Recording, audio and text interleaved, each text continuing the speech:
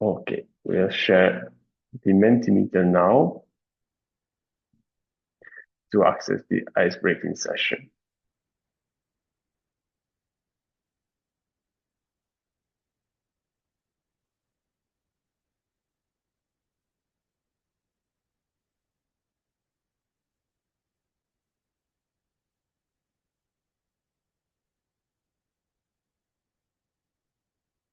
Okay, you should see in the chat the link for the Mentimeter. Please join so we can start with some responses first to know where on earth are you right now.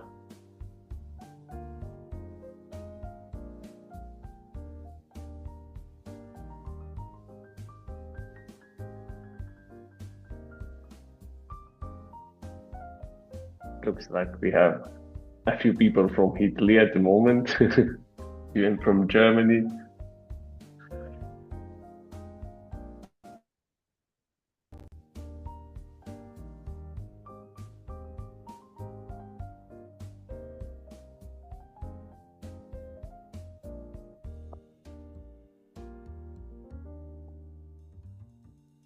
Wow, lots of people from Germany and even from New Zealand. Wow.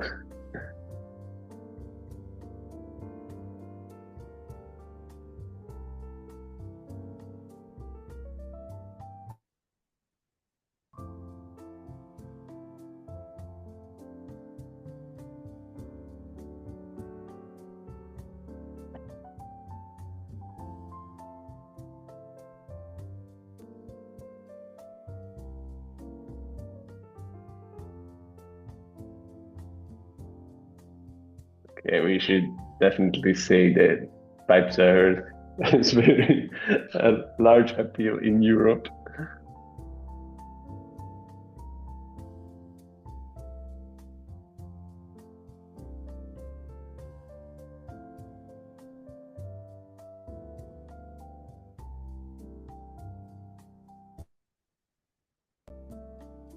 There is a question in the chat asking for the agenda. I'll share a link where you can find it. And then we will also be sharing it while we are proceeding with the presentations.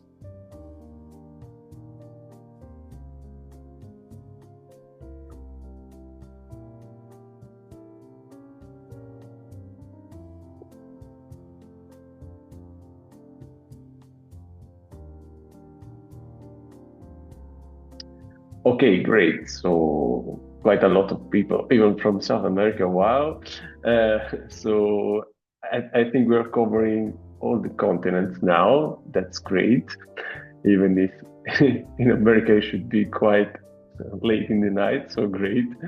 Um, well, I'd say we can proceed to the next slide with the next question for you as an icebreaker. Yeah, that is, which cat are you feeling today? I hope no many people is feeling like option 4 or option 1.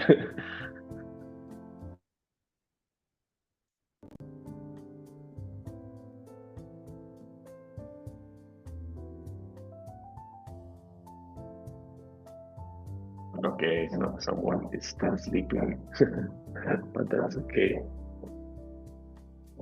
I hope we'll be entertaining you so that you don't have to fall asleep during the meeting, but that won't happen for sure. Okay, we can maybe proceed to the next slide here so that we can speed up the process. Yeah, this is a bit more technical question. So what do you know about energy modeling? Are you working or did you work with complex models? Have you been involved in the energy modeling field for a while? Are you just familiar with the major concepts? Or are you completely unfamiliar, but you would like to understand how it works? So you're here today to understand more about this wonderful world of energy modeling. Oh, wow. Lots of experts, but also familiar people. So great.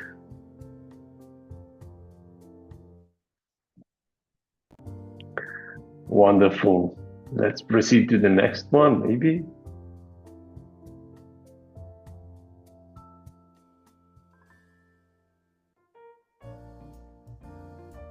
Here we are asking you if you are interested in learning how to use PyPSA-Earth. So the possible options are that you're just curious about the event, that you're looking for new modeling capabilities while coming from a different modeling environment. The other option is if you're interested in getting started, if you're learning the tutorial, or if you're an experienced user. And even here, let's say that we have a very wide variability, a wide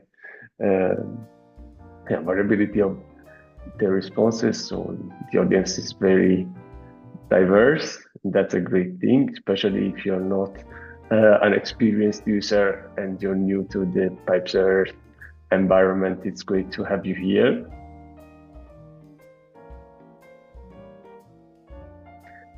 Great.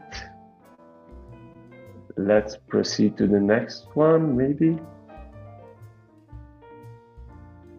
Okay, this is a very more generic question, so you can write here your responses if you have something to say. And we're asking you, why are you interested in PyPSA-Earth and which suggestions do you have to improve the initiative? And your feedback would be very much appreciated here. If you can write something, of course, if you want to take a few time to formulate an answer, we'll be reading your answers after the meeting, so feel free to take your time to answer this. But if you have anything interesting to share now, feel free to do that. Great, we have a few answers already.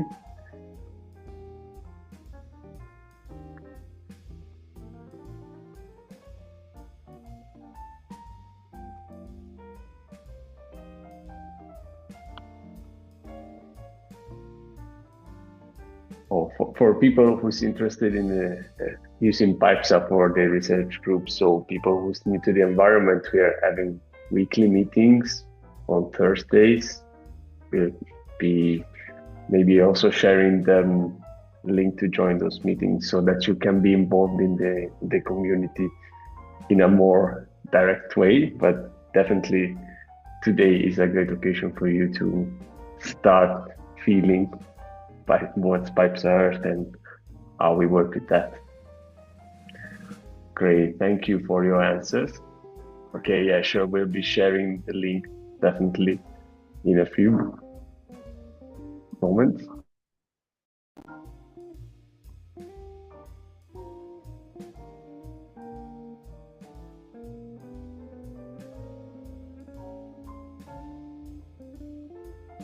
Great, we'll take care of reviewing all your answers. Thank you. And we can proceed to the next slide.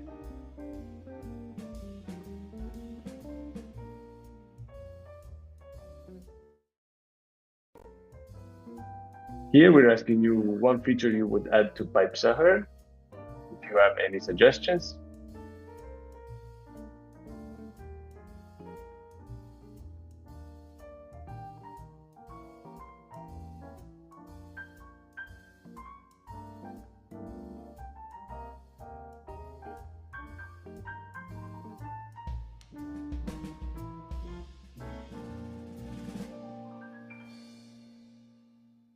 Great, we have a few suggestions here. So scenario management, local energy systems, graphic user interface, that's definitely one thing we're planning to work on. And grid analysis, stochastic optimization, great. Thank you for all the suggestions.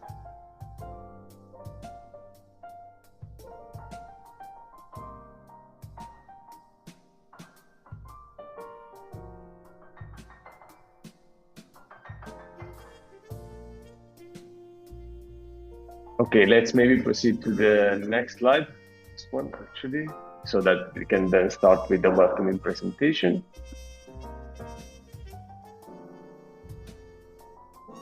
Here is a funnier question. So what's one song that perfectly describes how you feel when running a successful model simulation?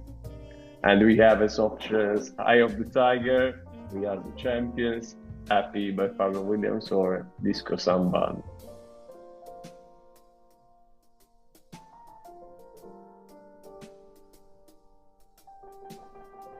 Looks like the majority of the people is feeling very happy or like a champion successfully running a motor run. Great. So I think now we are quite prepared to start diving in the presentations that we are having today. So we are starting with a welcoming presentation.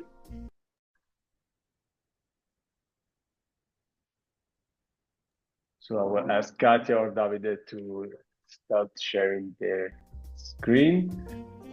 And so the welcome presentation will be hosted by Ekaterina Fedotova and Davide Fioriti, which are the initiative leads of PyPSA meets Earth.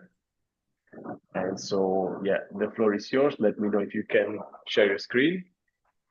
Thank you, Daniele. If you could please help with sharing. Sure. I think you should ask me to share the screen, but maybe I can make you host. Are you the only one? No. Okay, great. I hope. We can see your screen. Is it working? Yeah, definitely. Could you just put it in full screen, maybe?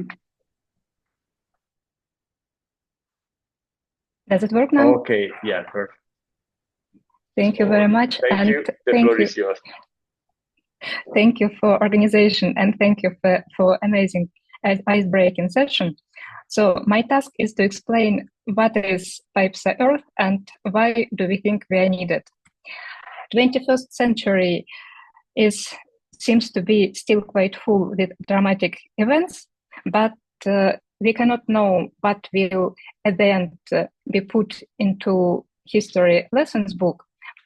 So one thing we know for sure, 21st century will be for sure century of the energy transition. We are currently in the middle of global transformation process, and in the course of this process, the energy flows and the ways how energy is being transformed and used will change quite dramatically. Those two diagrams, two energy flows diagrams from the latest assessment report of International Panel on Climate Change, they illustrate that all should be electrified and power sources should be transformed when fossil fuel source should be replaced by renewable sources.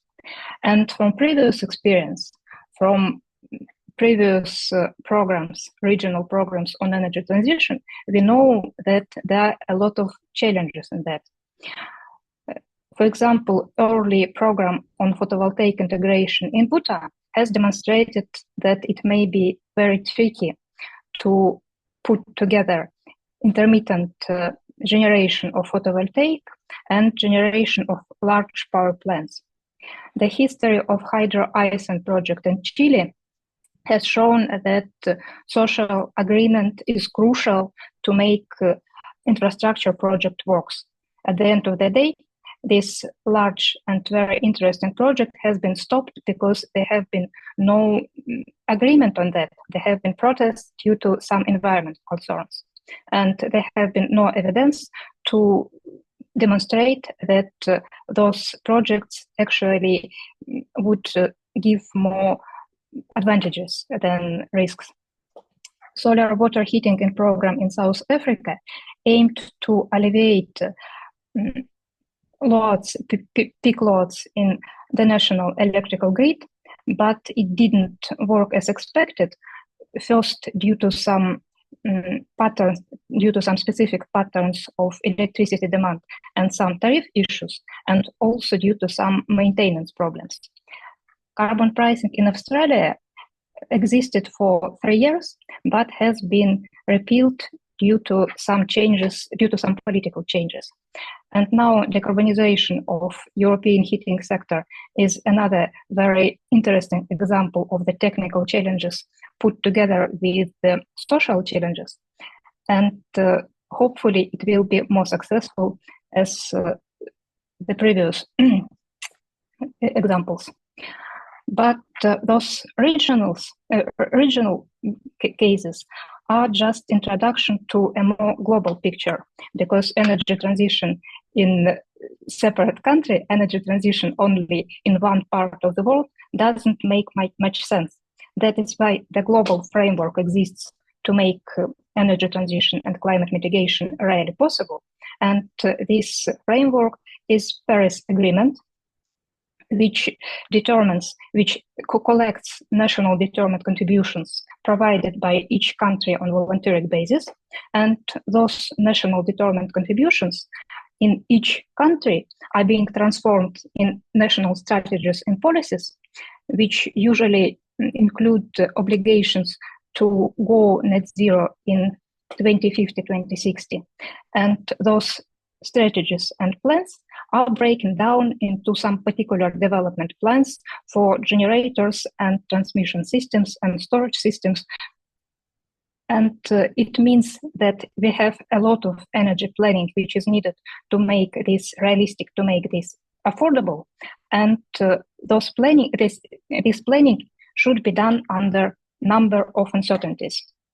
It may be possible that policy will change or adjust it at some point. It may be the case that economic and demographic scenarios can look a little bit different.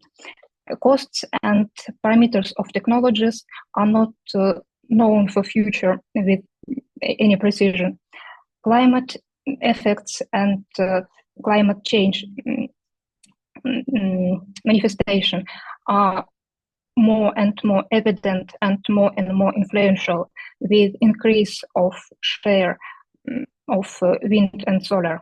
And there is also regional specifics which make generalization of the problems which has been seen and solutions which has been seen for different parts of the world.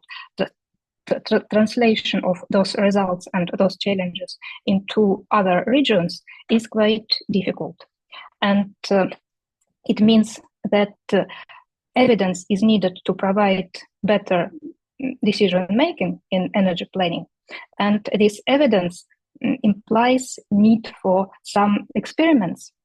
And it is much better to do those experiments in modeling in abstract mathematical space as compared with the quite painful experience in the real world. And that is the reason why interest to energy modeling, to power modeling, is increasing both in academic community and across policymakers. And that is the reason why modeling tools must be accessible. And this interest has led to a rise in the number of open energy models during previous 10-15 years. For now, we have a lot of efforts put into open source energy modeling, but there are still a lot of gaps, and coverage of the world by modeling results is yet far from complete. While those regional gaps, they are not only about fair and equal access to planning or research tools. They are also about affordability, because cross-regional connections are known to be very effective measures to decrease costs of the energy transition. In particular, one of the biggest synchronous areas of the world, European synchronous area, is very much helpful in making possible accommodation of a dramatically increased share of renewable generation. And this success is quite inspirational for other initiatives of similar kind across the world. But despite of these successes, and despite of understanding that collaboration, technical collaboration, academic collaboration, software development, that it is needed and it is being developed quite rapidly, there is still a lot of gaps also in open software community. Those are results of quite in-depth review on software related to sustainability, and we will have a pleasure to hear its leading author during today's workshop session. What they have found in this diagram was that open software development efforts are distributed across the world in quite an even way, and something should be done there. Another crucial problem is lack of data. We need more data, we need more open data, and that is also part which will be addressed in details during workshop session. While those lacks in lack in availability of data and tools has also quite severe implications for development plans and for how realistic can be national determined contributions, climate mitigation contribution, how realistic are they in fact. So we do have problems, but we also have a solution. And I am passing to Davide to explain how actually a solution is. Are there any questions?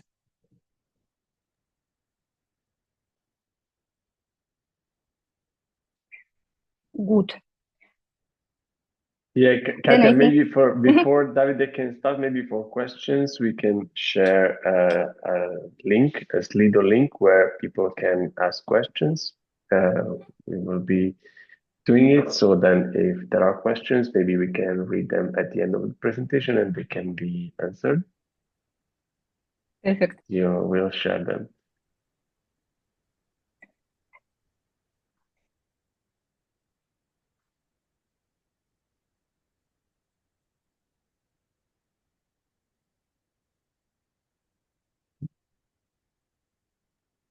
Please, Davide, I think you can share now. Many thanks, Hadi, for the great introduction, and welcome everybody for today's event, a great event. And many thanks, Arizeo and Daniele, to have organized this great event.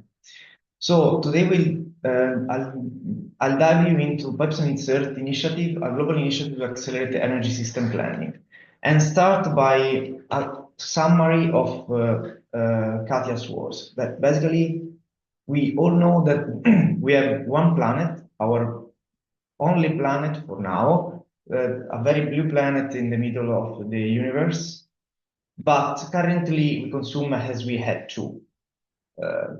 And clearly this is due to the fossil fuels that allows us to keep these consumption levels.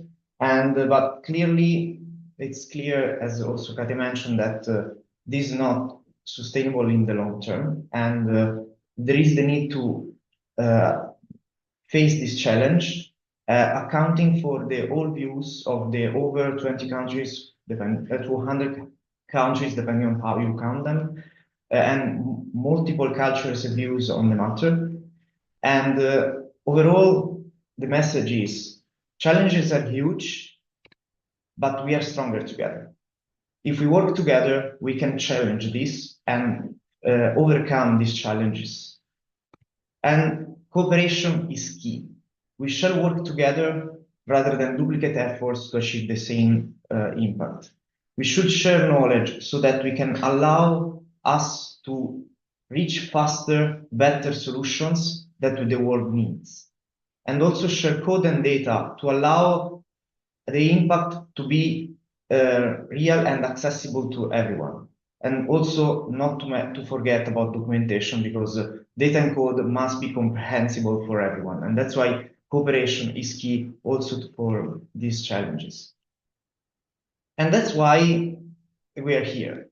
And I'm happy to introduce you to the PyPSA-Earth initiative that aims to provide a common ground to allow these interfaces as well as others, also, in connection with other communities and efforts.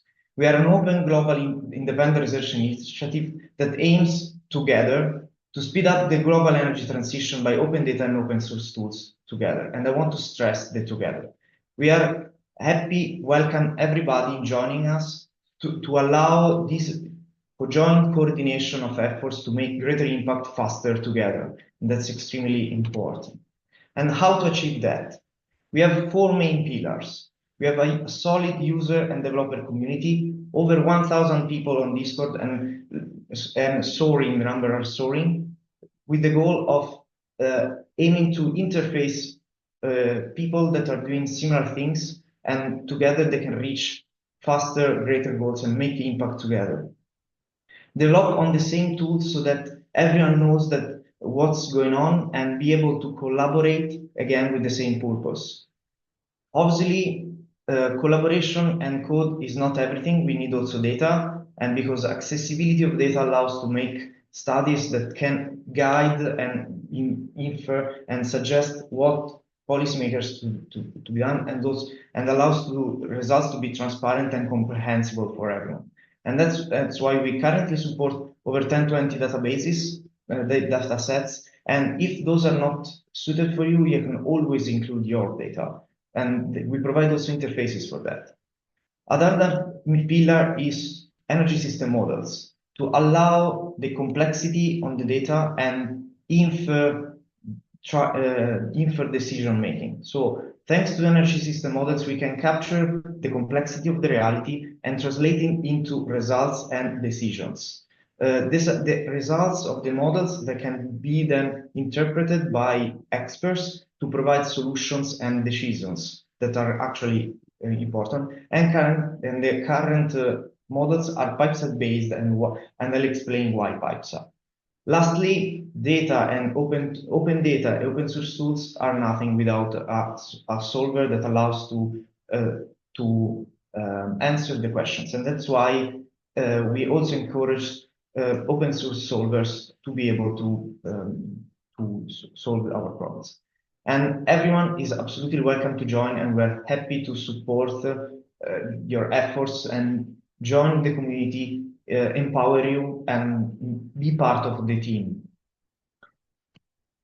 So one key element is that we grow an existing user base. PyPSA initiative aims to grow the PyPSA user base, and more growth is always possible with your support. The user base, so it's worth noting that we start from the PyPSA framework that aims to provide, that is a tool that provides interfaces and abstract functions, but with no data, that allows to represent any power system, energy system worldwide.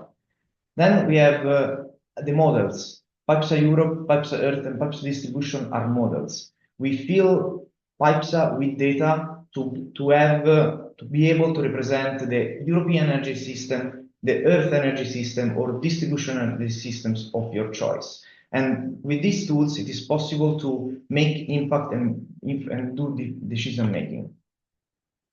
And now I come to the question, why PyPSA? It's popular and with very great features.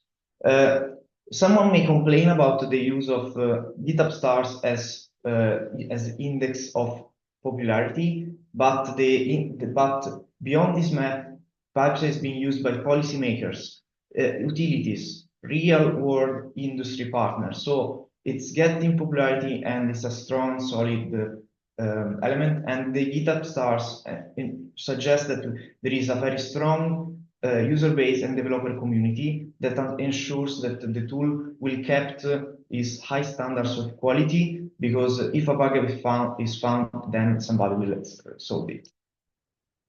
And currently, in the PyPSA-Earth initiative, there are over 1,000 people in the Discord channel, and more than 20 active contributors spanning from different users' background, and this ensures quite a variety and richness of thoughts, and we encourage you to be part of this. So our recipe in a nutshell. There is the PyPSA initiative and an existing model. Then a user comes and provides a new feature, be it a better regional representation or a new data sources for some sort. Then another one provides another feature, and another follow-on as well. The key of these ingredients is that any new feature is suitable for being used for all the other features that have been already included in the model, which means that every single contribution has a multiplier effect. And we can, by doing this, every single contribution is multiplied, and the impact that can be done is multiplied as well. So that's the key ingredients of these collaborative initiatives. And what we produce is open data, open source tools, and let's forget relationships. We create a community, solid community that can challenge very big tasks. And obviously, we share data and tools as well as knowledge with other communities, and so that we can happily interact and make impact. So, how to plan for a bright future? Clearly, we need tools.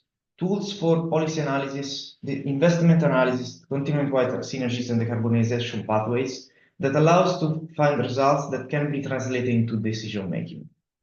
And for this, we have developed PyPSA-Earth, that is a tool for energy system modeling for any country worldwide, and PyPSA distribution for distribution system levels. And someone may ask, is your country supported? I believe that today we will see many examples of that, and clearly, and this is the map that we have shown to support to show the supported region in green and in blue the supported continents. I'm sure that you can find your country here, and I mean, sorry to say I'm Italian. I also added the Italian map here. Sorry, I know that Italy in the world stage of energy doesn't count so much, but I hope you excuse myself for this. So, in short, how does it work? The key is break it in pieces. We have a very big problem to face, and we need to simplify it. And in particular, thanks to the tool that is called SnakeMake, automated procedures are created so that starting from a configuration file, data for your specific region are automatically downloaded, cleaned, then they are fed into a PyPSA model, and then the model is created and then optimized to get the results that you want. And then these results can be used for many things. You can use them for taking decisions, most of the case, do a very great research papers or beyond. And on the left-hand side in this picture that may sound complex, it shows how the whole problem is decomposed into small pieces. You can see here that any block is basically a Python function that is quite simple. So each block is a simple script that can be easily edited and customized. And the workflow put those pieces all together to reach a very big goal that will be harder to do otherwise if tackling the whole problem as a whole. The other point is, how easy is it to run? And the simple is just one line. You can check, you can specify your country that you wish, and then run one line of command, and this should work. And when it does not work, and unfortunately sometimes happens, we have we have a documentation that we have support online, or we can ask on Discord. So feel free to reach out, and we are happy to support. And feel free to notify us if there are issues in the documentation as well. And what if the default that we provide is not enough? We are happy to customize it. Our configuration files provides multiple features and options to customize your results, but you can also customize what data to feed in. If you have better data, you must use it, and that's why we provide features to integrate them. And If the features are not enough, then you can integrate your own one. The code is open source, and we're also happy to welcome your new modeling feature. So feel free to integrate it and contribute to the whole team. And if instead you're just interested into output data and not the PyPSA model set, you could still use the tool and reuse the data for your own scope. So if the default is not enough, customize it. And how to join?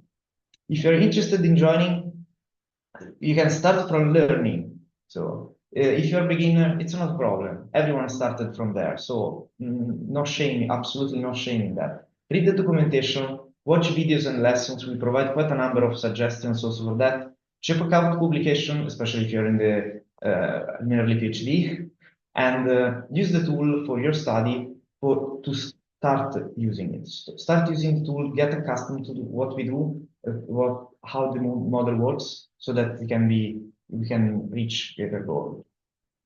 Then set goals. So after this experience, I believe that you can start deciding what you want to do. What do you want to do in your effort? You may be interested in integrating new custom data, new modeling feature to address an impact study, new technology, validation, bug fixing. There are many goals that are maybe of interest for you.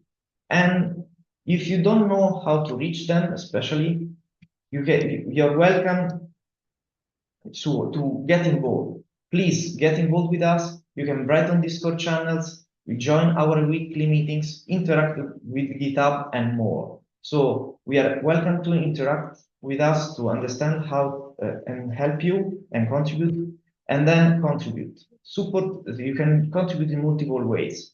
From a technical side, improving the code or the documentation, but you can also support the outreach. For example, support creating events like this, support into documentation, making videos to help users learn how we work. So many things can be done, and also then you can also become a team member. So the more we contribute, then you can also become a team member. So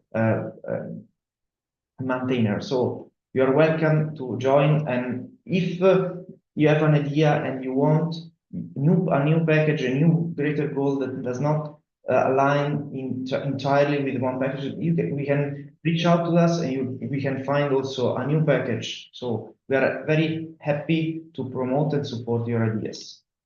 And interested in more, beyond reaching out, stay tuned. The day is long, and there are many great speakers today, and very happy to be part of this. And I'm fully available for questions. And I believe that now it's back to Daniele to host the meeting.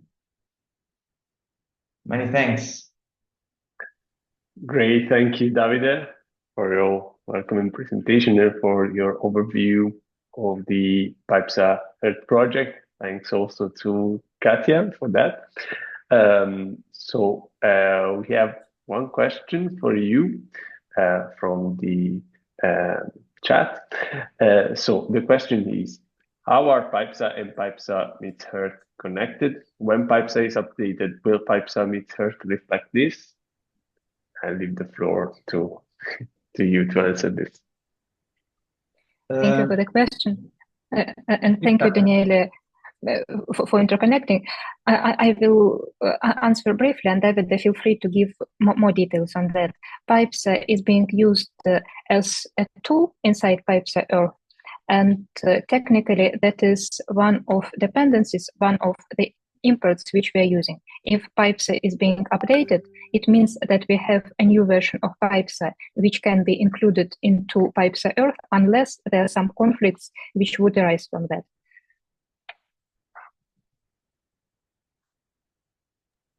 Thank you, Katia. Davide, you want to add anything to this? No, it's fine. Great.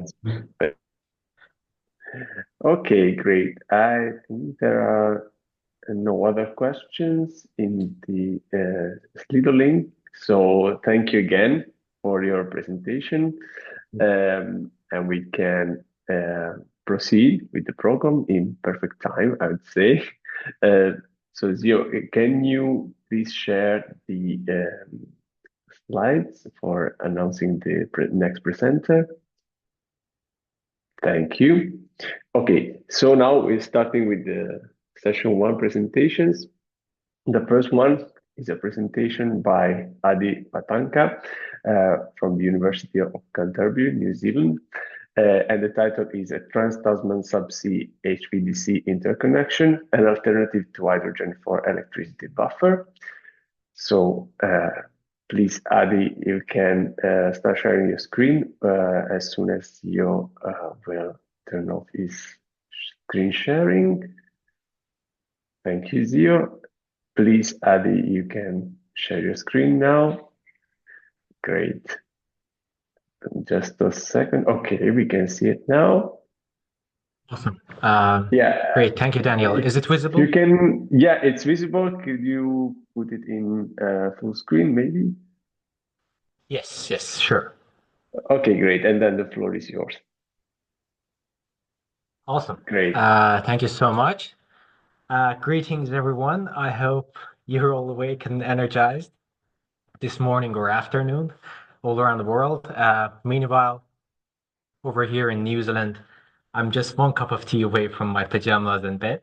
But no worries, I'm ready to dive into today's meeting with my presentation on development of PyPSA-Earth New Zealand extension. In this presentation, I'm going to kind of clarify on one of the ideas we had of having the Trans-Tasman HVDC link between here and Australia as an alternative for hydrogen as electricity buffer. So without any delay, I'm going to proceed to the first slide. So why the link? The reason behind us thinking about having this interconnection, direct interconnection with Australia, is actually about 3 things. First of all, Australia is 3 hours behind New Zealand, which provides us with some valuable time differences in the sense that we can have access to solar and wind resources over there almost 3 hours ahead of the time. So that's one of the main advantages. The second one is that Queensland mainly, which was I would say one of our main targets of connecting New Zealand to Australia, has and will have even more abundant renewable electricity resources, which right now they have around 4 gigawatts of utility scale renewable electricity installed capacity. And by 2050, they'll have around 196 gigawatts of renewable electricity capacity. And the third and most important reason for us is that here in New Zealand, we are dealing with an issue called dry winters. During the dry winters, we have really limited amount of inflow in our hydropower plants, hydro reservoirs technically. And because of that, we don't have that much of available hydropower capacity. On the other hand, we have this issue with the natural gas resources, which it's being shared between different industries and power system. And at the same time, we kind of see some shortages during the winters sometimes. As you can see from the headlines last year, we have almost survived the kind of crisis, I would say, in the power system here in New Zealand. On the right-hand side, we can see one of the days as sample during the last year, August.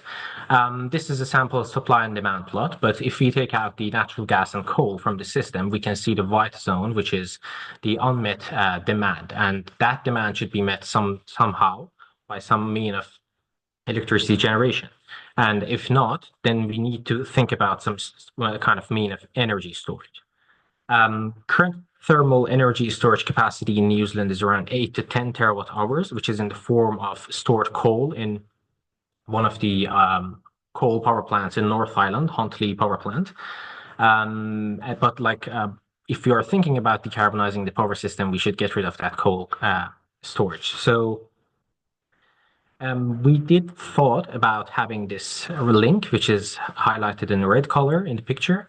Our assumptions were that the length would be around 2,500 kilometers. We have assumed 1 gigawatt of transmission capacity initially, and the transmission efficiency would be around 90%, similar to the recent project of Viking Link, which I think it's currently being operated between United Kingdom and Denmark.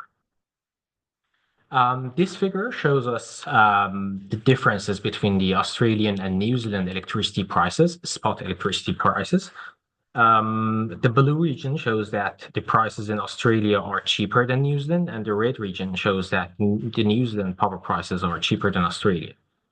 So this means that if we have the link, we have both the opportunity to import and export electricity to New Zealand, to Australia. Taking the worst time of the year from last year, the 27th of August, even in this case that we had kind of record-breaking high electricity prices here in New Zealand, we can see that we had the chance of exporting electricity to Australia and also kind of importing the cheap electricity during the times that it was like the price was negative in Australia. So even in the worst time of the year, we have this chance of operating this link efficiently and perhaps economically. So we try to incorporate PyPSA meets New Zealand in incorporate our assumption in PyPSA model. And with the help of my dear friend Leon from OTH Regensburg, we have managed to kind of have initial runs of the PyPSA-Earth. This is the whole methodology, as previous presenters have shown in their slides, introduction and slides. We have downloaded all the input files, used the snakemake file from PyPSA-Earth model. We have managed a couple of parameters here and there to kind of represent the link. And also we have tried to kind of customize the model for the New Zealand. And eventually we have managed to kind of acquire the initial results of how the link should work and how it can help us in the future and how the future system design would differ if we have the link sometime in the future. So one of the first steps we did was that we wanted to check that if PyPSA-Earth New Zealand extension is valid. So we already had developed Remix New Zealand model here in our research group in University of Canterbury, and we had access to EP Allison, which is a model from LUT University in Finland, which again, we have collaborated with them to kind of create this model for New Zealand. Between these three models, we can see that PyPSA New Zealand model have kind of similar set of input information in the model. As we can see in the installed generation capacity in the hydro, it's not that much different. Wind, again, not that much different from the actual data. Geothermal, oil, coal, all those sorts of generation technologies, the data is kind of valid. And we've checked the electricity demand for the year 2020, and we can see that again, the electricity demand is also in line with the other models and also the actual data from Ministry of Business, Innovation and Employment here in New Zealand. So until here, we are pretty sure that our model is working fine. So initial results for us showed that with the link, New Zealand needs less solar and wind capacity as it is visible in the figures. We can see that if we had the link yesterday, the future system design would needed 30% less of wind generation, wind power capacity installed, and 50% less solar capacity. So these results are under the 0% GHG emission scenario, which means that we decarbonize immediately from now. And based on this scenario, we also found that if we had the link, the New Zealand power system would need less battery and hydrogen storage as electricity buffer. As visible in the figures, we can see that if we had the link, we would need 70% less energy storage power capacity installed and 65% less hydrogen energy storage power capacity installed. In the sense of capital costs, we would see huge savings in the generation and the storage facilities. And also, the HVDC subsea link would provide us with around 1.5 electrical terawatt hours of storage capacity, which is almost half of whatever we have right now in the sense of in the shape of stored coal in Huntley power plant. The other half is going to be met via the installed battery capacity. So we can see that having this link would help us to leverage between the technologies, and also would help us to import electricity, mainly as it's visible in the pink diagram in the bottom of the slide. We mainly import electricity during the fall and winter of the southern hemisphere. So it's mainly the time that we have the highest electricity prices and we have those drive into issues. So overall, what I can say is that what's new, we have PyPSA-Earth New Zealand model runs. That's a new and kind of, like I would say, kind of an announcement. Second one is that hydrogen export scenarios were analyzed, led by Leon in OTH Regensburg. And what's missing in PyPSA New Zealand and what's I would say, potential for development right now that we're working on is that our runs are mainly based on the 2013 weather year. And we are trying to understand what would change in expansion planning if we have different renewable profiles built based on the other weather years, like the record-breaking dry years we had in the past kind of weather calendar, like 2008 or last year even. The second question is that what would be the impact of the system operation, like assuming the optimized system for a normal weather year, if we had different weather year? This is to understand how much unmet demand we may have if the things go wrong for an optimal system design, and how we can manage that via different storage technologies or potentially with the Subsea link to Australia. The third question, and one of the important ones, is that, well, unfortunately, we don't have any demand projections for year 2040, 50, and 2100 for Oceania region, which subsequently makes it hard for us even to work on the Pacific Islands modeling, which is in a kind of a work in progress here in our research group. And the fifth and the last question for us was that, like, here in New Zealand, we have something called minimum flow requirements for our hydropower plants, which says that if that minimum flow requirements is not met, then we are not going to kind of exploit that hydropower plant more than whatever have been kind of more than what we have been using. That minimum flow requirements data in New Zealand says that effective proportion of run-of-the-river power plants should be much higher than what we may think. But the run-of-the-river components in PyPSA New Zealand look actually very small. And we are currently working on identifying required data to customize that part of the PyPSA model to, first of all, model hydropower system accurately here in New Zealand, and second, to kind of ensure there is this cascading behavior between different units of hydropower plants, which is something kind of important here in New Zealand in the sense of operation. I hope I haven't misused the time, and I'm kind of done. So I'm open for any questions and any discussion in this matter, and I'd be happy to be kind of corrected in the items that I've been mistaken in the PyPSA-Earth. Great, thank you, Hadi, for your presentation. It was very insightful. Thank you also for sharing the future perspectives of this work.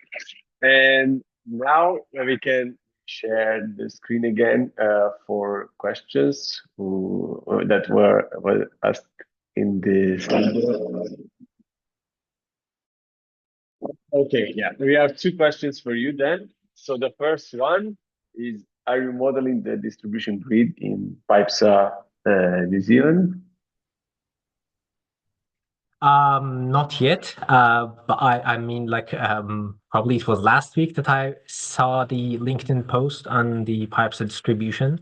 So I'm still exploring that option, but yes, it's part of our future efforts, but not entirely covered in the current presentation that I've given right now.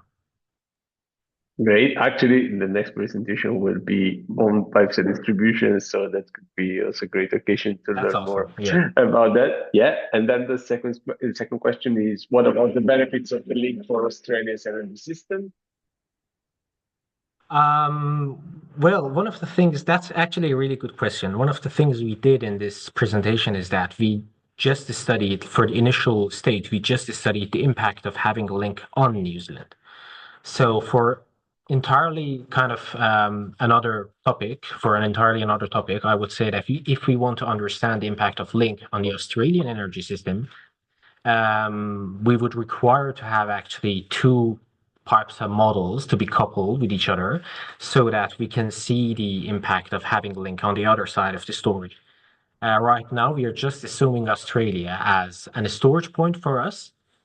This is our initial assumption. So we are working on it to improve. But at this point, for us, the only important item was that how beneficial or how costly it would be for New Zealand to actually have that link. Thank you, Hadi. I think this also answered to a question in the chat, which is, did you model Australia as one unit? I don't know if you want to add anything to that. Yeah, I think, probably I've answered to Jonas. And also there is this more generic question, maybe more related with PyPSA-Earth itself, that your specific work, that is, can PyPSA-Earth incorporate minimum flow requirements? To consider that. I hope yes. I'm still working on finding out how I can actually manipulate the minimum flow requirements for hydropower plants in PyPSA, like to customize them or providing them separately as a separate input file. So it's kind of work in progress. I cannot firmly say that how it should be done. I'm still working on it, but absolutely, I'm open for any suggestions in that field. Great, thank you. That actually could be an interesting question to also be treated during the weekly meetings, for which I share the link in the chat. Okay, we have another question and we have time for that.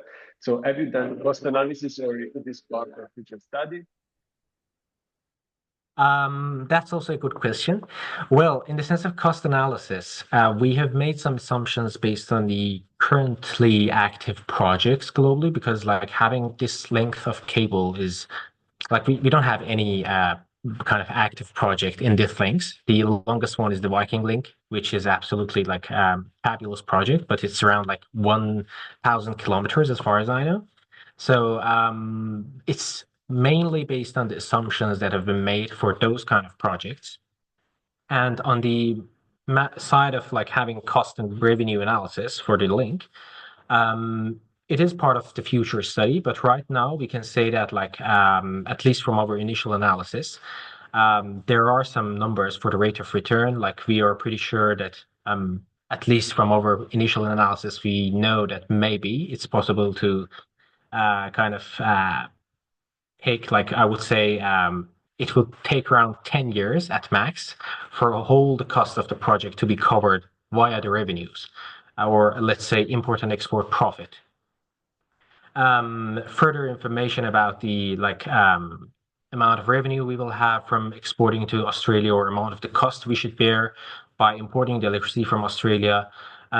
Those are also done, and we have detailed data, but we are currently kind of drafting the manuscript on that. So probably you'll hear in more detail from us in maybe a couple of months. Thank you, Hadi, for your detailed answers, and thanks to people who asked them in the Slido link. Thank you so much for hosting me. I hope I have answered all the questions clearly. Thanks again. Sure. Thank you, Hadi, for joining us so late for you. Thank you again. We can go now with the next presentation. I'll ask Zio to share the slide for introducing that.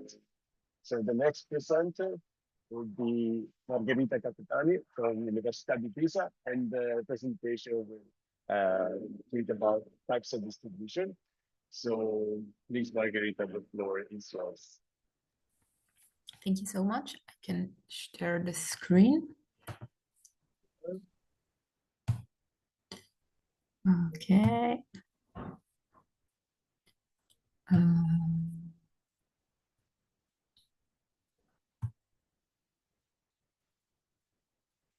Okay, can you see the screen? Yeah, perfectly. Thank you. Perfect. And can you hear the audio as well? Yes. Perfect. It's the first time that I made a presentation. So first of all, thank you to Hadi for the really interesting presentation. Hope to do a good job as you have done. Good morning to everyone, or maybe good evening, because I know that there is some fuso horario. My name is Margherita Capitani, and I'm pleased to be here to the PyPSA user meetup. I will present my work on PyPSA distribution and how energy demand forecasting impact on the optimal sizing of microgrid with a focus on Faza Island. And first of all, I will like to spend a few words about PyPSA distribution. Maybe as you can see on LinkedIn, on February 19, the first version of PyPSA distribution was released. But maybe some of you could say, but what is exactly PyPSA distribution? So this is a way to explain. PyPSA distribution is a PyPSA-based repository that aims to facilitate the optimization of multi-energy distribution system on a high spatial and temporal resolution. So it's a way to work on not only on large-scale energy systems, but also on a distribution level. So we can say that it's a new feature for the PyPSA Meet Earth project. As always, if you are interested in learn more about this tool,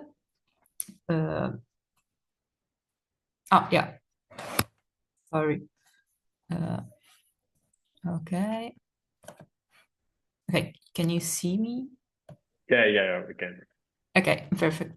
And so if you are interested in learning more about PyPSA distribution, as always, there is the possibility of collaboration, and it will be really a pleasure to have you in the collaboration. There is a few ways to join our team, and here you can find some way. There is the link to our GitHub repo, and we always find us in a meeting on every second Tuesday. So if you like this topic, you can come to our meeting. About how the tool can be used for, here is some example. Actually, there is the possibility of work on microgrid planning, preliminary network layout, and distribution system operation. In my presentation, I focus on the microgrid planning because for this study, we work on that topic. So in this presentation, we will focus on that used. I would like to share you how the workflow of PyPSA distribution is. So going in the details of how the tool works, you can see in the picture the workflow of the distribution. In particular, it's possible to identify 5 main tasks that is executed in the code. You can see by the different dot color. So first of all, there is the identification of the area of interest based on the configuration file, followed by the calculation of the renewable energy production.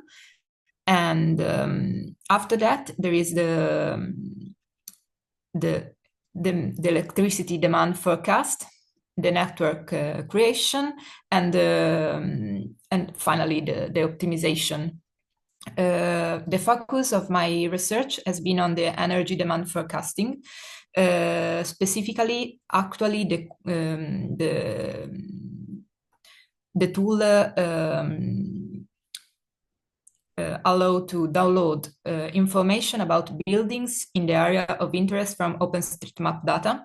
These buildings are then clustered into a specific number of nodes using a k-means algorithm.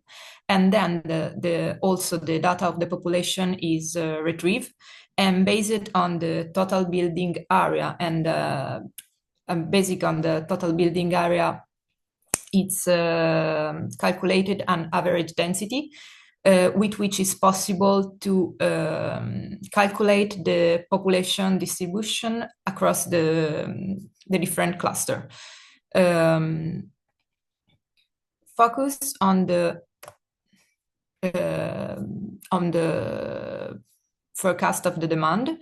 The population at this point, the population of this node is known, and we can proceed with the energy consumption calculation. Currently, in the code, there is two-way available for estimating the electricity demand. One based on a pre-constructed profile that it's properly scaled within the tool, and another based on ramp, that is the one on which I will focus. In the ramp demand version of the forecast demand, the population is modeled on 6 user classes, from no access to electricity, tier 0, to maximum access, tier 5. Each tier is represented by an Excel file that contain information such as type of device, number of device, utilization window, and here in the picture there is an example of the device that it's that the population has in our model. After that, from the data input, so from the Excel file, using the tool ramp, it's possible to simulate the stochastic demand profile for each user class over all of the year. And from that, it's possible to extract an average profile and its standard deviation for each tier. And after that, it's possible to calculate the demand for each node. And to do that, it's sufficient to distribute the population associated with each node among the different tier. And it can be done with a specific parameter in the config file that say how much people of the node it's in tier 1, tier 2, tier 3, or similar. And at this point, with the formula that is shown in the picture, it's possible to calculate the demand for each node. For the methodology, we use this methodology for the Fadza Island, case. Fadza is a little island in Kenya, in the region of Lamu, which population, here in the slide you can see a little bit of data about Fadza. And we decide to simulate 5 scenarios. A current scenario that it's based on the actual data of Fadza. And after that, we decide to analyze how the other 4 different scenarios in which the population growth, and we try to model 4 different scenarios of electrification growth.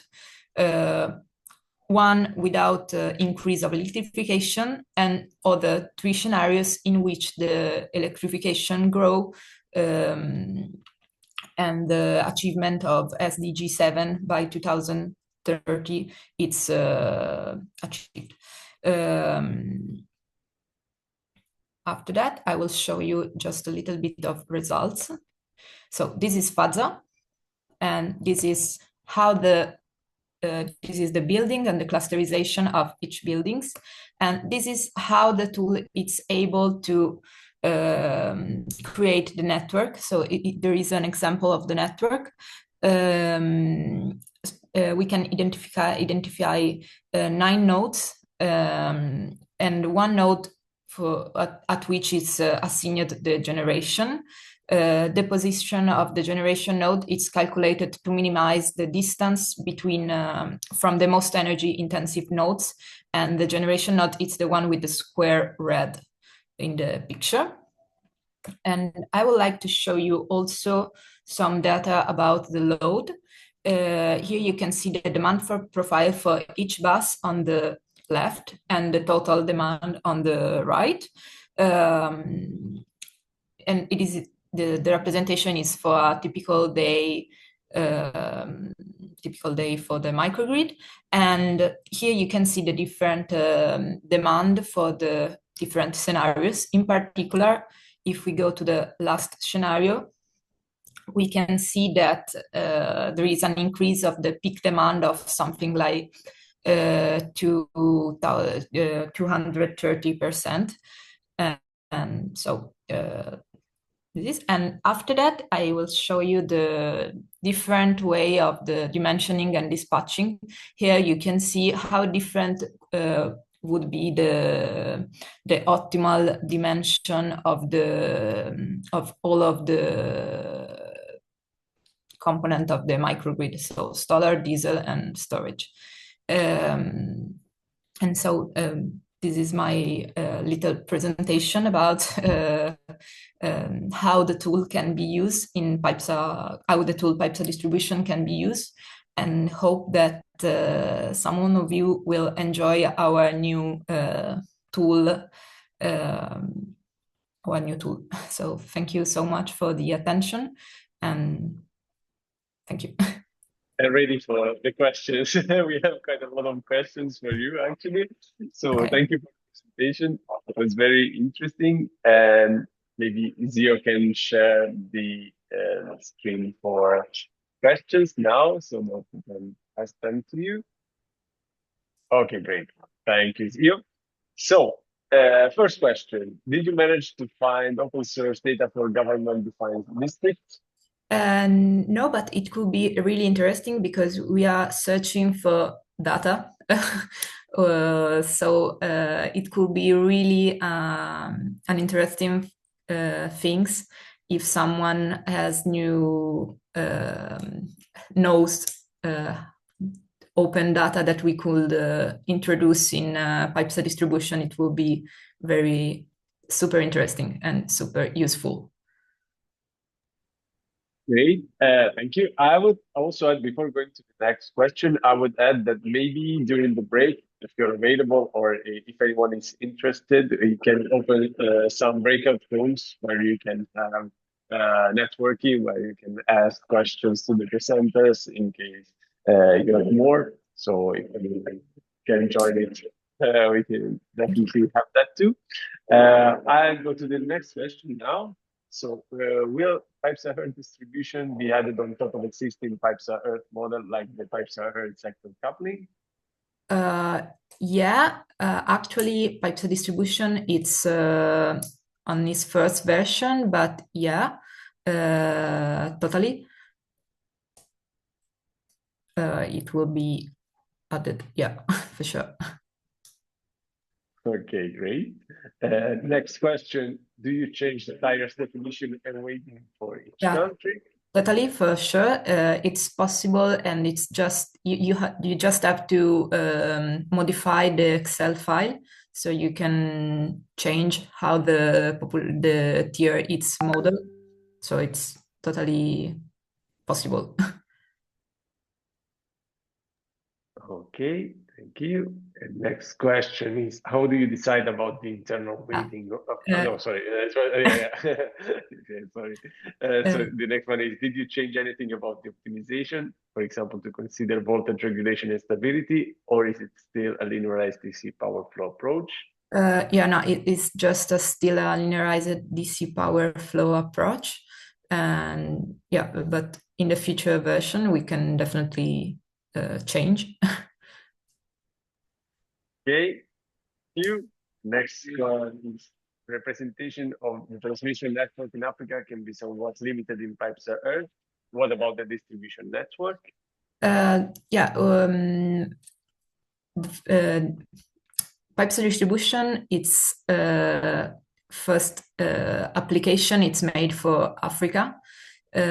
So we hope that with this new tool, we were able to better represent the transmission network in Africa. Great. And next one is, has PyPSA-Earth distribution been validated for any countries yet? Not at all. It's actually available, but it's not been validated, if I understand what you're meaning. I think they refer that this meeting was applied to any country, and actually the results were calibrated against actual data. I think that's definitely a step that should be undergoing. Then this question is also related with the previous one, I suppose. How do you define? Sorry, you deleted it, but it was, how do you define the weights of the different tires? This is a not easy question to answer. Actually, for the Kenya, we try to find information on the Outlook or similar, but it's not so easy to find that type of information, and we know that, and it could be, we have to find a way to improve that side. Okay, thank you. We have 3 minutes more for questions. So if you're not too stressed out, I would go on with them. The next one, okay, this one we answered. So the next one is, do we have any video lectures to learn PyPSA distribution model? We are actually working on that. And as soon as possible, some video will be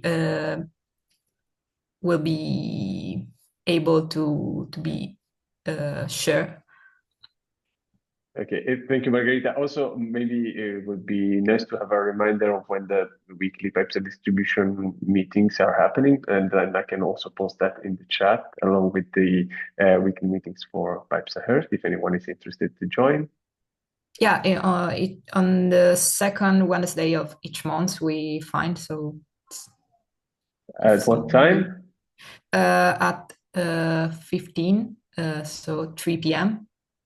Central European time, right? Yeah, sorry. Okay, yeah, so 14 GMT. How do you generate the distribution grid? With the triangulation of the node. Okay, last question. Okay, where will these videos be posted? Any website? I think on the YouTube channel of PyPSA-Earth, but we are just deciding. But I think on the YouTube channel of. Okay, and the last question is actually connected maybe to this. If there are any recordings for the users, especially in energy modeling, so they can learn autodidact. But yeah, I think that will be posted on YouTube as you mentioned, so they will be available soon. Okay, great, Margherita. I'd say for your first presentation, you had quite a large amount of questions. So thank you so much for the possibility. Thank you for presenting. And so now we're perfectly on time to have a break. So we'll be back in 15 minutes. But first, let's just maybe share the remaining part of the program. Thank you, Zio, for sharing that. I think it's coming. Okay.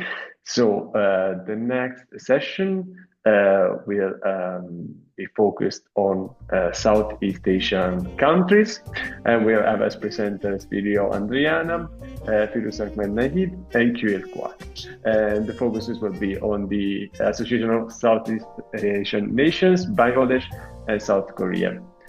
So see you in 15 minutes, and thank you for being here.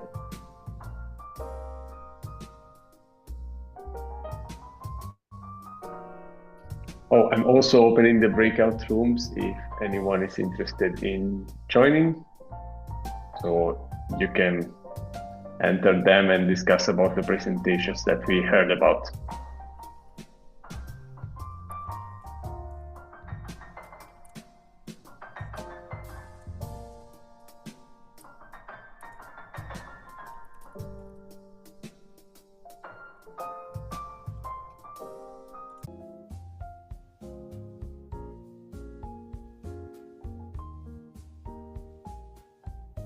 Okay, we're back. Thank you for being still here. I hope you had a nice coffee, tea, lunch, dinner break, depending on where you are in the globe. So we can resume with the next session of presentations. Please, Theo, can you share the next presentation, the introduction to the next presentation? Okay, great, thank you. So we're proceeding now with the presentation by Virio and Andreyana from the Technical University of Berlin. And the presentation goes by the title High Resolution Techno-Economic Analysis of Future Power Network Development in Southeast Asia. And so please, Virio, the floor is yours to start the presentation. As soon as you're not sharing the screen anymore, you can share yours. All right. Can you listen to me? Yeah, perfectly. Perfect. Okay. How do I share my screen? Wait. You should see a share option on the, okay, great. Great. We can see it now. You can put it in full screen and then you can start. All right. As usual, you have 15 minutes for the presentation. We have 5 minutes for the Q&A. Good The morning. floor is yours. Thank you. Good morning, good afternoon, and good evening. Today I will present an application of PyPSA-Earth for the Southeast Asia region, which it's called, at least for my side, it's called PyPSA-C. And my name is Virio Andreyana. This topic was part of my master thesis from TU Berlin, Department of Digital Transformations in Energy System. If you want to see the full thesis themselves, it's on the top right corner. While if you want to recreate the model themselves, then it's on the bottom left corner.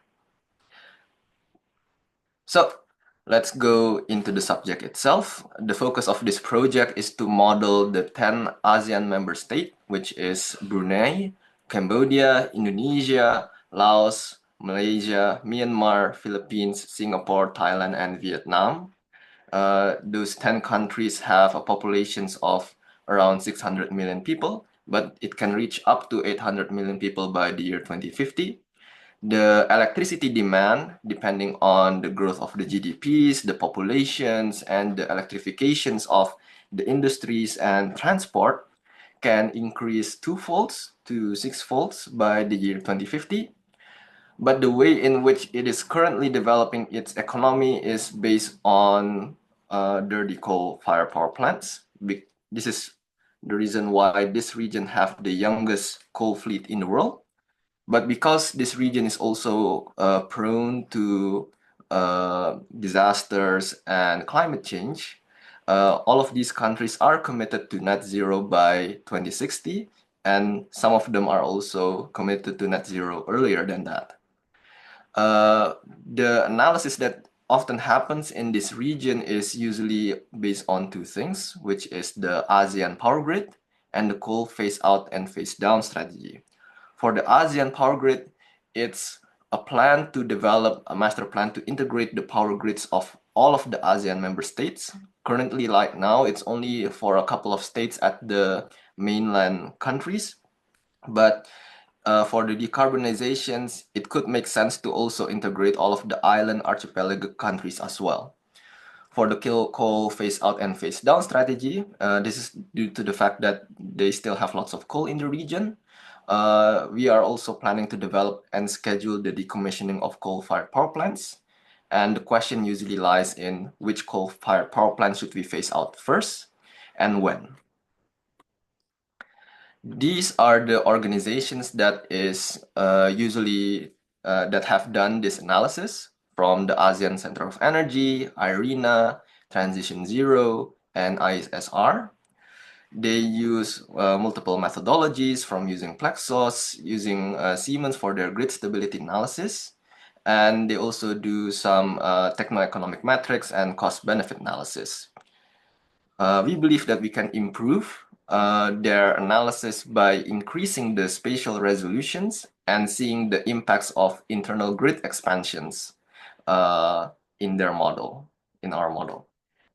We also want to also state that levelized cost of electricity of renewables itself is not sufficient in showing how feasible it is to develop renewable energy in those areas. That's why we also need to see the external costs, such as the grid expansion requirements. And what is interesting is that since we're doing this analysis both at the same time, we can see the influence of the ASEAN power grids to the coal phase out and phase down strategy, and also vice versa, which is something that I haven't seen before yet. For the methodologies, we have created 63 models, which is from the year 2020 to 2050 in the 5-year time steps, and 3-hour resolutions for the purpose of computation time. And what changes every year is that the load demand increase, the technological cost decreases because of learning curves from renewables, and the power plant lifetime of existing coal-fired power plants are also decreasing as well. And with all of these models, you can generate 9 scenarios with 2 key drivers. On the y-axis, it's the decarbonization policy targets, where the business as usual, it's no emission constraints. On stable emissions, it's from the year 2020 to 2050, their emissions are stable. And in deep decarbonization, the emissions of 2050 is equal to 10% of those in 2020. Now, when it comes to the network topologies, we also have 3 options. The existing network, well, with only existing interregional interconnections are included. The ASEAN network, which is the one that is proposed by the ASEAN Interconnection Master Plan Study, and the IRENA network, which was proposed by the 2022 IRENA's paper on renewable energy outlook in ASEAN. Now, to also create all of these models, there are lots of assumptions and modifications to PyPSA-Earth that needs to be made. For example, the internal network integrations need to also be included. So it's modified not only based on the OpenStreetMap's data, but also the data that is based on national power development plans. Sadly, like the data that we have right now is based purely on PDFs, not GeoJSON, not Excel sheets. So I have to add this data like individually by hand. For the subregions, we subdivided Indonesia into 7 subregions and Malaysia into 3 subregions. And the way in which we had implemented this on the time requires heavy workflow changes to redefine the countries. And to have a more granular analysis on the coal phase-out study, we disaggregate coal-fired power plants into different levels depending on its combustion technologies, from the undefined to the ultra supercriticals. They have different efficiencies, and they also have an impact on when should it be phased out first. And finally, for the techno-economic metrics, the electricity demand for all of the countries from the year 2020 to 2050 is interpolated based on the most ambitious scenario that was made by IRENA. And it was an exogenous assumptions, and we have to also disaggregate the calculations. Now, when it comes to the results themselves, this is one example of the results, like we have 9 of this for the year 2050.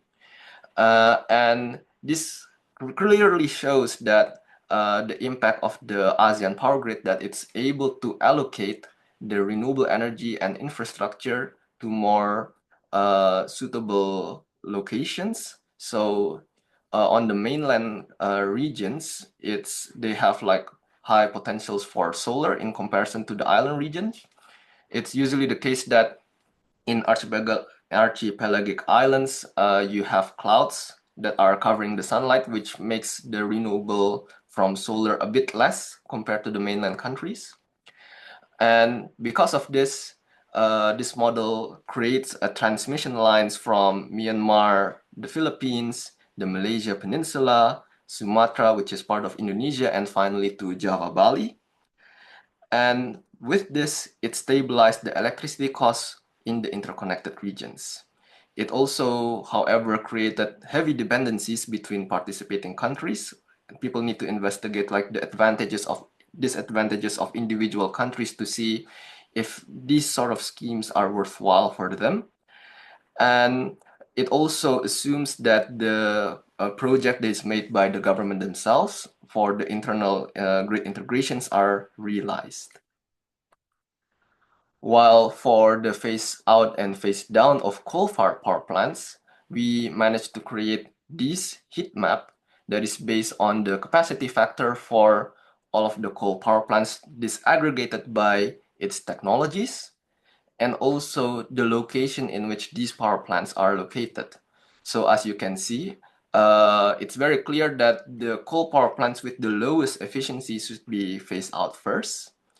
And it's also quite interesting that the mainland Southeast Asian countries is more suited to be phased out its coal power plants sooner in comparison to the archipelagic countries because of the higher supply of renewable in contrast to its population.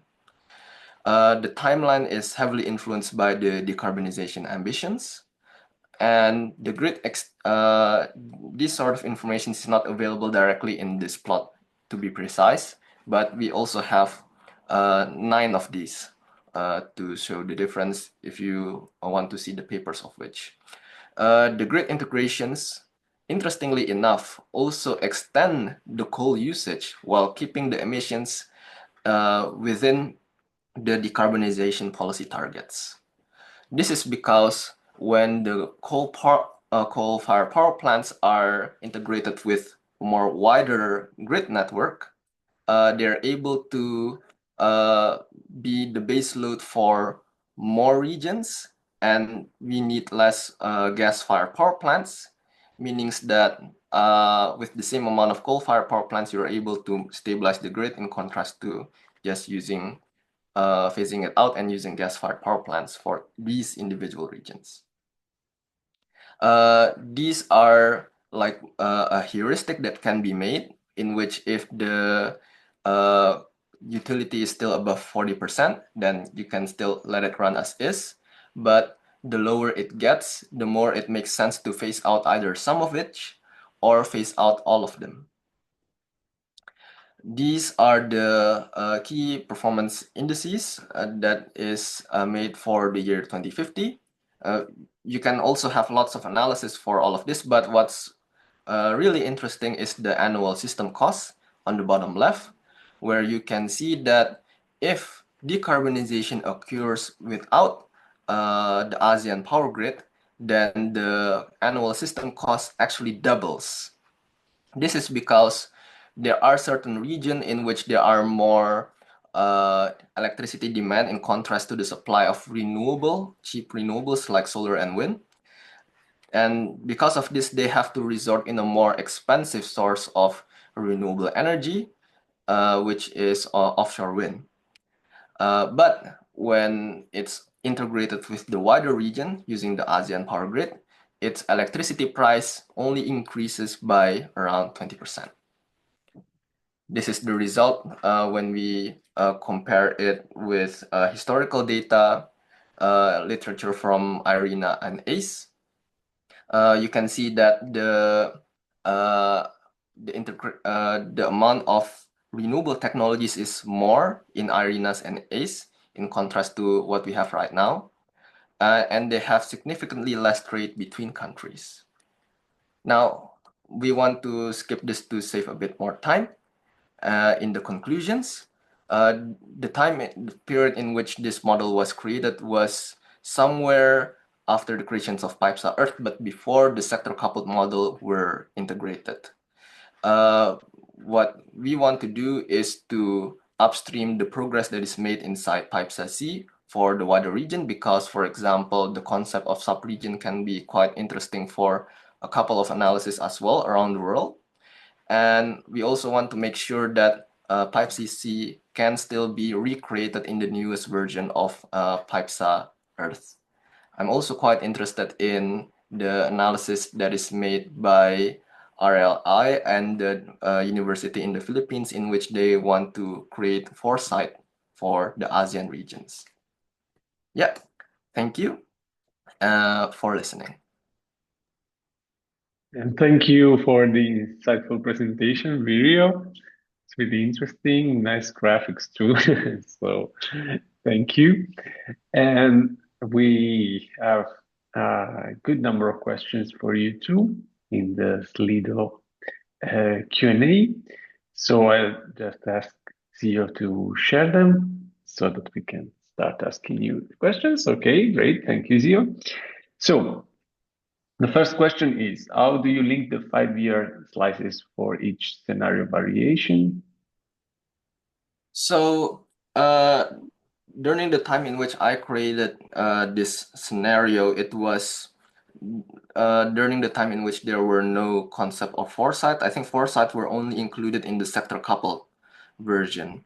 And so for the 5-year slices, you don't really have any interconnections with one another. Like every one of them is created as assume that it's being created overnight, which is a disadvantageous because the renewables can like be allocated sometime in the year 2035 in one area, but in 2040 in another area. And this is also limitations in the studies, but it is what it is during that time. Okay, thank you. Next question is, are the grid is the grid network exogenous to the model? Like the parameters for the grid network, are they exogenous to the model, or is that an output to the model?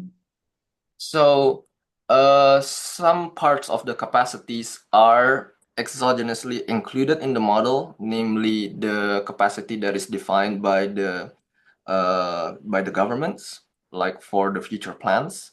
However, it's also able to increase its own capacity based on the demands of the model itself.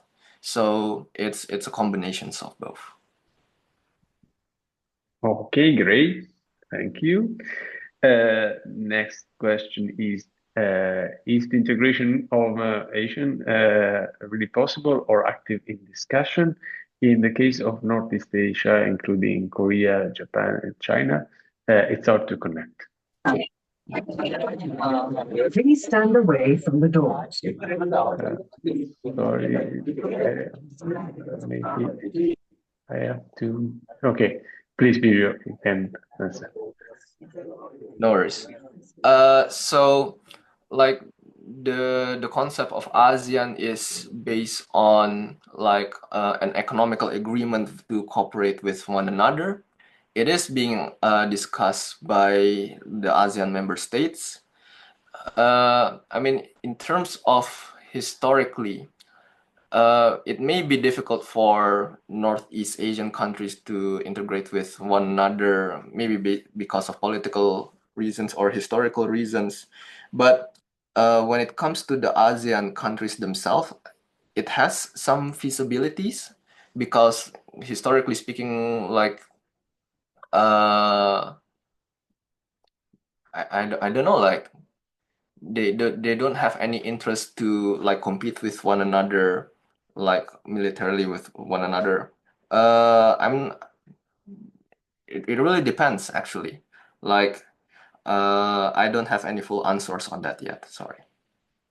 Yeah, I think that this could be a very good point for discussion, actually. Yeah. So maybe let's proceed to the next question, and then if the person who asked that question is interested in knowing more about that or discussing that with you, they can use the chat or the breakout rooms. Next question, probably, yeah, we'll have just 2 more questions because we run out of time. Then we can send them the remaining ones to you, and you can probably answer in the chat. So the next one is, are new electrical transmission lines created exogenously? Yes. The connections are yes, the capacity to some extent, but like an increase of which for the year 2050 is also like based on the model. Okay, thank you. Also, there is a comment regarding the previous question in the chat. Then, if you want to discuss about that, and a last question for the moment is sorry, okay, thank you. Is Nusa Tenggara node already included? Does Nusa Tenggara node already include Timor-Leste? During the time in which the model was created, it's not, but it can be easily included. Okay, great. Thank you. So thank you again, Virio, for the presentation and for the answers to the question. I would say that maybe Zio can send you the next questions that we are not able to answer now, and you can maybe give an explanation to them in the chat while proceeding with the program. So thank you again, Virio, and yeah, we can proceed with the next presentation. Maybe I have asked Rio to share the slide for the introduction of the next presenter. Okay, so the next presentation is based on PyPSA Bangladesh.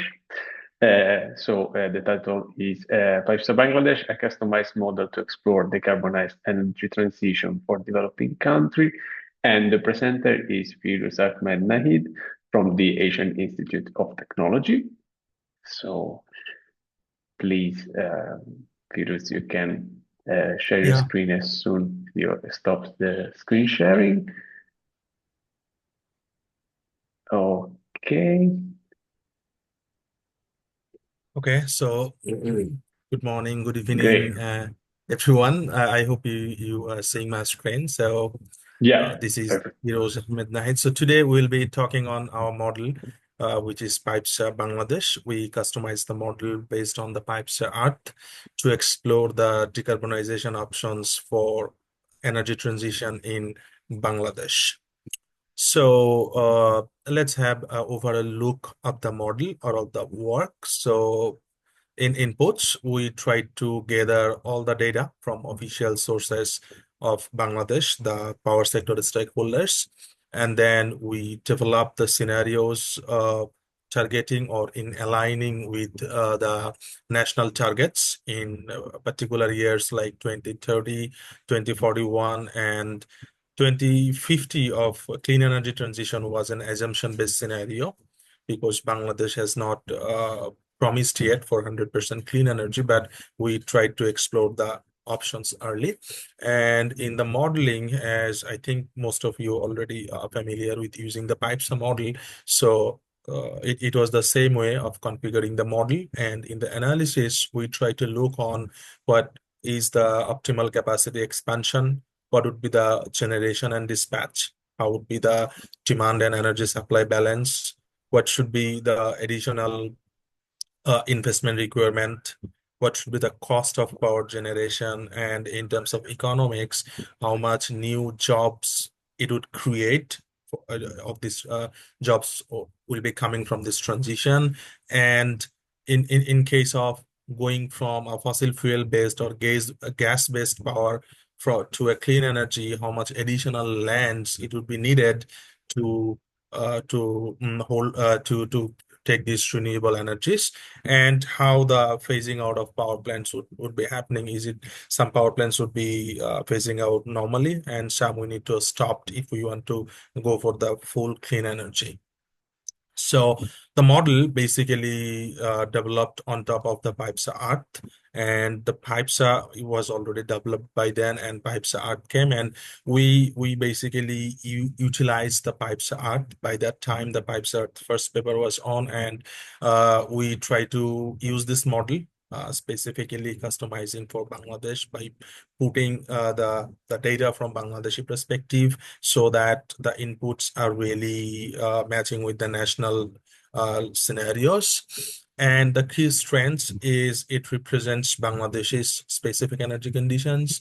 It facilitates long-term planning and technology evaluations, and it can integrate the country-specific datasets and different constraints based on the national targets, and it provides reproducible results as it is open source and we have clear documents. And the objective function was to minimize the cost while ensuring the balance of power, which is the balance of demand and supply. The objective function, we took these equations from the standard, those papers, the PyPSA documentations. And then what did we basically did in our research? We try to integrate this data to optimize capacity expansion planning, as well as to design the decarbonization strategy for Bangladesh energy sector. And we try to see that what would be the socio-economical impact of this transition, how much investment, lands, or employment will be created. And finally, we also try to see that what would be the role of energy storage in case the country is transitioning to 100% clean. And the specific contributions are this is representing the Bangladesh's necessary characteristics of power system, whether it is geographical, infrastructural, climate, or electricity sector. It has high spatial and temporal data. The co-optimization of investment and operational strategies are there, and all the data sets are from locally official statistics, and it is open source and can be the results are reproducible. So inputs, as we already know, we have both GIS inputs and non-GIS inputs like environmental data, different infrastructures, and in terms of non-GIS, like different emission targets, technological costs, fuel prices. So this figure is basically taken from the PyPSA documentations. And we had certain cost assumptions which are collected from Bangladeshi perspective, and the data sources, the official data sources was Bangladesh Power Development Board, the Power Grid Company of Bangladesh, SREDA, one of the renewable institution, and some of the official reports that we follow to assume the loads, the future loads was the Integrated Energy and Power Master Plan, and Mujib Climate Prosperity Plan, and of course the NDC, and Ministry of Power and Energy was also a key source of our data. So once we have that data, so what scenarios that did we work on? We basically targeted 3 scenarios which aligned with Bangladesh's national targets. The scenarios were at 2030. We tried to see that 30% of the generation is coming from renewable energies. By 2040, by 2041, 40% in the capacity mix are renewable, and by 2050 we try to see 100% clean energy. And to simulate this model, these scenarios, we considered 2019 as the validation year, and of course for each of the scenarios we try to plot the base case scenarios as well. So once we validate, we divided the country into 9 regions. The reason being Bangladesh's like Bangladesh Power Development Board, they operate the whole country under 9 regions. So we try to take similar regions, and we see that the regions, once we simulate the model it takes, it actually replicates the country's 9 regions. So namely, you can see the names, and we try to see the transmission lines in around 10% or less error was there in terms of the total transmission length and the higher transmission lines. And also we try to validate the load, and as in PyPSA-Earth we had the scaling option, so we could easily scale the load to mimic the real scenario. And in the first scenario, while we had 30% renewables, as you can see, the grid is gas dependent. Almost 38% was still coming from gas, but as we target 30% renewables, so solar came up. While in the validation scenario, there is barely some solar generation, but here the installed capacity of solar goes to almost 35%, and also the wind, as Bangladesh has a low potential for wind, so wind hasn't been come to the generation much, but solar came up, and we see the contribution of coal reduces a bit, and Bangladesh has also very low hydro potential.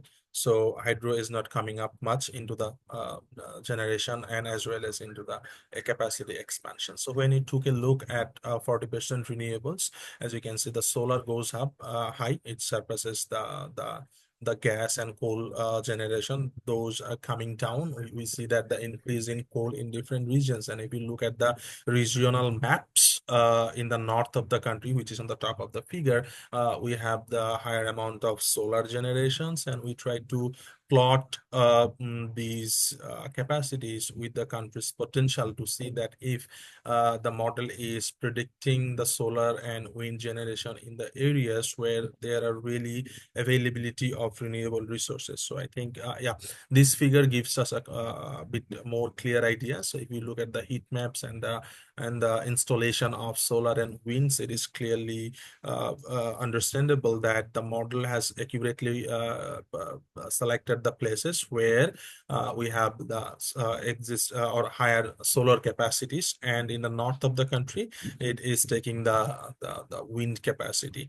And as you can see also in this scenario 3's figure, we still have some coal and gas power plants remaining. The reason being these power plants have their lifetime left. So if we consider clean energy transition, these power plants has to be forcefully shut down, and it would create a stranded asset and cost there. And also the people employed in these power plants would be either we need to shift them in some other renewable energy sector, or there will be a job loss from these existing fossil fuel based power plants. Also, we see that the importance of storage, around 104 terawatt hour of storage came up to support the supply, and the total demand, it goes somewhere nearly 439 terawatt hour by 2050. And if we follow the national targets, it also quite matches with that demand.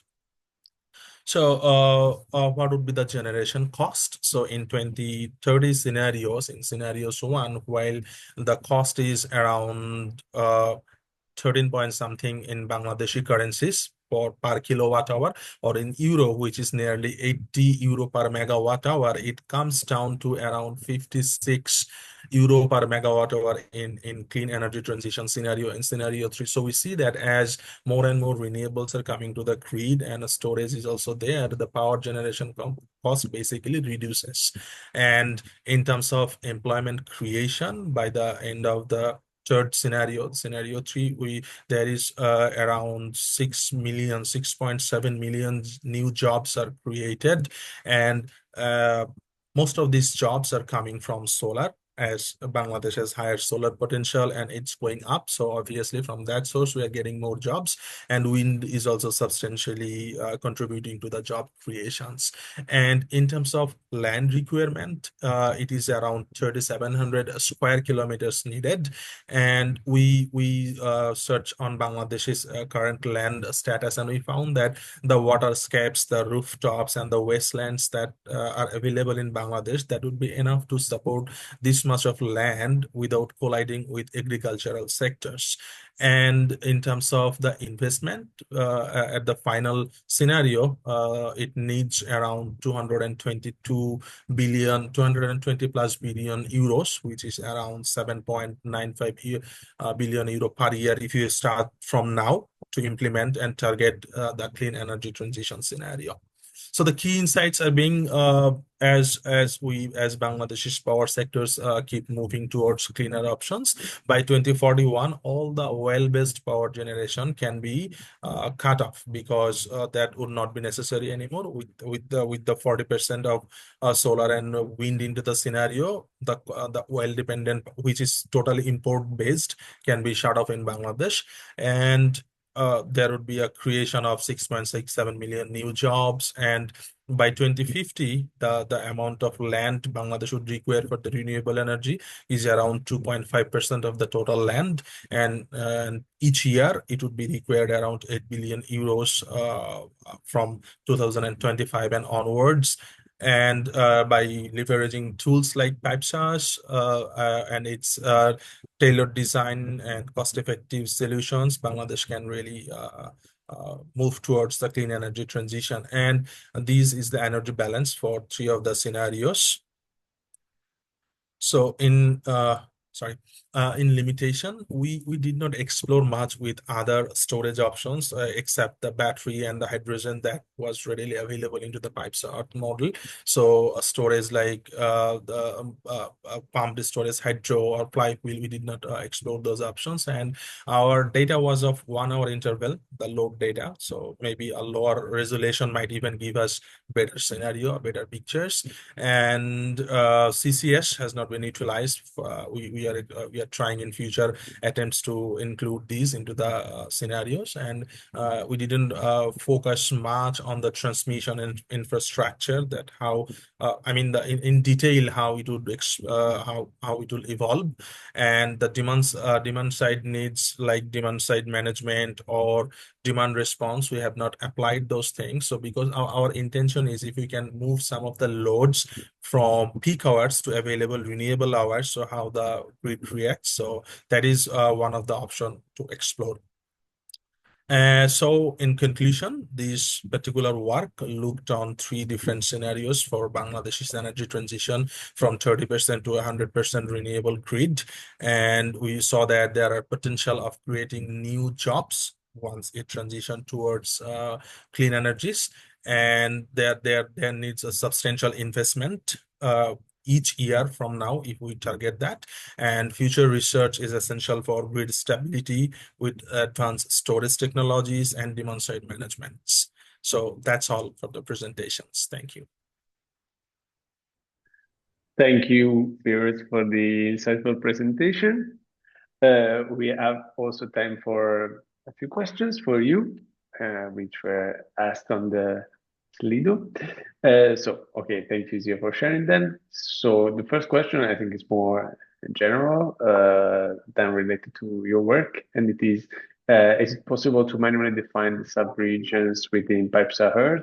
I may answer that, and then if you want to add anything, you can answer that. Yeah, I think we do not manually define the subregions, but you can select how many subregions do you want, and you can simulate and you can plot, and you can check that if the load centers or the load region is basically matching up with the existing subregions in a map. But I think for our case, we were lucky. Once we run the model, there were some islanded load, but we did some manual adjustment into the capacity of threshold levels so that we don't have any islanded load, and luckily it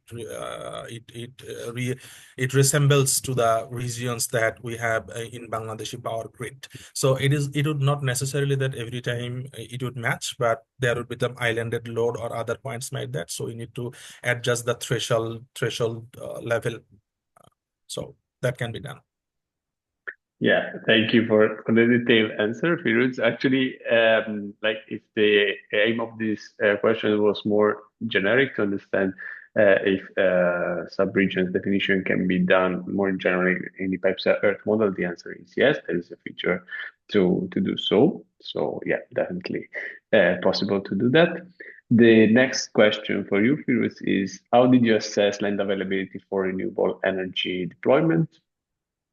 This is based on our research, searching on the literatures and land use maps, national statistics and reports, so that were the sources to assess the land availability. So first, with standard calculation, we try to see that how for per megawatt or per terawatt hour, how much lands required for either solar or wind or maybe nuclear. So and then how much is the expansion of the optimal output from our model. So we took those values and then calculate accordingly. And in terms of the available land that would be needed, that has been calculated. And if Bangladesh has that much of land or not, that has been researched through literatures, official statistics, and found out.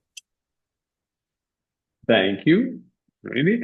And then next question is, does the power generation costs you presented consider the prorated investments or are they marginal costs? It was based on the cost. So in the input data of our model, we put those marginal costs, and then those were like either per megawatt or per megawatt hour So depending on that, once you have the optimal expansion, then we just integrate those values and we calculate the expected costs. Thank you. And last question, how was the job employment potential assessed? This was calculated using a standard literature that we refer in our paper as well. So we have considered the values that those paper actually reported that for each of the solar capacity of either per megawatt or how much potential job creation could be there. So we have taken the global statistics from there, and based on our calculation or our values in the output, we calculated the job creation. Okay, there is also another question that just came up, so I'll ask that since we have time. And it is, are there fossil fuel subsidies in Bangladesh that you had to the model? No, not like that. Okay, great. Thank you again, Firuz, for your presentation, for the detailed answers to all the questions. We can proceed now with the next presentation. Please, if you can share the introductory slide. Thank you. Great. So the next presentation is regarding PyPSA Korea. The title is PyPSA Korea, an open source energy system model for planning South Korea's sustainable energy transition, and it will be presented by Kyuil Kwak from the Korea University. So Kyuil, you will be able to share your screen in a short time, and then the floor is yours. Okay, thank you.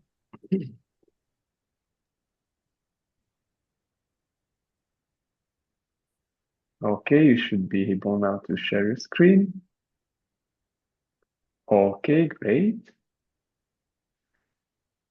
Could you put it in full screen because now we see the regulator view. Okay. In the meanwhile, in the chat, you have a follow-up to some questions asked to Virio for the PyPSA presentation. Okay, great. We can see it now. Okay, perfect. We can go on. The floor is yours. Okay, I'm the Kyuil Kwak from Korea University, and I want to present the results and validation of the PyPSA Korea. So before we start, I'm gonna tell you our motivation of the PyPSA-Earth. So we need to overcome the limitation of existing energy models in Korea. So various IAMS integrated models are used in Korea, GChem, TIMES, and LEAP, but mostly focus on the environment, and it's scenario-based and also the low resolution.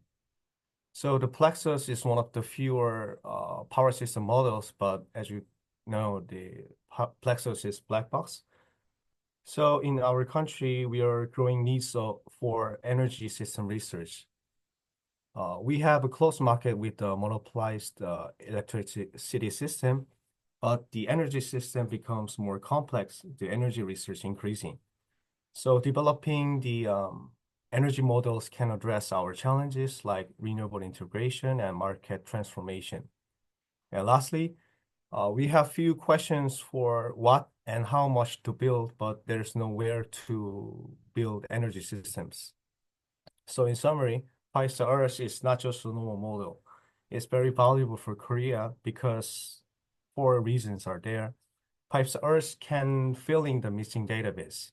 Actually, we have no transmission network database and even renewables database. And this is first time to provide the high resolution geographical illustration result in Korea. And our national roadmap does not have integrated plan, including transmission and ESS expansion. And of course, it's open source. So I'm gonna give a brief introduction to Korea. First, we are in the East Asia, near the China and Japan, and border divided with the North Korea.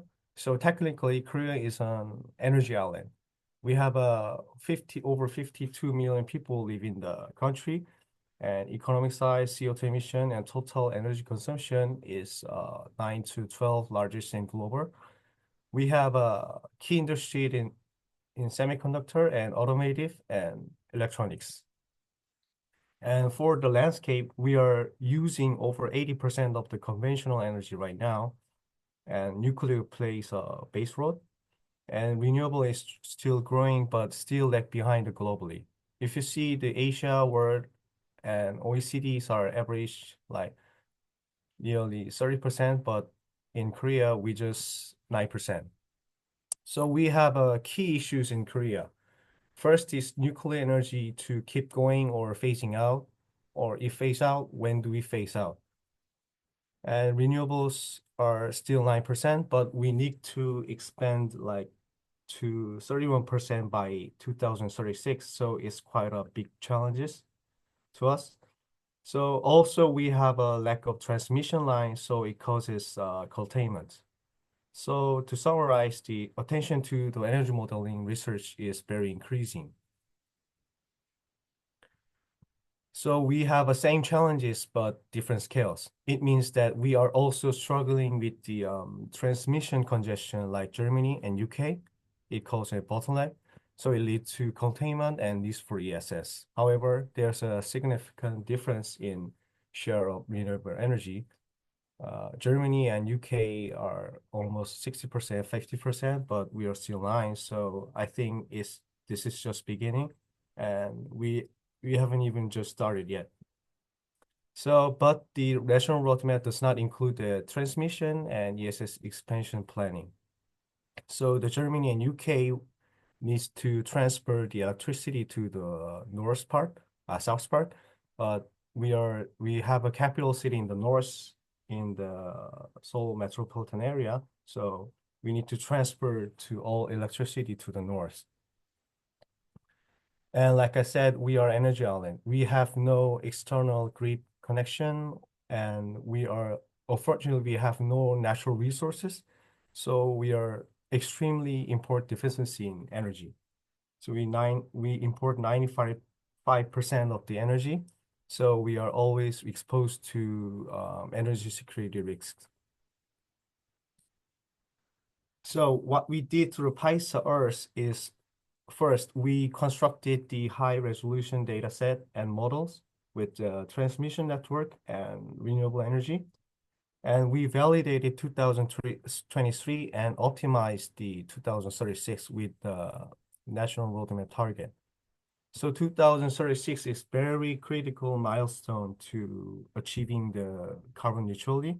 And in this model, we applied the NDC emission target and its constraints, and we did a geographical analysis for the integrated deployment planning.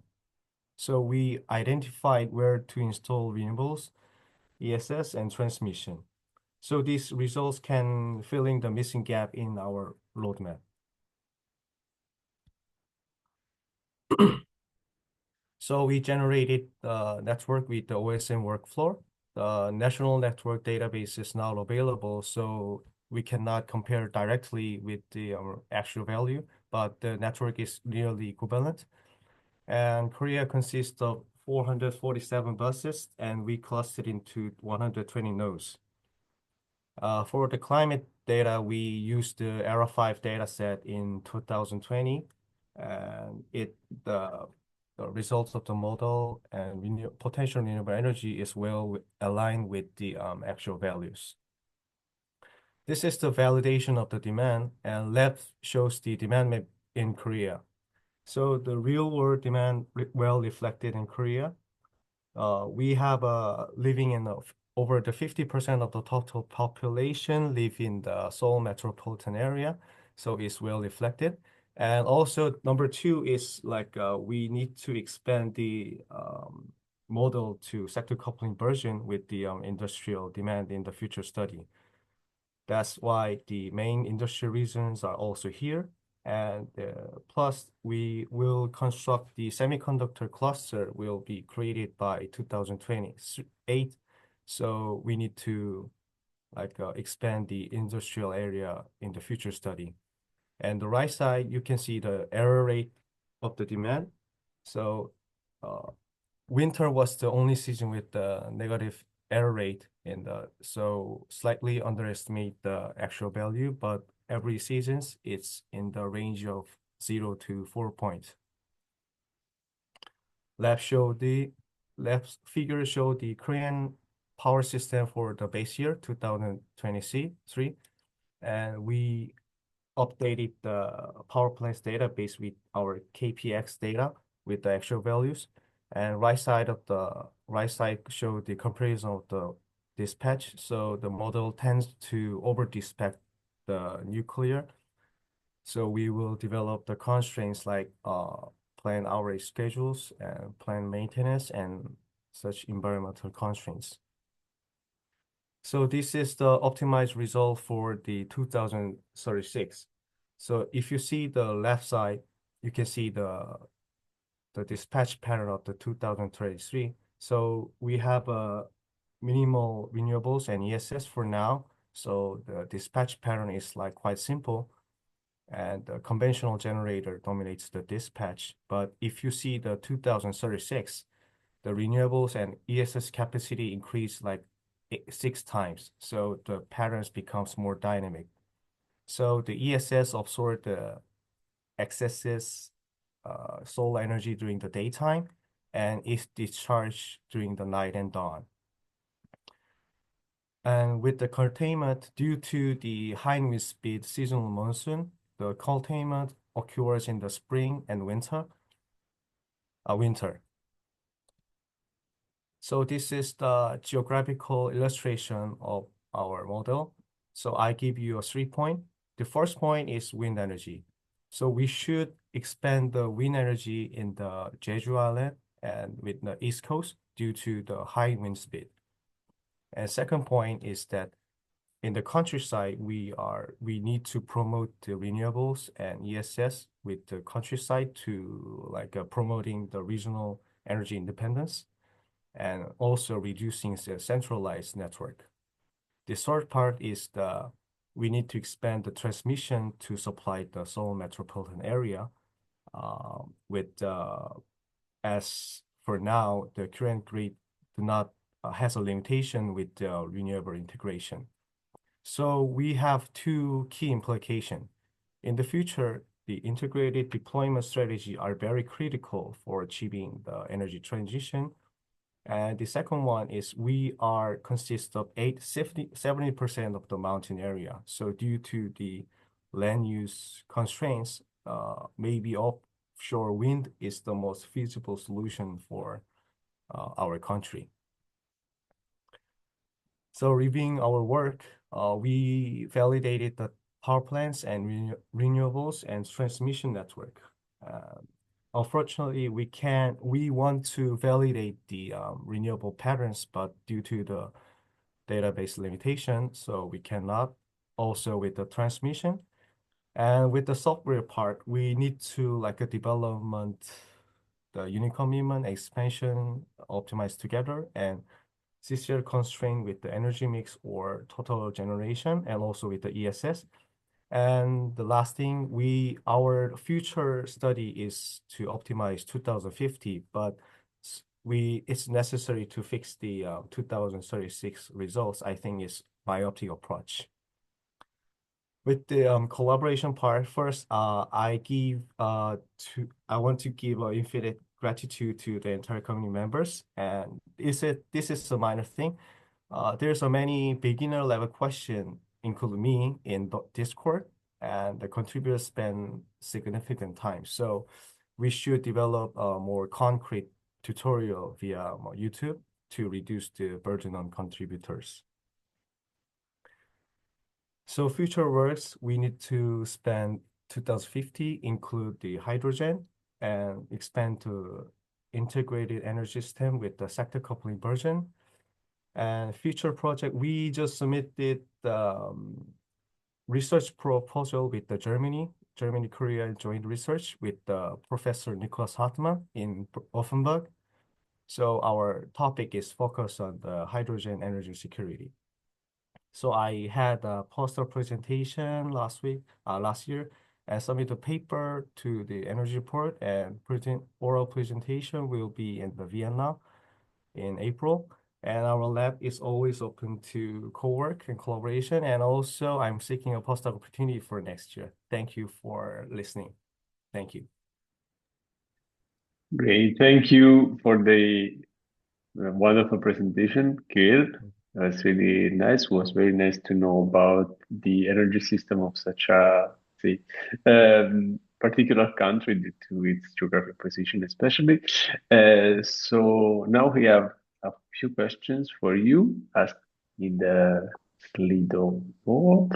So I will ask Zia to share them so that we can start.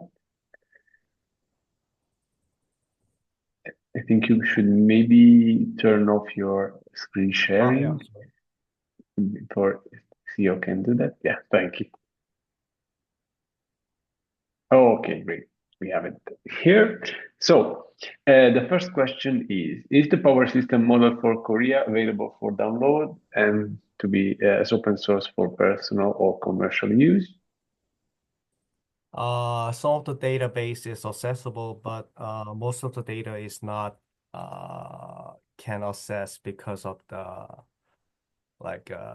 national security issues. So, and for the commercial, yes, of course, we can use in commercial.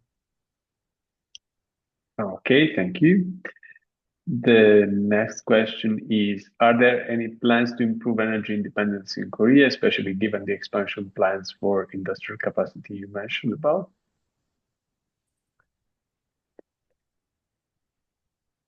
I think this means like from the policy point of view. I think we have a very, very, very serious issue with the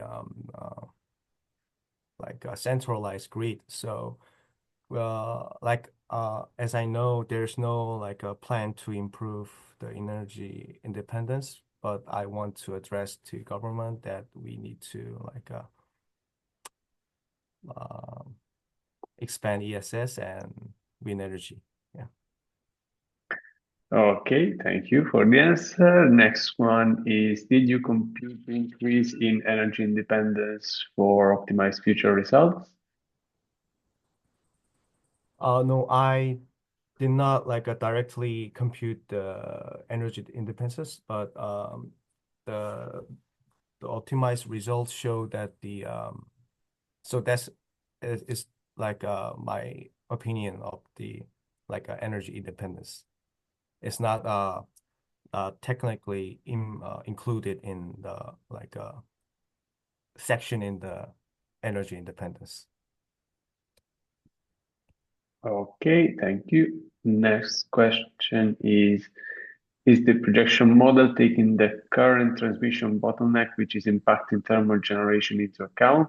What are the assumptions for the model?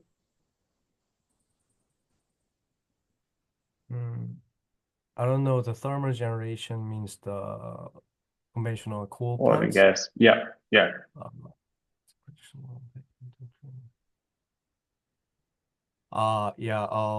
So in Korea we are phasing out the coal generation, and we want to we expand the CCGT like a gas generator. So we had the constraints on the expansion with the portion of the coal and the CCGT. Okay, thank you. I would say to anyone who asked this question or other questions can maybe also use the chat or the breakout rooms later to address more specific details of the questions. And then, yeah, maybe have time for the last two questions. So, can you validate by trying to reproduce hourly load generation data from local transmission system operators? We have no hourly generation data in our local TSO. So we want to validate, but it's like impossible to validate. Okay, thank you. And last question is, which solver did you use in your HPC for your model? Groby model, Groby solver. Okay, great. Thank you, Dan. I also hope these questions were a good occasion for you to identify some points for improvement for your work.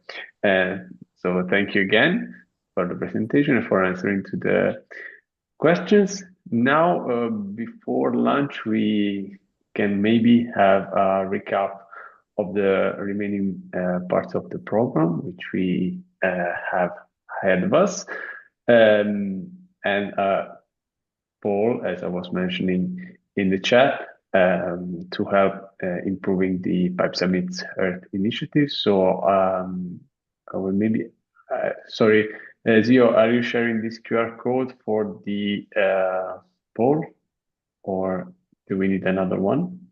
Oh, okay, you just posted it in the chat. Yeah, it's the same. You can also use the QR code. Thank you. Okay, thank you. If you can share also the first poll, we can maybe, okay, go through that. So while you start accessing the poll, the first question is, how often should we meet like this? Meaning, how do you want to have such a meeting with presentations from different parts of the world with different regional focuses to get to know more about energy systems from all over the world? Yeah, for the moment, it seems that the once per season option is the preferred one. Okay, we'll just let a few more people answer before proceeding to the next question, just to understand what is the general feeling about such an initiative.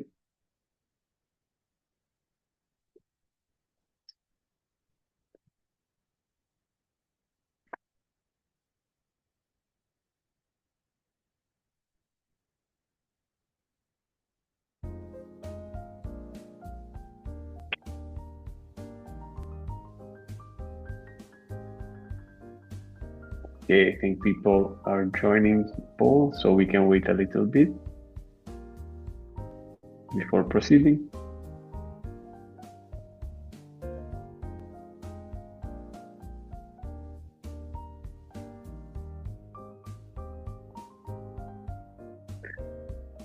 Okay, it seems like you really appreciate such a way of meeting, so that having it often would be a good thing for most of you.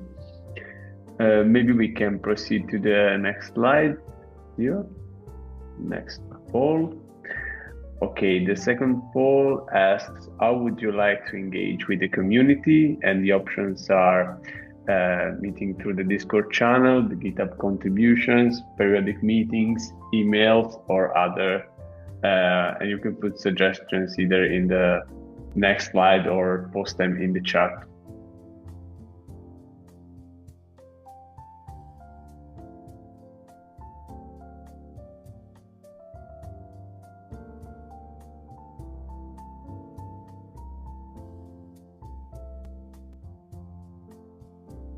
Okay, it seems like periodic meetings are the preferred way to meet, or actually to engage with the community. And actually, for those who are still answering, you can select more than one option if necessary, so feel free to do so.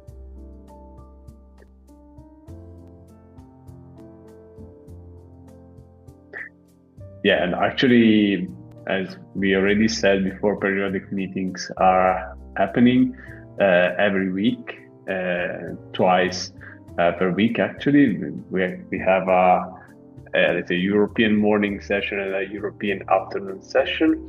Yeah, it's you actually just posted the times for the different meetings. So yeah, the weekly meetings for code and data updates are happening every Thursday at 9 a.m. GMT and at 4 p.m. GMT. They are basically the same meeting, but just repeated twice a day to allow people from different time zones to join. Actually, we also have the PyPSA distribution meeting. I'm also posting about that. Indeed. Okay, looks like periodic meetings are the preferred way for people to be engaged with the community. And the last slide, maybe it should be just a direct question to suggest new methods to be engaged with the community in case you already are joining it or you wish to join it.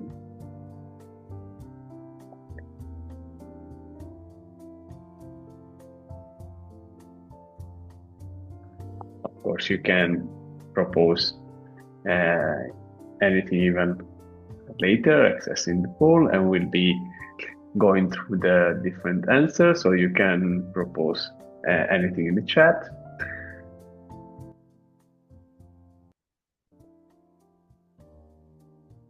Oh, well, hackathons is a very nice proposal.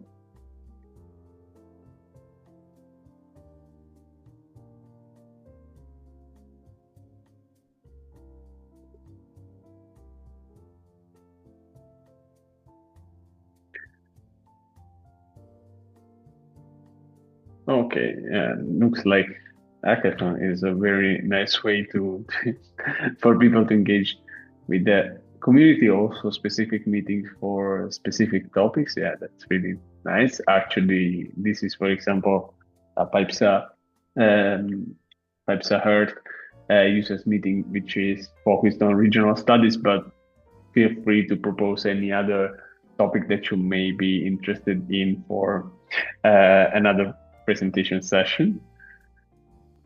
Write papers together, really nice idea. Okay, I'd say you can keep writing here in case you have other ideas.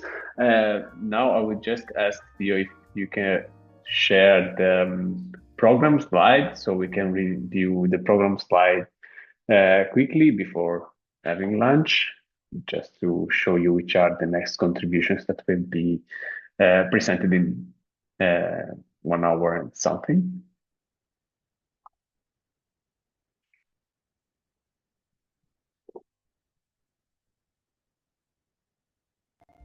Okay, here we have the remaining program for later. So the after the lunch break, lunch for European people, maybe it can be dinner or anything else from people from different parts of the world. We'll be having a session with a focus on Africa and America.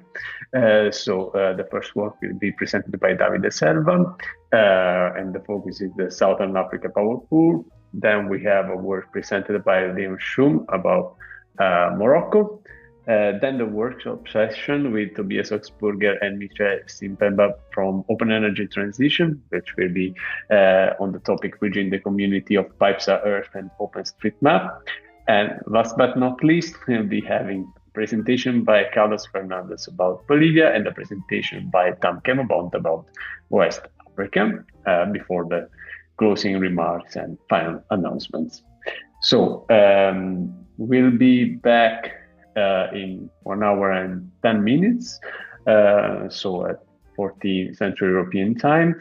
And I wish you a nice break and see you in 1 hour and 10 minutes for continuing with the PyPSA-Earth Users Regional Studies Meetup.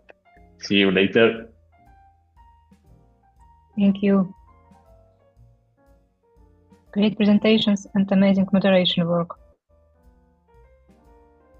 Thank you. Yeah, congratulations to all the participants, actually, both for joining from all over the world, different times, possibly even, let's say, difficult times. And yeah, also thanks for the very insightful presentations.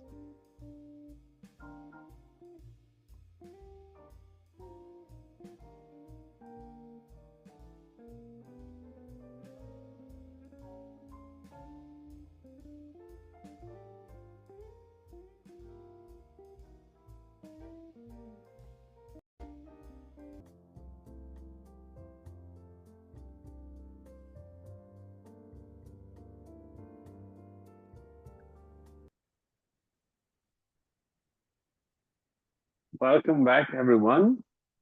I hope you had a nice break. We are starting soon again.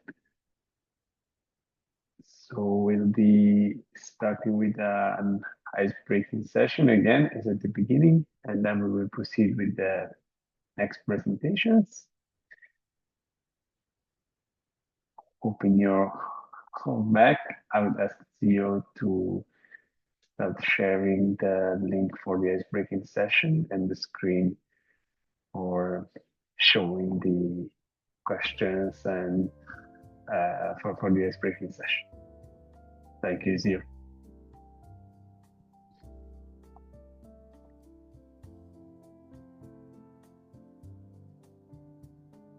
So for people who just joined and weren't here this morning, we are starting now with this ice-breaking session. Then we'll be having 2 presentations and then a workshop session, and then the last 2 presentations. The focus of this session for the different contributions will be on Africa and America, while the workshop session will regard the collaboration between PyPSA-Earth and OpenStreetMap projects. Okay, see, you're already starting to post your greetings in your own language.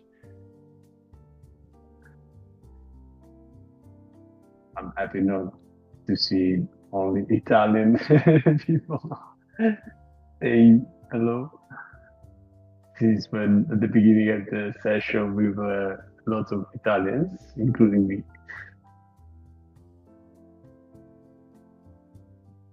Great. I see you're back in the meeting, so great.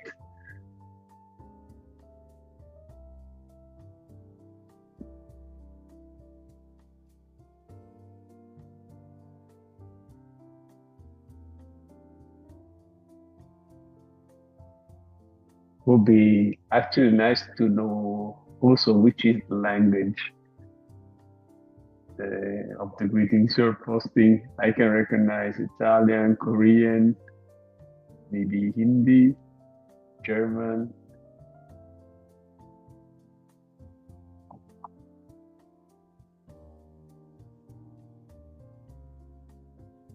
So we can proceed to the next slide, maybe easier to not to be too late in the program. Okay, again, as this morning we have now this nice world map. If you want to show where on earth are you at now,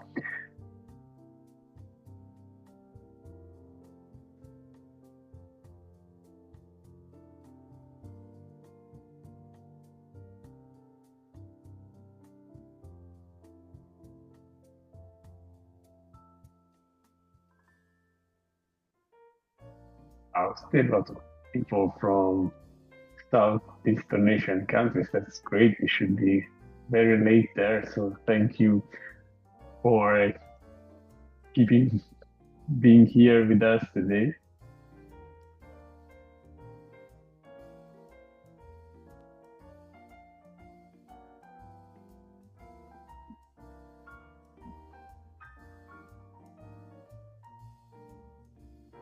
Okay, people from Africa and countries is also populating the map. Great to have you here too.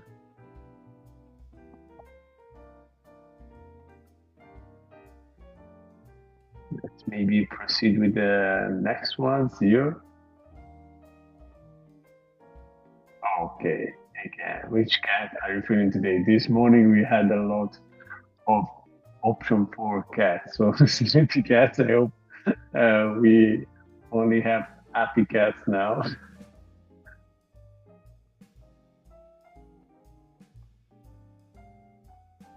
Okay, no one is sleeping. Great. It means the meeting is going well.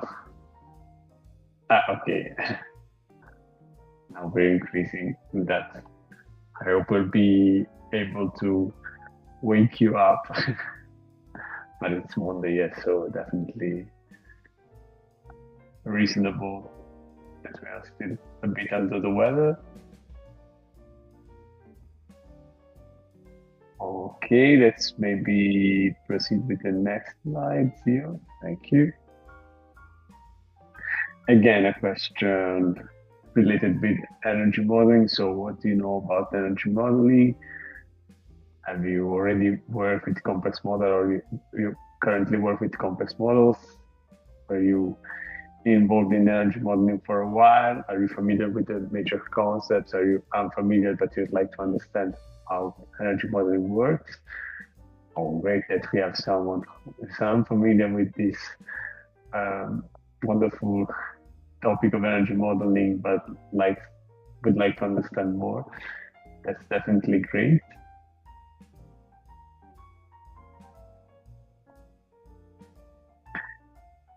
The diversity of the audience is quite similar to the previous session, so great thing. Let's maybe proceed with the next ones here. Okay, the question here is, are you interested in learning how to use PyPSA-Earth? Are you just curious about the event? Are you looking for new modeling capabilities? Are you interested in getting started? Are you learning the tutorial, or are you already experienced users? But yeah, we keep learning every day, so.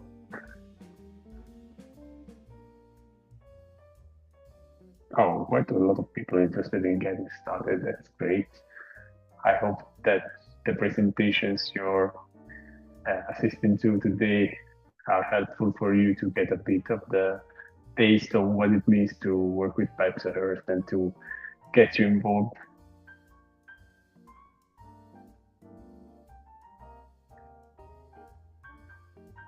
Okay, let's go on.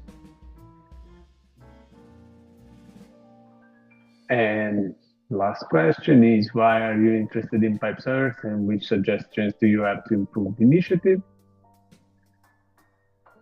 You can keep answering to this even after we close the Mentimeter presentation, but then for sure we'll give a look at all your answers and take them into consideration for improving the initiative. So thank you for the suggestions that you're leaving here.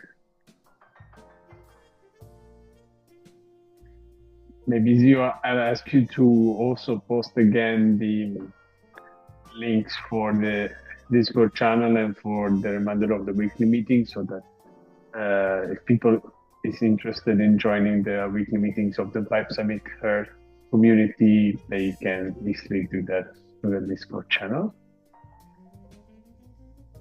And okay, I'd say we can proceed now with the presentation. So I'd ask you to share the introduction to the next presentation.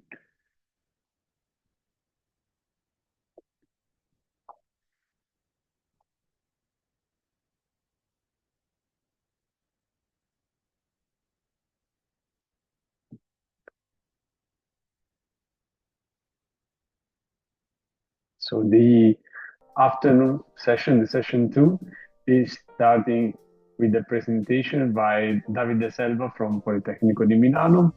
The title of the presentation is PyPSA versus Osmosis, Power System Modeling Comparison in the South African Power Pool region under different climate policy scenarios. So Davide, I'll ask you to share your screen while when CEO is stopping the sharing, and then you can start your presentation. Good afternoon. Can you hear us? Yeah, we can hear you. I see you're not alone. So I suppose that Diego. Exactly. Okay, great. Yeah, the floor is yours. If you can just put it in full screen, then we can start. Yeah, thank you. Great. Thank you. Good morning, everyone. We are Davide and Diego. I am Diego, and we are from Politecnico of Milano, and we will present the first step of our master thesis. We are, Davide and Diego, as I already said, we are master student and environmental engineer at Polimi, and we are part of the Environmental Intelligence Lab. Our first step of the thesis is a comparison between two energy system model, PyPSA that we already know, and Osmosis, that's another open source energy modeling system, and is a model for long run and energy planning. Our case study is the SAP, the Southern African Power Pool. We have 3 scenarios that are the one present in Osmosis, and our reference here is the 2050. Why SAP? Because the forecast shows that the population will grow a lot in the next years, and for this reason also the energy demand will increase. And furthermore, the climate change in this reason will strongly negatively affect this region.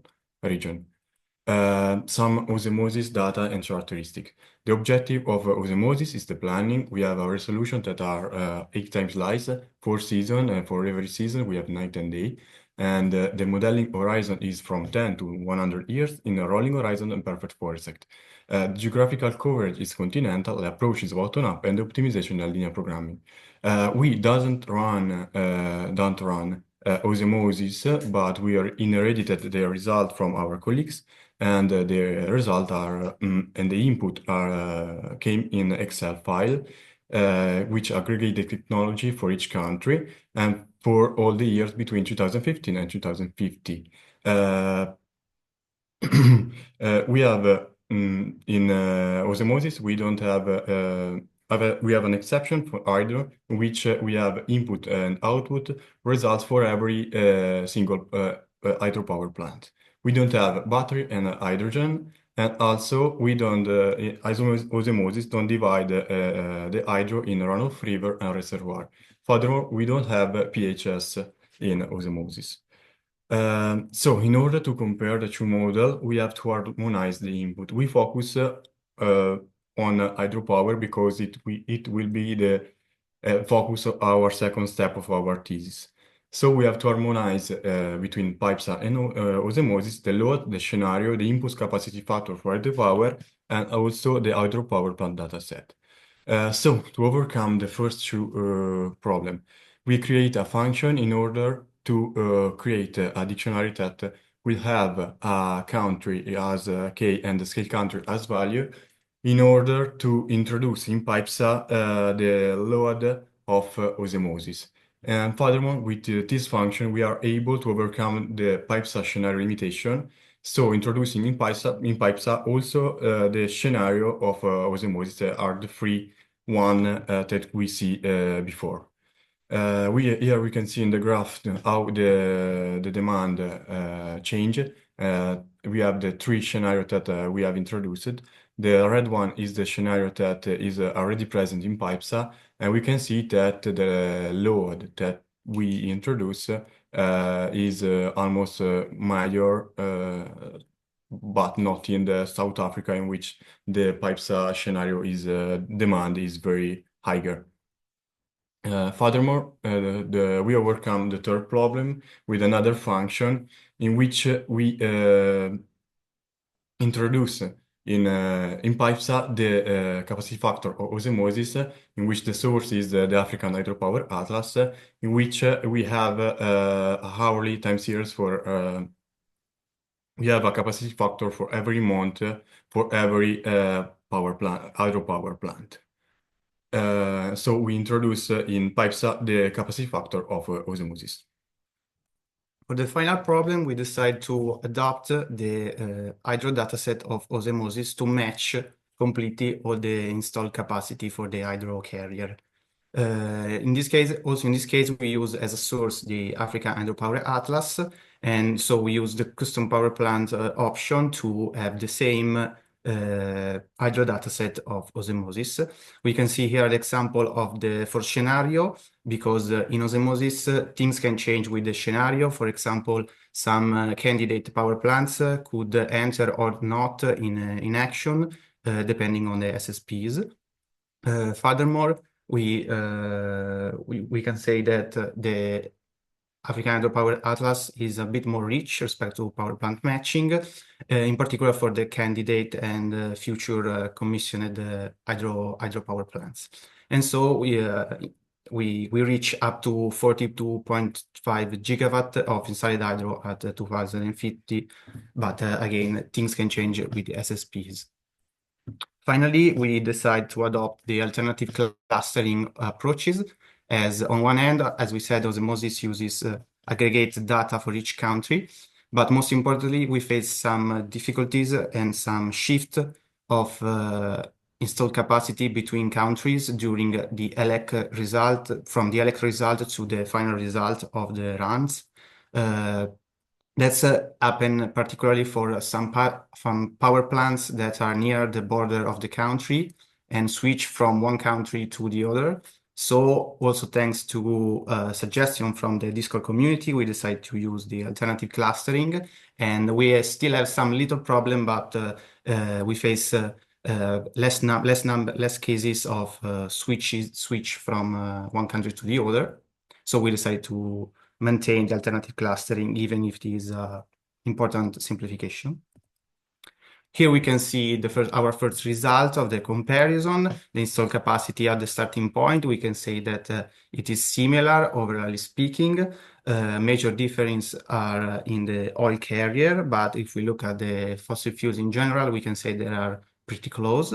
Overall, as we said, 88 gigawatt for PyPSA and 81.5 for osmosis. So we start from similar point, but things change when we look at 2050 optimized capacity. For all the scenario, we had solar that becomes the dominant carrier in both models, but PyPSA installs a lot of more solar, while osmosis, in particular in the first scenario, relies a lot on wind power. Then for the other two scenarios that we had specified that are without a CO2 limit, we can see different behavior. In fact, osmosis relies more on fossil fuel, and in particular on coal, while PyPSA still uses more and more solar. In general, PyPSA needs more installed capacities to solve the optimization, and in particular, we added also the battery and hydrogen storage capacity that we report as a line because it can create problem of scale.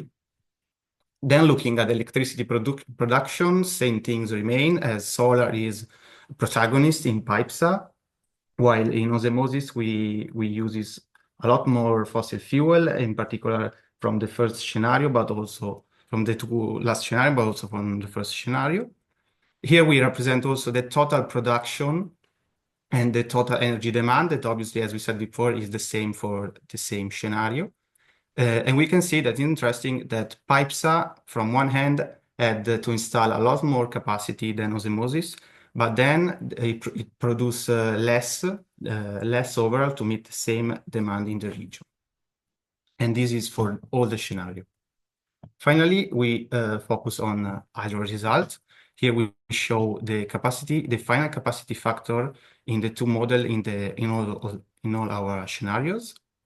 We can see that after our harmonization, we can say that there is a similar value for all the country. Maybe only in Tanzania we have some major differences for all the three SSPs. On the right, we can see some specific result of Tanzania hydro nodes and for Zambia. Here we reported in orange line the Pmax per unit of the node, so the weighted average of the Pmax per unit of each power plant of the country, while in blue the normalized output, so the active power divided by the nominal capacity, again of all the country. And we can see that, for example, in Zambia, hydro try always to maximize its potential, while in Tanzania we have different moment during the year where the hydro could not produce at its maximum capacity, maybe because it had less water, less inflows, and so this explains the difference in the final capacity factor with osmosis. Then to conclude, our next step will be to conclude this comparison between the models. We are currently working on adding an LCOE comparison, or in general a final cost comparison. and also an emission comparison. Then we will add sensitivity analysis on batteries and hydrogen, because batteries are protagonists in our results, but of course, its cost, it's a bit uncertainty. So maybe also we can decide to not include batteries to make the final comparison more complete. We are open in general to any kind of suggestion for how to complete this model comparison. We are beginners in the energy world, so it's creates some difficult task for us. We can compare the two results, but it's difficult to create a narrative on this model is better or this model is not better. Let's say it's difficult for us. Then the second part of the thesis will focus on hydro model improvement in PyPSA. The idea is to implement a new dataset to calculate the runoff and so the inflow for each power plant. And finally, we will validate and compare this result on the Kariba Dam historical data that were provided by our department. That's all. Thank you for this opportunity. Thank you, David and Diego, for the very nice presentation, for the great work. Keep it, as you said, you're beginners in the energy modeling world, but this work is already at a very high level. Actually, before questions, I would maybe take a bit of inspiration from your presentation. So you said you already used the opportunity to communicate with the PyPSA-Earth community to receive suggestions for how to let's say, proceed with your work. So I would ask you and all the other people who's joining this meeting, and not only people who's joining today, to use the Discord channel, especially for connecting with other experts in PyPSA model that can help you in improving your work, in getting suggestions. And also another great point is this comparison that you perform between PyPSA and osmosis, since we are always looking for collaboration with other, especially open source energy modeling projects. That's really a good point. So yeah, anyone who's from different modeling platforms can use the Discord channel to engage with PyPSA users for collaborations, because this is not a competition. We all have the same goal to improve energy modeling and to help using these tools for improving, for optimizing the energy transition. So every collaboration is always welcome. We'll go now through few questions for you. So the first one, but maybe you already explained something about this, but if you want to deepen more into this topic, is do you have an idea of the reason for the differences between PyPSA-Earth and osmosis results? Yes, this is, as we said, we are open to any kind of suggestion, as create the narrative of and try to explain these differences is difficult for us. But also reading the last question that appeared, I think that time slice makes a big impact in the different behavior of the two models. As we write on the slide, we are using a 1 hour time snapshot, while osmosis uses this like standardized day to represent the year. And so this makes obviously the major difference in the installed capacity in general, and also in the different carrier.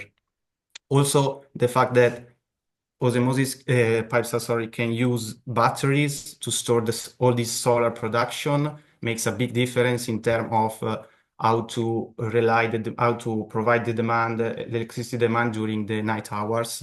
So if I can use batteries, I have to use less fossil fuel, less of the other technology during the night, and this makes a big difference respect to osmosis. Yeah, so if anyone from the osmosis communities maybe here, they can also maybe give suggestions to you for maybe exploit other features of osmosis which can be helpful for you.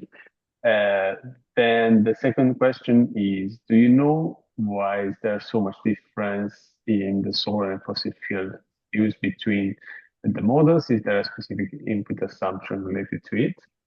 Probably because in osmosis we don't have batteries, so the solar is not so used, and is preferred the wind. While we maybe for fuels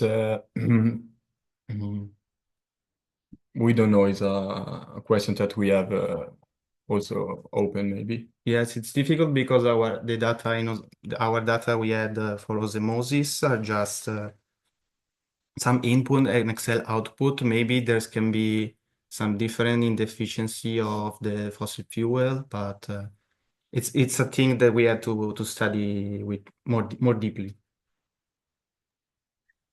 Great. Then the next question is, does osmosis also implement a light and hydro basins which could put limits on renewable energy capacity based on end use? I think that this part is exogenous in the model in the sense that osmosis uses African Hydropower Atlas source as the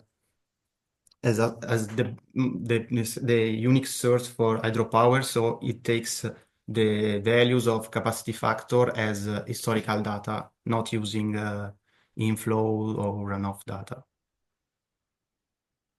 Okay, great, thank you. Okay, we already answered to the next question, but there's also a suggestion here. It says, great work. I think the difference in resolution can explain some of the result differences. So it would be great if you can explore this. And yeah, as I told you, first, I hope that these questions help you in understanding where you can direct your next efforts. And also, of course, feel free to use the Discord channel to ask direct questions, and the community will be glad to help you with that. So thank you. Thank you again. Thank you very much. Thank you. Thank you for the presentation, for the detailed answers, and to both of you. And yeah, we can proceed now with the next presenter. So see if you can share the introduction to the next presentation.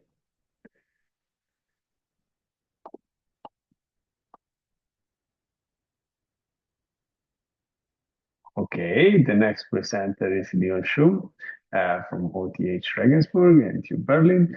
And the title of the presentation is Temporal Hydrogen Regulation, Impact on Hydrogen Exporters and Their Domestic Energy Transition. I'll ask Leon to share the screen. Once Theo has stopped the sharing, okay. Yeah, thank you very much. Okay, great. Great. I think you should be seeing my full screen now. Yeah. Excellent. Yeah, thank you so much, Daniele, for the introduction. Actually, the title changed slightly to have it a little bit more precise. So I'm gonna use the next 15 minutes to talk about temporal hydrogen regulation, and more specifically on lessons from the Moroccan case study. And well, to begin with, yes, I'm Leon Schumm, PhD student at OTH Regensburg and TU Berlin. And I think we just had a quite interesting questionnaire. You were asking about who's experienced in this user list and who's not. And actually, many people answered, well, they're interested in getting started. And I think this interest in getting started is the most important thing. Even I started 3 years ago. I had a huge interest to start, and I'm still interested. And I think this is maybe the most powerful, driving attribute to really develop something nicely in PyPSA. Well, to begin with, we want to have a short look on why do we even explore this study in detail. And for this, we were asking ourselves two main questions, actually. So one of them is that we currently see many countries or many regions worldwide which want to pursue hydrogen or hydrogen derivatives like power to X, e-fuels, ammonia, or green steel they're looking into exporting relevant amounts of this. And well, this is one part which is quite interesting to look at countries which might want to export hydrogen or PTX. And the other side is that still countries worldwide, they want to achieve net zero and reduce their emissions drastically. And for this, we have chosen Morocco as a quite interesting study case, as you can see. The graph on the left-hand side is the hydrogen strategy of Morocco. And there we can see that they want to export in 2030 significant amounts of hydrogen and synthetic fuels, like up to 10 terawatt hours in 2030, and then ramp them up to over 100 terawatt hours in 2050. And this is, well, one part to export hydrogen, but also use hydrogen in their own domestic energy system. And on the right-hand side, we can see different plans, or the other side. What we can see here are the rising carbon dioxide or also greenhouse gas emissions in Morocco. And as of today, they are still rising, even though they have set some goals for 2030 to reach certain climate goals. I'm quite sure it's a huge challenge to transform their whole energy system to net zero eventually. And now the question rises. We see this ambition of hydrogen exports, which certainly requires huge amount of workforce, of renewable electricity.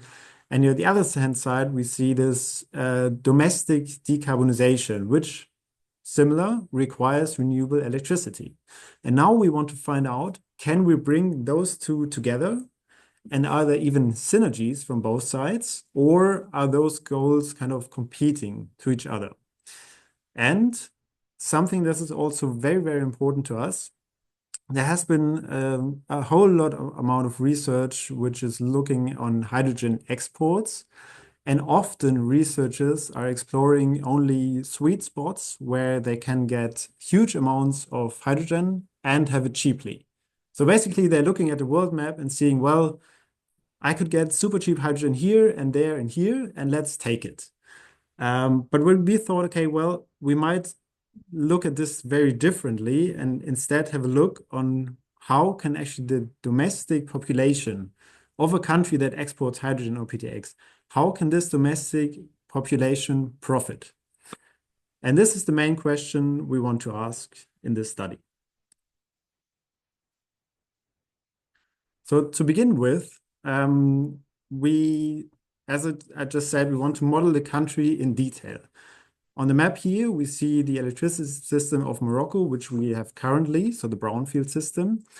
And the motivation behind it was to really see what happens in their domestic energy system when exporting hydrogen or when decarbonizing.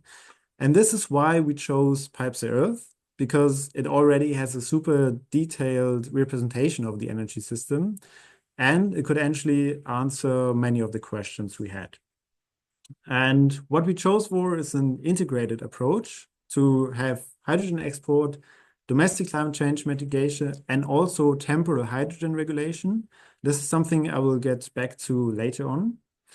Then second, for Morocco, we started developing the sector carpet extension in PyPSA-Earth.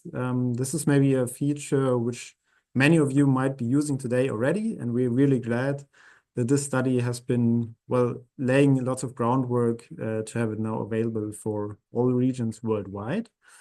Third, the temporal regulation is something we've introduced newly here, and we run a hell lot of scenarios. So 264, since we have like this kind of three-dimensional scenario space, we also had to run a lot of model runs. But this actually gave us the advantage to really look into it in detail and see benefits between different scenarios. And then something which you might also notice later, we have put a specific focus on prices. Since we want to figure out how can the domestic population actually profit from it, we did not want to only look at, for example, installed capacities, but also how does the electricity price for the domestic consumers change when we pursue one or the other way. And for this, of course, there was also a lot of validation necessary, especially on the sector coupled side, on carbon dioxide sinks, on the biomass potential, supply and demand, share of battery electric vehicles. There was a lot of effort involved in this. But again, thanks to the community, and I think only to the huge community, we could actually come up with this kind of study, because we had already a super, well, amazing groundwork that was laid from all the developers worldwide. And yeah, a big thanks to the community in this case. So let's have a look at the results. First of all, we had looked at the domestic climate change mitigation specifically. And here on the right-hand side, you can see on the horizontal axis how the domestic mitigation increases. So basically, we go from 0 carbon dioxide mitigation, so basically status quo, to 100% reduction, so basically reaching net zero. And when we do this, we can see here the electricity balance in this case. And in the beginning, the electricity system of Morocco is still very fossil fuel based, and we have a huge share of coal. But this decreases with increasing domestic mitigation. And as coal decreases, we actually increase temporarily the share of gas turbines in the electricity generation. But as we go to 70, 80, or even 100% of CO2 mitigation, we have a huge share of solar, but also a share of onshore wind, which drives the electricity system. And now the question rises, well, we have this huge amount of solar. Where does it go to? First of all, in the standard original electricity demand. And then a huge chunk also goes into hydrogen electrolysis, which is, in this case, only needed for the domestic demand to decarbonize other sectors as the transport sector. And we can see the same here in gray below. This is battery electric vehicles. There we can also see if you want to reach the 100% domestic mitigation, then we have a huge share of battery electric vehicles, which also consume a certain amount of electricity. So this was one thing we could see. Coal phases out, gas temporarily phases in and out again. And we want to reach 100% domestic mitigation, we need significant amounts of renewable electricity. Then on the second dimension, which is the hydrogen exports, we could, as expected, see a similar trend. So here on the horizontal axis, we increase the hydrogen export amount. And we can see here on the negative side, the demand for hydrogen electrolysis rises, which is kind of obvious in this case. But accordingly, also renewable electricity extension rises. And something that might be quite interesting here is that the coal power use actually slightly decreases when exporting green hydrogen. And the main reason for this, and actually something we did not expect in the beginning. So in the beginning, when we looked at the study, we were focusing very much on climate change mitigation and hydrogen export. And then we could suddenly see something, this is very decisive for the results, is the temporal hydrogen regulation. Now finally coming to the temporal hydrogen regulation. What does it mean? So when we include hydrogen electrolysis in the electricity system, we can define on when and what kind of electricity hydrogen electrolysis uses. So simply speaking, we can, for example, say, well, we just plug in the hydrogen electrolysis and it uses grid from the electricity. Then this is what we call the so-called no rule scenario or no regulation. It doesn't matter, the hydrogen electrolysis can use any electricity. Then, if we go for the annual regulation, then we have put a constraint which kind of says, okay, in every year, the same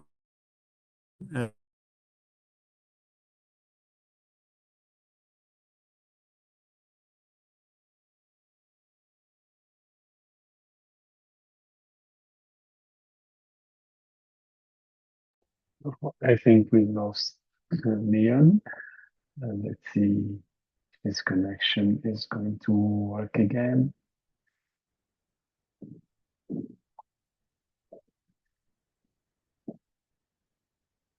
Sorry for the inconvenience.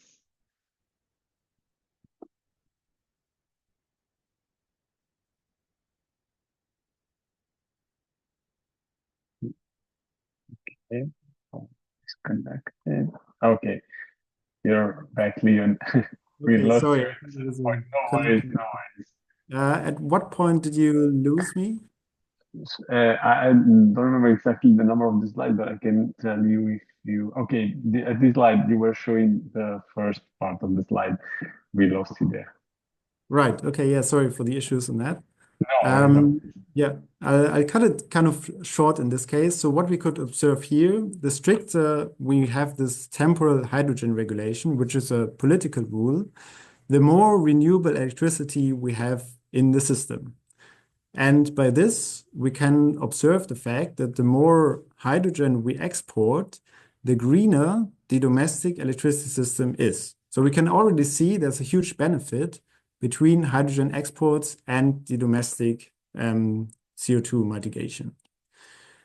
And then basically the last result is, as promised, we want to find out how can domestic consumers profit. And for this, we had a detailed look on the electricity prices because PyPSA-Earth, or in general PyPSA, includes the so-called shadow prices in every region, in every hour. So we can actually really observe what are the prices of a certain commodity. And by analyzing this, we could find out that the stricter we are with the hydrogen regulation, so going basically from no regulation to annual to monthly to hourly, the stricter we get, the more the cost decreases for domestic consumers. So the costs for domestic consumers, those are the green lines which are facing downwards, which in short means that domestic consumers profit from strong hydrogen regulation and hydrogen exports. And this brings me to what we have learned. Basically, integrating all those different scenarios has been a challenge, also like code-wise and computational-wise. But we could find out many, many interesting things. For example, that we have a huge benefit between hydrogen exports and domestic mitigation. We could see that hourly matching, so basically strict hydrogen regulation, profits domestic consumers. And overall, we can see also the strategic importance that if you really want to design an energy transition carefully and want to involve domestic consumers as well, then it's crucial to see all the different aspects summed up. And I think this has been a kind of, well, short presentation in this case, but we've also released a preprint, which you can feel free to scan on the right-hand side.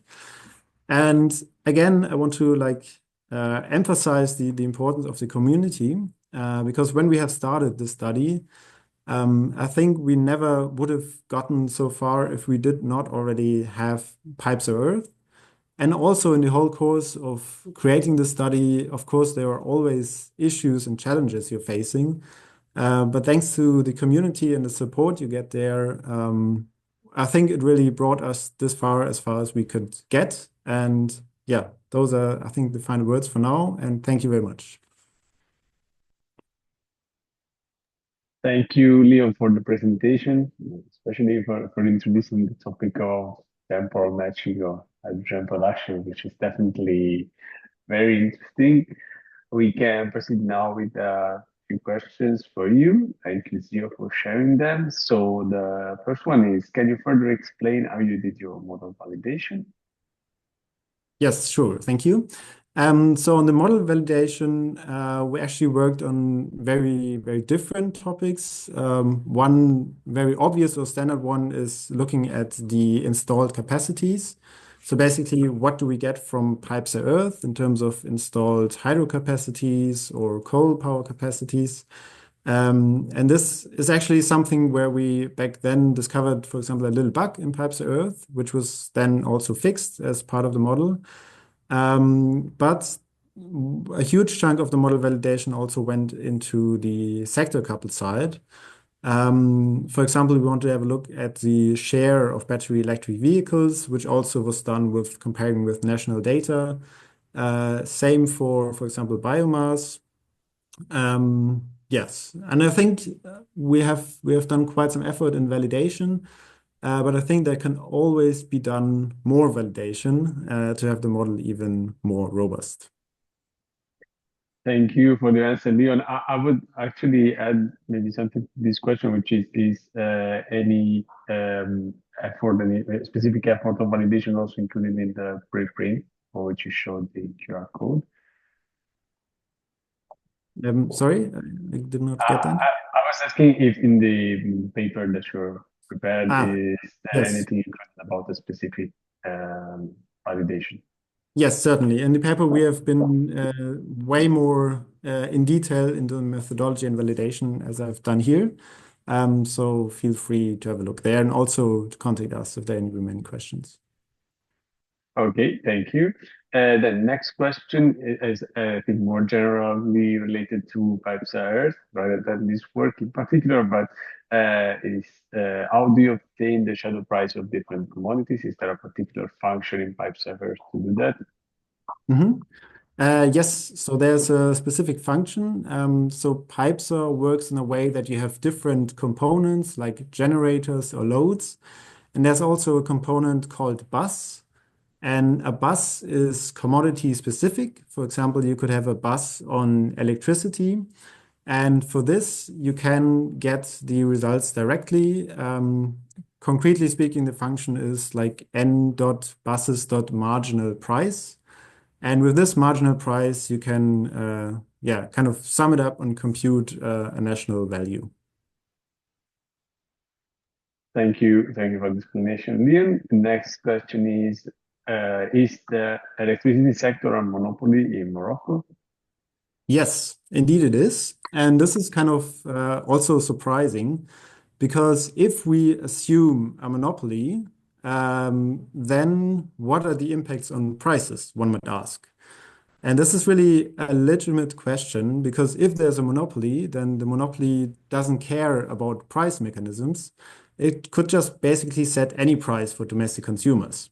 So the limitation I have to really emphasize here is that the effect we could see with the hydrogen exports, how they reduce the domestic consumer prices, is only valid if we have a liberal market.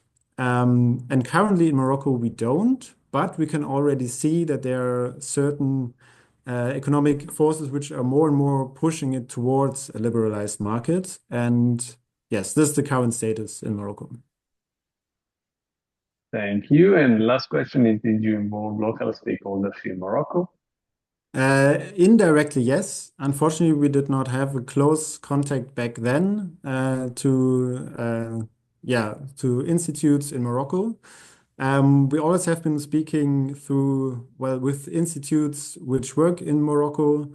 But this is also something I want to emphasize. If we would have redone the study or if we will redo the study, I would certainly have a more closer connection to local stakeholders because I think it's very crucial. And this also brings me to another thing I forgot to mention, that we're working in a project called H2 Global Meets Africa, where we're not just looking at Morocco, but many, many other African countries, where we already have some great connections, but we're always looking out for further ones. Thanks. Thank you, Leon. And also, please feel free to post anything related to this project in the chat so that if anyone is interested in knowing more about that or in helping you, this could be a great occasion for that. And so thank you again for your presentation and your answers. And now I'll ask Theo to share the introduction to the next session, which is a workshop session, so something slightly different from the presentations that you assisted to so far. So I also invite Tobias and Michel to be ready for the workshop session. Okay, he is also sharing here a QR code to join our Discord community, the PyPSA-Earth Discord channel, and with a reminder about the weekly meetings. And now, yeah, so the workshop session by the title Bridging the Community of PyPSA-Earth and OpenStreetMap, hosted by Tobias Augspurger and Michel Simpeme from Open Energy Transition, is about to start. So please, Tobias and Michel, the floor is yours. Yeah, hello. Can you hear me loud and clear? Yeah, loud and clear, yeah. Or is this good? Like, too loud? Okay. No, it's... Let me just share my slides.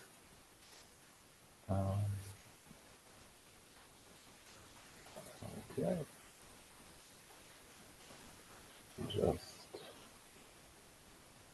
There's just a bit of background noise, but I don't know if it could be related to your headphones, maybe. I think this is related to my children. Don't worry, but yeah, nobody's okay with that. Yeah. Is it okay like this? Yeah, it's okay. We can hear you. Good. Do you see my screen? Yeah. Okay. Yeah, bridging community of PyPSA-Earth and OpenStreetMap. So my name is Tobias Augspurger. I will give this the introduction actually into the OpenStreetMap project, we sometimes call it, at Open Energy Transition. I have actually a background in atmospheric physics, especially about the stratosphere. But I also did a lot of open source projects in the past, also related to mapping. And so I ended up actually at Open Energy Transition in December, building a whole team for mapping the electrical grid and other power assets in OpenStreetMap. So we actually received a grant from Breakthrough Energy with 5, let's say, larger goals to improve the specification of infrastructure, power infrastructure in OpenStreetMap, transformers, substations, and power lines, contribute new data, especially in low and middle income countries, with at least one country per continent, increase the quality of the existing data with validation checks and new tooling, foster adaptation collaboration. So we really are interested actually to build a lot of tutorials and videos and presentations and things like to really help people in mapping power assets and the transmission grid in OpenStreetMap. That's really, let's say, one of our core goals, to empower not just the PyPSA meets Earth community, but everyone who's interested in actually mapping his own local transmission grid or in the transmission grid in other countries. And at the end, we want to study what's really the difference between us mapping a country really extensively before and after that. So it will also be very interesting to see what's really relevant of the transmission grid and what's maybe not that relevant for a PyPSA study, and which kind of outcomes does actually change at the end. So we have at the moment 4 people in the team. Everyone just started the project. And we want to do the whole thing with really open mindset. That means that we really want to build an existing knowledge community and tools instead of reinventing the wheel and keep out a bit modular. So not, let's say, build a new mapping framework or build a complete new front end for the electric grid data in OpenStreetMap. No, we really want to combine what's already there and to combine it in a way that it's just better for the rest of the community. Yeah, and then empowering local community, as I just said, but also, and this is why I'm very interested also to talk here, is to create a bridge between PyPSA meets Earth and the OpenStreetMap community by creating actually synergy. So what is something that actually OpenStreetMap people are interested in that we can provide them, and how can we showcase that we need this data? Okay, we use a lot of this data in PyPSA-Earth, but how can actually also OpenStreetMap itself benefit from PyPSA-Earth? Yeah, about OpenStreetMap itself, it's actually the only mapping platform that really extensively supports the mapping of infrastructure, electrical infrastructure like the electrical grid, but also gas infrastructure, but also telecommunication infrastructure. And we did a lot of investigation about where it's been used and found out, yeah, the International Energy Agency, also local agencies from India, and also the World Bank, and a lot of large institutions already use OpenStreetMap data when they want to do study on a larger region. And for some areas, actually, it's much better, the OpenStreetMap data, than the data provided by local TSOs. Yeah, on the right-hand side, you see, for example, the OpenStreetMap data, the red lines showing by the International Energy Agency for Latin America. So at the beginning of the project, we really try to find every data set, every method, every community, every tool, everything that is somehow relevant for transmission grid mapping. We found a lot of really impressive data sets. We compared them with, especially from the people of the World Bank. They are, let's say, one of the biggest providers of open data. They use also a lot OpenStreetMap, but they don't integrate their data back into OpenStreetMap. So we try to integrate those data sets back, and the feedback we got from the OpenStreetMap community was that there's a huge license challenge, because the World Bank has Creative Commons BY, that means by attribution, so you do have to do an attribution, and it's not possible for the OpenStreetMap community to do attribution for every data set that's been integrated. So the outcome is that there's just huge amount of data sets that are just lying around and not being integrated in OpenStreetMap. We also find out that there's very little learning material. We've also found a substation detection that could be extremely helpful for us. A lot of also power plant data sets that we could find. And we could also find out that actually for Africa, Asia, and some parts of the US, there are major gaps in the grid. So this comparison, especially we did a comparison of the African continent of the OpenStreetMap data.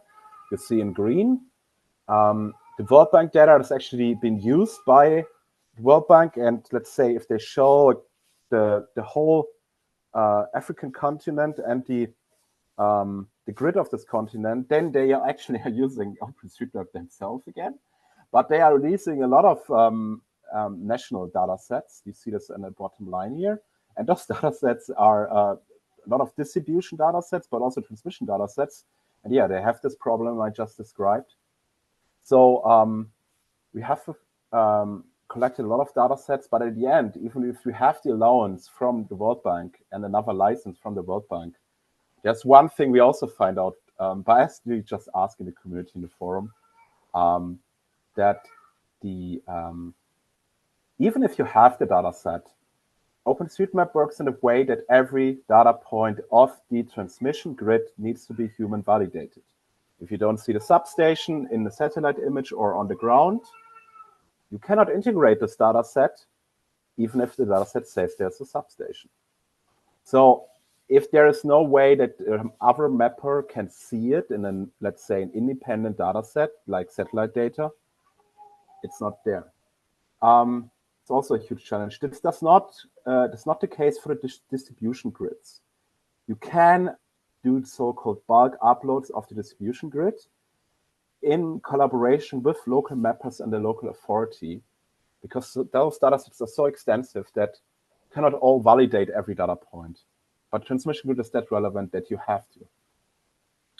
We're also investigating in substation detection, because substation detection is would be extremely helpful for us, because transmission grid mapping is very hard if you don't know which direction you have to go.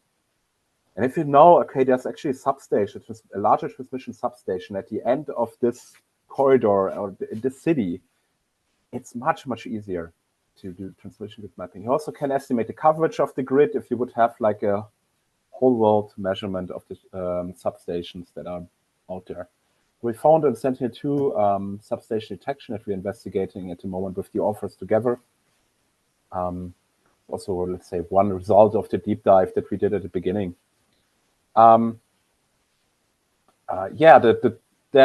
when you have such a, let's say, substation detection, then you see the bubbles here, all those round bubbles here. These are all power plants or actually distribution or transmission substations, and they all have substations. So for us, if we would have those substations, it's easily to find out, hey, maybe I can find here the line between those substations, and maybe here's also a line missing. So it's really a good guess for us. And we also, to integrate this in our data sets, we created a grid mapping starter kit where we can use those data sets. We also integrated already different validation checks that everything works already globally. And in this way, we could already in January close the transmission line from Tanzania to Kenya. Actually, the first transmission line connecting actually those upper region of the grid with the lower region of those grid in East Africa. So really important transmission line that we can close in January already with the help of those osmosis validation checks, osmosis this validation framework of OpenStreetMap. One thing we also did is adding actually night lights to the OpenInfra map. That's the front end that the OpenStreetMap community built to visualize the grid and really have a appealing and easy to understanding visualization of this.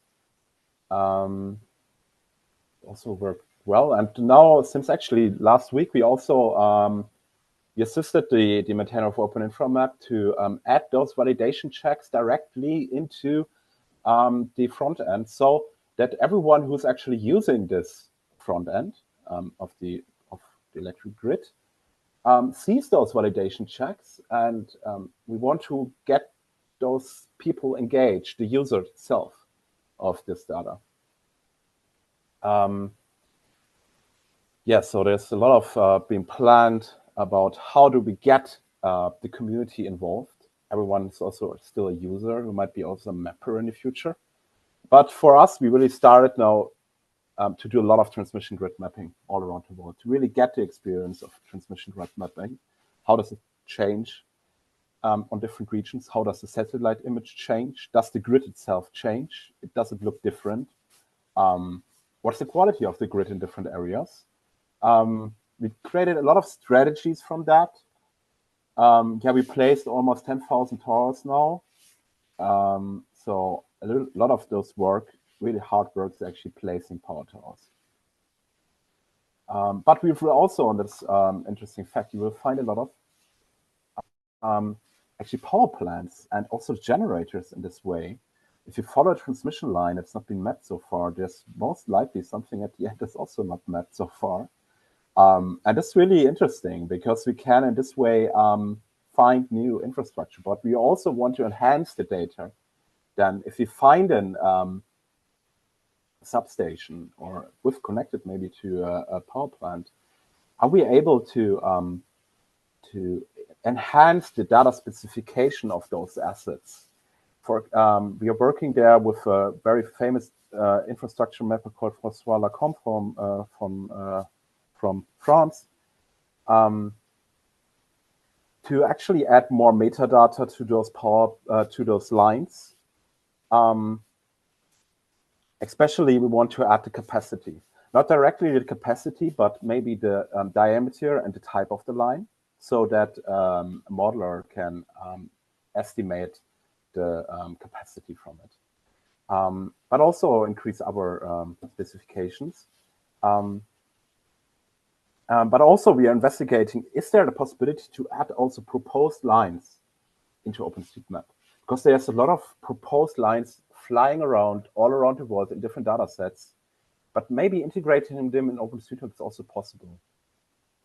Also, we are investigating, can we add metadata of Wikidata or other data sets like Global Energy Monitor directly to OpenStreetMap, like on the right-hand side, that you have actually the identifier from other data catalogs linked in OpenStreetMap, so that you can just say, okay, please give me the global energy monitor data from this power plant directly by the ID that you have from OpenStreetMap. We did a lot of advanced mapping now also, but for some things we do not touch at the moment. So on the left-hand side, a typical example, you follow a transmission line, you find a substation, and you see, okay, what's this connected to? Oh, it's a hydro power plant. It's not been mapped so far. In the middle, that's actually a substation, a high voltage substation, and then you can see how complex it sometimes is to map the routing of the lines. On the right-hand side is also something that's really challenging, is the split of lines. They are a lot of times not really good mapped, because you need sometimes a little bit more of understanding of how the grid works.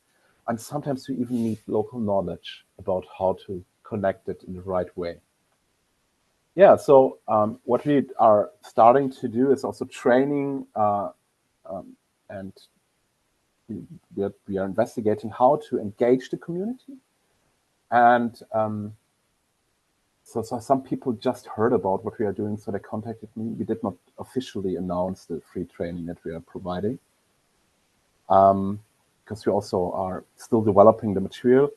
But we found out that actually placing power towers is maybe something that really a lot of people can actually support, and it really can make a difference. So sometimes just placing one tower next to your house that is not mapped in OpenStreetMap can help us to discover a whole new line. And it's also something where you cannot really destroy the existing data in OpenStreetMap. So you cannot really, there's no risk to let people do power tower mapping, even if they are not experienced with the grid. And we're also investigating actually apps for people on the ground, like here, for example, Marishi did this, my colleague in Zambia, where to test an app called Vipushi to map it on a mobile device, actually, and to add metadata, maybe the name of the substation that is being written down on a sign. And we also identified, and it's very interesting, actually there's a lot of map challenging is now coming to OpenStreetMap. For example, taking pictures from wind turbines, so that actually people of OpenStreetMap, more experienced people, can estimate the power of this wind turbine. And we are investigating exactly the same thing for maybe power towers and other infrastructure that we would like more metadata about. And we also have actually already one volunteer at Wikidata to investigate if we can match the OpenStreetMap and Wikidata database against each other for metadata, but also for locations. Sometimes in some languages, you have a power plant being described in the one language that is not an OpenStreetMap so far. So can we match them? Or it's maybe also not identified by Global Energy Monitor so far. And that's why we are investigating actually to match those three open data sets with each other. To again create another data set of not mapped power plants and other power assets and substations. Yeah, that's from my side. So I have questions actually for the PyPSA community, but I'm also very interested in your questions. So for us, we are actually still open to prioritize different regions. And we can prioritize this based on like ongoing studies, or maybe you're already want to start there and you want to map, you want to do a study in this region. We can help you actually get all the data together. We have so far investigated Nigeria, because actually people from Nigeria approached me on the weekend and said, hey, we have here a huge problem. Here's a huge amount of grid extension being planned and ongoing. Can you please check if if the data set being used is good enough? I would be interested also what's, let's say, also your dreams for OpenStreetMap. What is something that you're missing that you could think of? And yeah, it's one thing that I just want to emphasize here a little bit. How can we help actually OpenStreetMap community? Because PyPSA and PyPSA-Earth can be used as an integration test for this community's data set. So if we would regularly use their data set, integrate it into into a study or into a workflow of PyPSA-Earth, and we have their problem investigated, this information could be very relevant for the mappers of this region.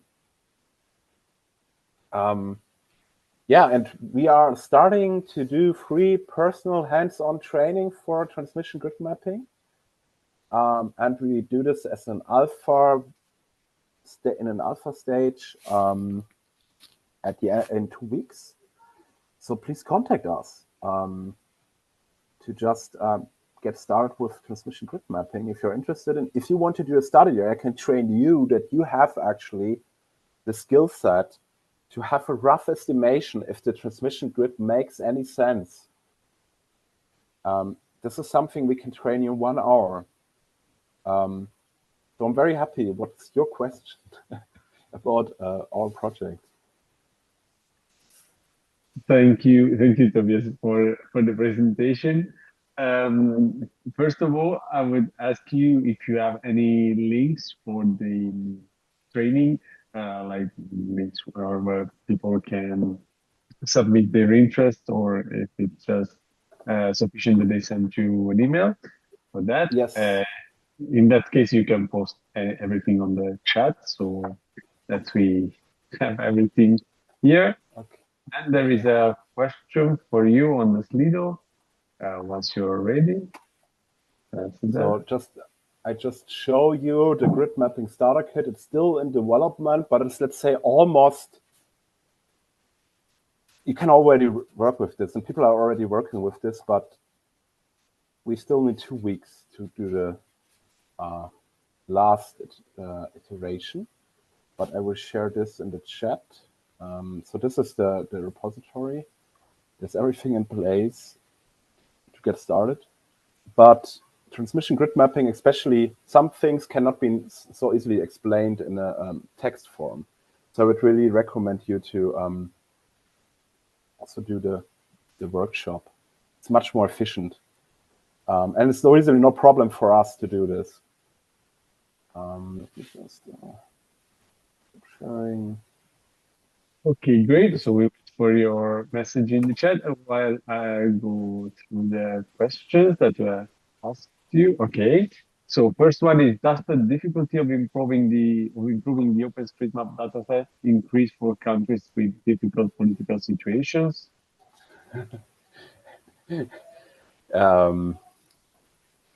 Let's say it this way: there are regions in the world where mapping in general is not allowed by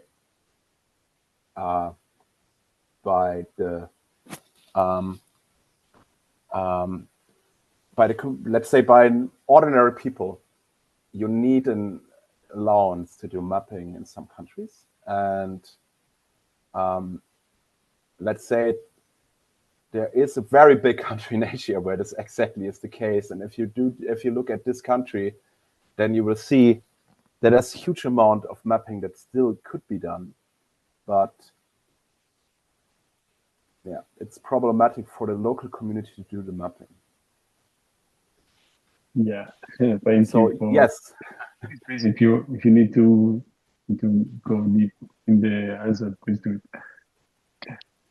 Okay, otherwise we go to the next question, which is should we also have trainings on the basics of identifying, building, and eventually connecting transmission system components on OpenStreetMap?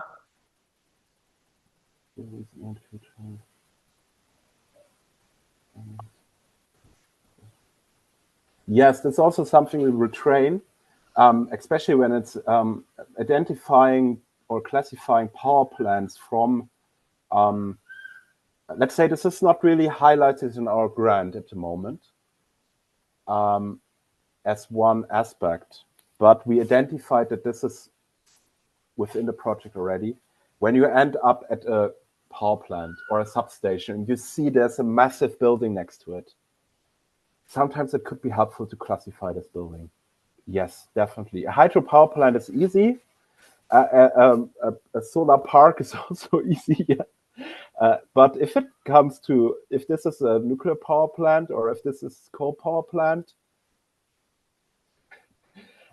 then it's actually not recommended to just do this by images. Then there are tricks like you find out the country name, the city name or the village name, and then you have, okay, what's the power plant here that is been built there? Yeah. So Okay, answer the question. I think so. Thank you for your answer. And last question is, did you have contacts with the OpenStreetMap Foundation? Did you discuss with them your initiative? Not so far, because it's actually not officially been promoted. We are actually waiting for one bigger collaboration to get started, hopefully this week. And then we can officially also announce the whole project. But before that, we wanted to have already everything in place.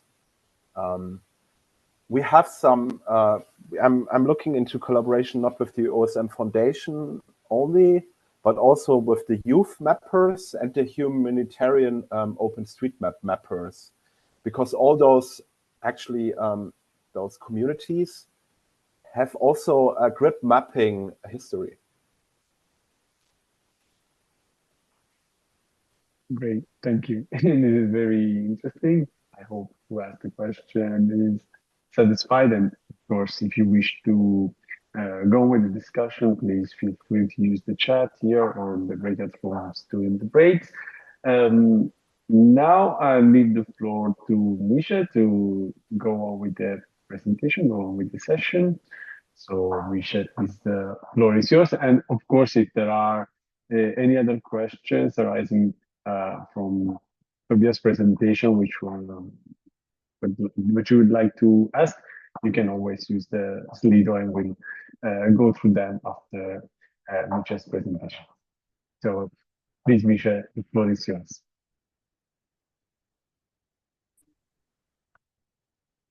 Okay, thank you very much. Am I audible? Yes. Awesome, awesome. So let me just quickly share my screen. Sure.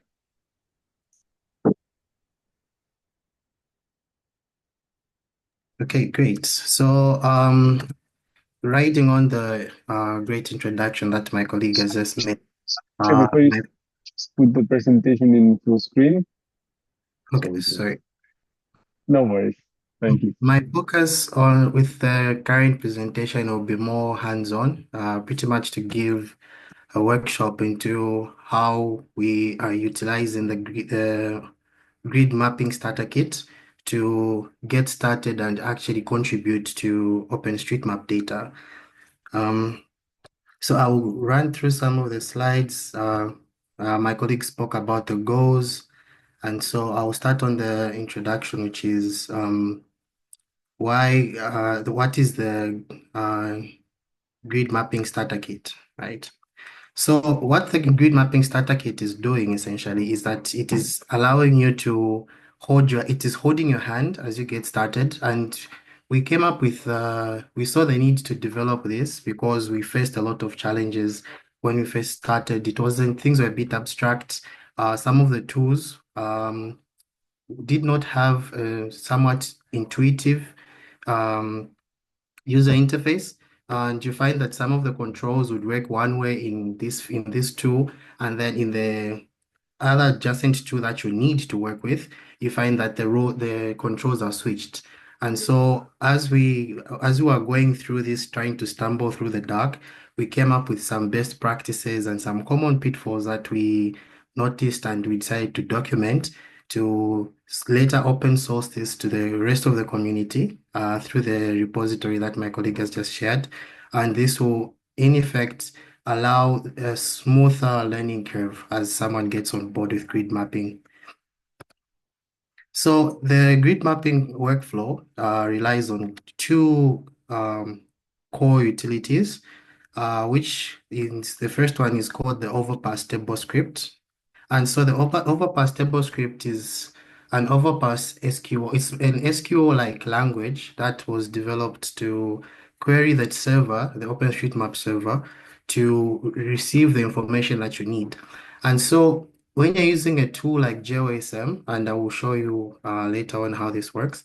So when you're using a tool like that, you're able to pull the information from the server so that you can interact with the data.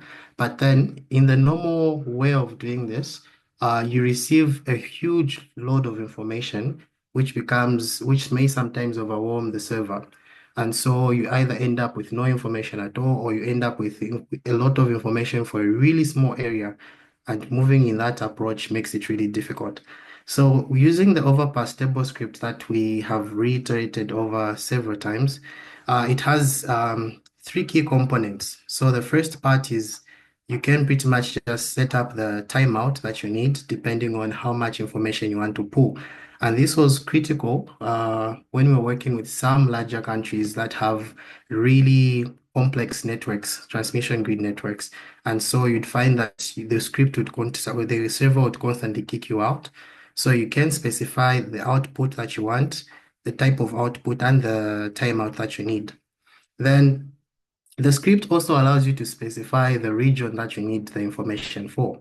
So you can set administrative boundaries, and these can be passed by passing the parameter, which is a number, 2 for countries, 3 for states, 4 for provinces or cities. In some countries, you have to set states versus provinces.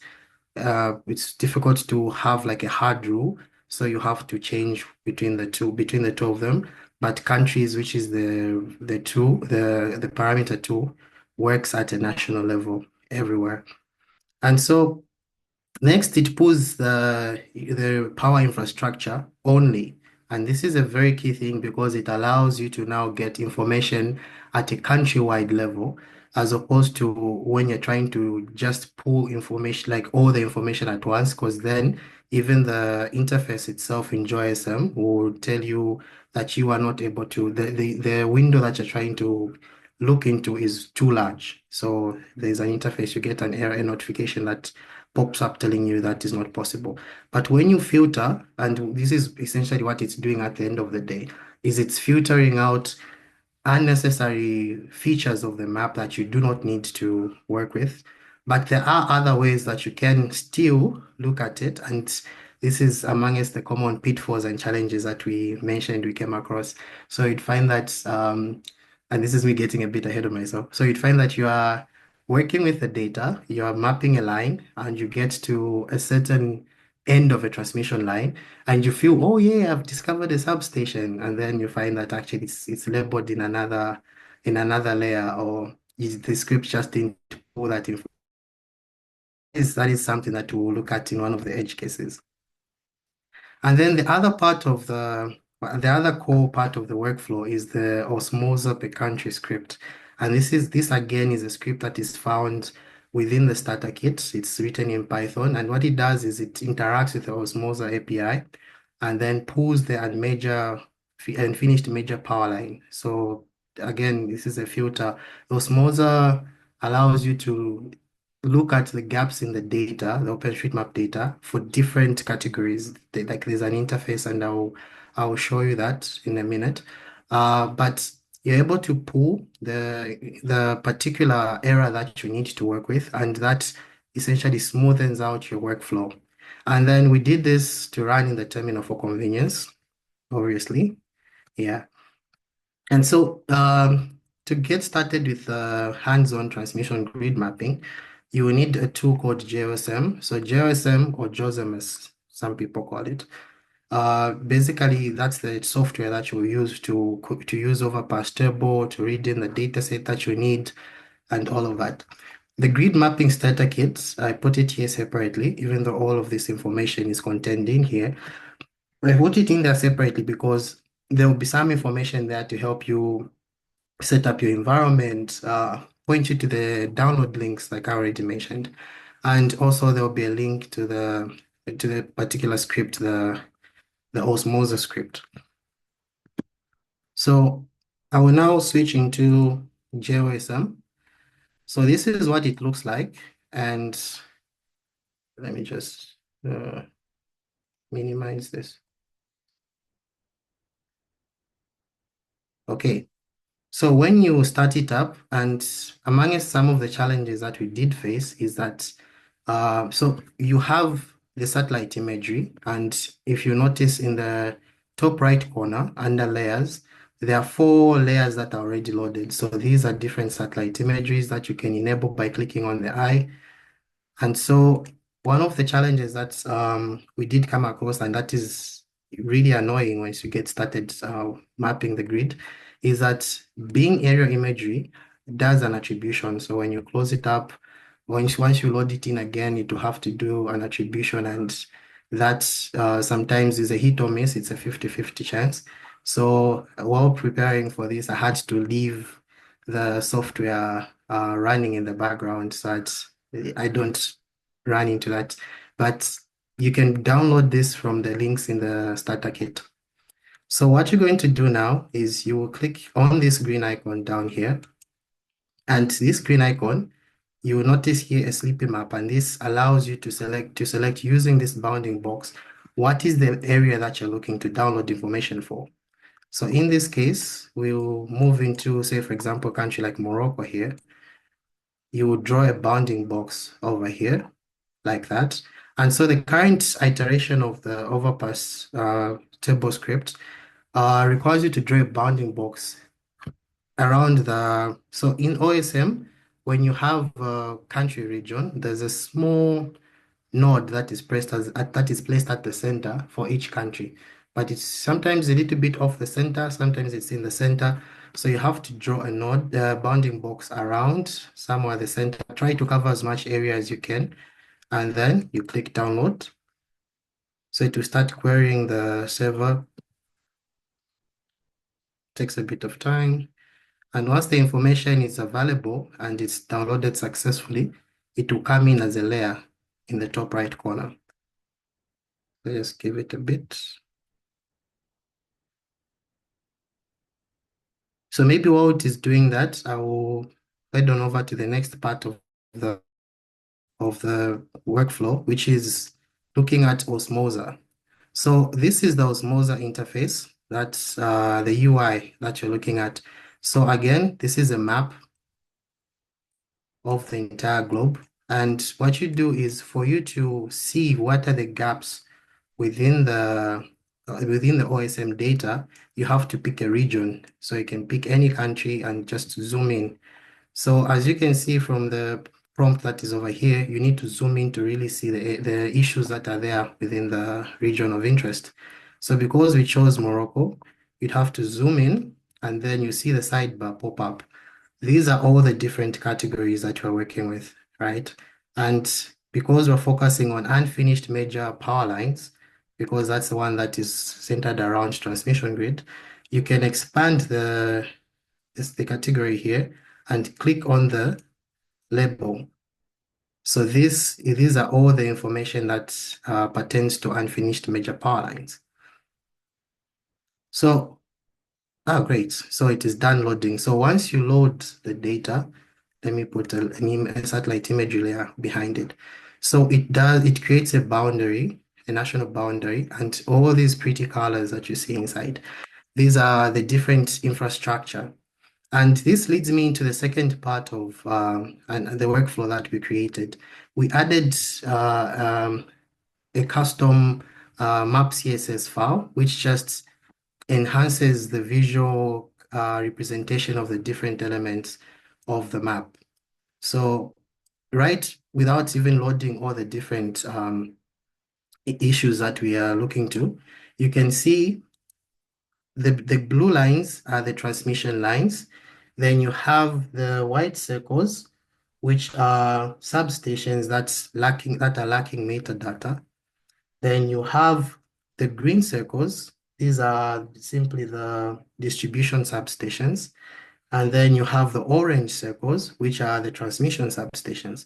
So even without zooming in, I already have an idea of how is the layout of the transmission network. And then before I get into the issues itself, one other thing that jumps out at you when you load this using the CSS file is that you get an idea of where the gaps are. So in this case, when you have a line, a blue line like this, you'd expect it to have some bubbles at the end. This indicates that the grid is connected to a substation. But when we zoom in, and I can zoom in over here, we notice that there is a bubble over here, but there isn't a bubble here. So once we zoom in further, we notice that there are some power towers here, and the power towers are being represented by blue squares when you're at a higher zoom in level. So once you get in there, you notice that there isn't a substation here. So you can immediately get into searching for a substation. And sometimes it's straightforward. There's a building over here. And the hard rule that I will remind everyone is you only map what you see. And that is the hard rule of working with OSM data. So sometimes you can see a building here and you see a substation. If you're a local, you're able to determine this is a substation and you can work accordingly. Sometimes you cannot determine it from just looking at the satellite imagery. So yeah, to make it easier to work with, I will name this layer OSM. And to introduce the OSM script, I will create a new layer. And this new layer is supposed to hold all the different issues that we're going to pick up from Osmosa. So when you come to the Osmosa interface, after you've selected the region that you need to, by zooming into here, you come on Export and you click on GeoSM. So you give it a bit of time to load and it creates a new layer. And the OSM layer is in gray. It's grayed out because it's not the active layer. And the bubbles that appear in blue, these are the different issues, the unfinished power lines that we were looking at. So immediately something can be noticed here. By looking at the gray area underneath, we notice that the approach of using the user interface doesn't cover the entire country. So it means I'll have to come back into the web interface, move up to the north, load the issues that are for the north, export them to GeoSM, and then they will appear over here. And then work, and sometimes you find yourself working, maybe you started from here, you move up to this end, and you feel there are no more issues here, but actually you just haven't loaded the issues from the other region. So that's one of the challenges that we faced. So this led us to come up with a way to query the Osmosa API directly, and that was through the script that I mentioned in my presentation. So you can run it from the terminal, like I mentioned. It will prompt you to enter the name of the region of interest. So enter the country. And on this part, I will mention that there is documentation that explains how you can query what information you need. It's not always that you have to enter just the country name. And this is also explained within the starter kit. So in this case, we are fortunate you just have to enter the country name, and it tells you it has managed to fetch 387 issues, and it has created a file called Osmosa Unfinished Power Lines, GeoJSON. So we can come into the file menu and click Open. select Osmosa and finished power lines GeoJSON. And we notice that now we have all the issues for the entire country. That is already a huge win. And so we can now get into the actual mapping. So every triangle is an unfinished power line. And for the sake of presentation, I had prepared a bit of lines that we can finish up, but I will still demonstrate the workflow accordingly. So I'll just get into mapping a line. So if I click on this shortcut here in the toolbar, I can create a node and it jumps me to the point where the issue is. So here we have a line that is coming from the top here, running alongside another line, and it looks like it's coming to what could be a substation over here. So I will just delete this node that I created, switch over into the OSM layer, and you always need to map from the OSM layer because that is how you'll be able to upload your information at the end of the day. So I will start by first placing the power towers. So I will look at the map and try to determine where the next power tower is. So if I look around, I can see this looks like a power tower, even though it looks like a tiny blob. And sometimes you may not be sure, so you can move a bit ahead because they move periodically. And you see there's another shape here that could be a power tower. So this reinforces the idea that this was a power tower. So if I click on the node, on the image of the power tower here, I can Control-C, place the mouse cursor where I want the tower to be, and then Control-V, and that will speed up the process. So Control-V, Control-V, Control-V, Control-V.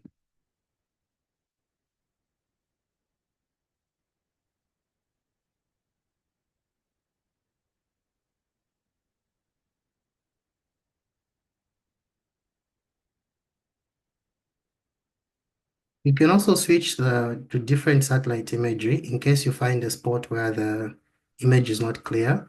Sometimes one satellite will be more clear than the other, and this will be seen as we continue. So in this case, S3 is not working too well. Bing also is not looking too good. The tower is not visible within Bing. So you can switch back to Mapbox. So we continue mapping. Here we see the shape of the tower, but it's like this, the shadow shifted, but we can see it still. So it is running alongside this line over here. And again, it's here. And it takes a bit of time to get used when the images are not that clear. But I have another example that has slightly better, much better visuals.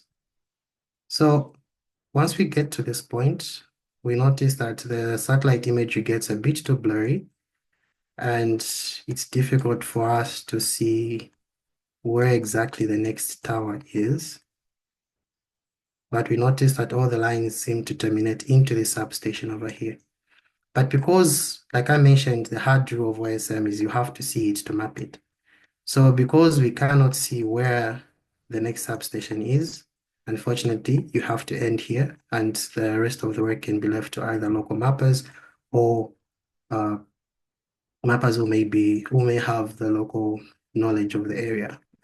So after setting the power towers, I will now go back and connect the line, or a way in this case.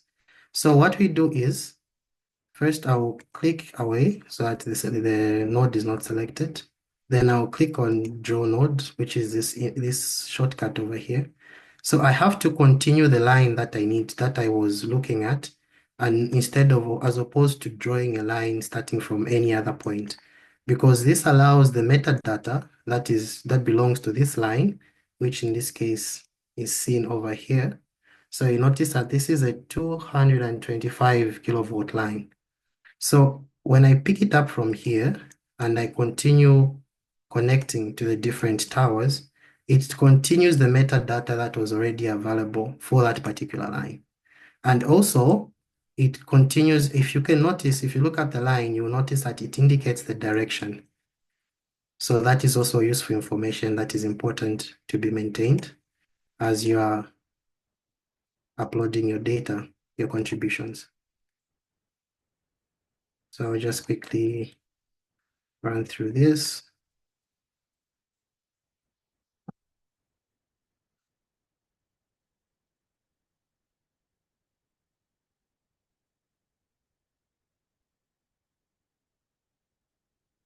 What's the next one? Here it is.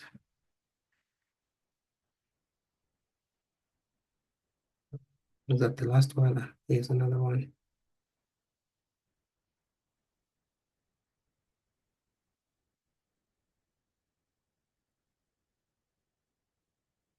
Okay, so that is where it ends. So this is the line that we've extended. And what you would do is, after you've mapped it as best as you could, you will now click on the upload button, and it will bring up, it does an initial check, a validation check. And in this case, it says possibly missing line support node within the power line. What does this mean? So this means if we zoom out and it has highlighted part of the line, it simply means because the towers are occurring at regular intervals, there are parts of the line that do not have a node indicating a power tower. But this is sometimes inevitable because of the quality of the satellite imagery that is allowed within GOSM and the OSM community. And so we can go ahead still and upload this.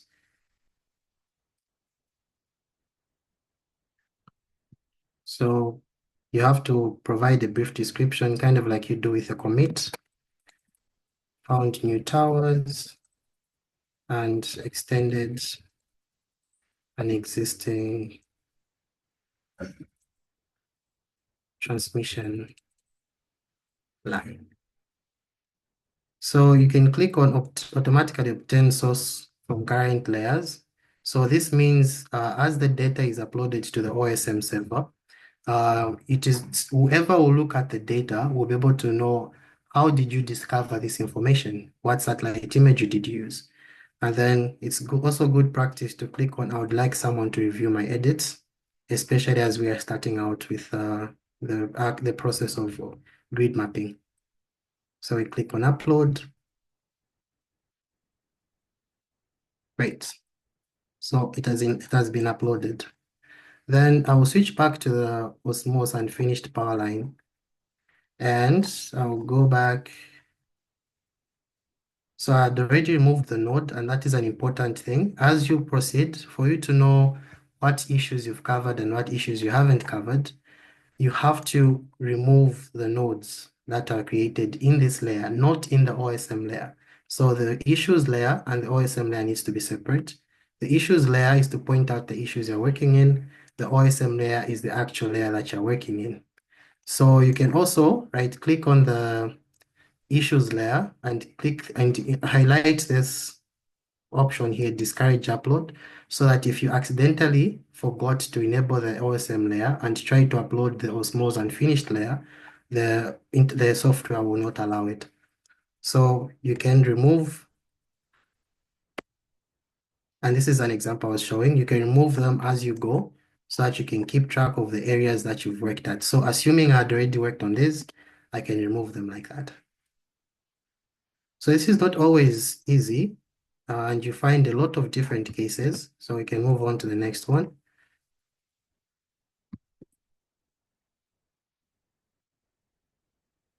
So again, we have a layer over here, an issue over here, of a line that has not been completed. So I will remove the node and the issue, switch into the OSM layer, and begin my mapping. So I will Control-C the tower and start pasting the towers along where the line would be.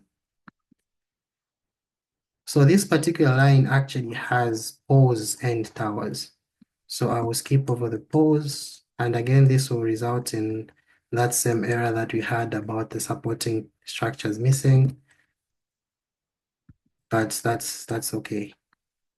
So the towers come here, proceed here, coming to there. And we notice it seems there's a line here that someone started, and it goes all the way up here. And if we follow it, reaches here. There is a substation over here, and all the towers seem to flow into this. So if we look at the direction of the line that we're trying to extend, this line points in this direction. And what line does this line, that direction does this point in? In the same direction. So you can also confirm, one other thing that you need to look at is pay attention to the metadata window, which talks about the membership, right? So what you can do is we'll continue adding. Now, where did I end? I ended over here. All right. So I'll move up. Here's the next tower, and this was, so I can now extend the line that I started from here. So again, you start from the last point in the node. You add the towers.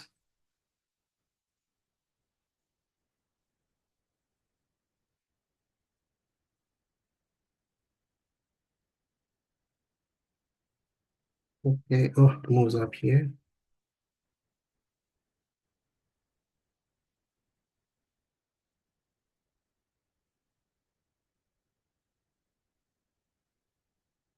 Then it connects here.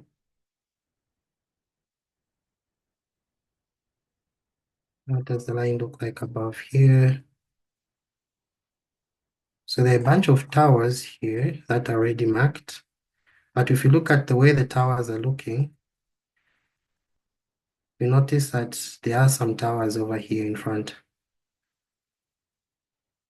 And one that was already marked here. So we can continue with that. So Control C, Control V. And then the substation is over here. There are two towers over here. So this line is on the outermost side. There looks to be another line over here. And I'm sure that's the one that connects with this other line that is here. So we can extend this.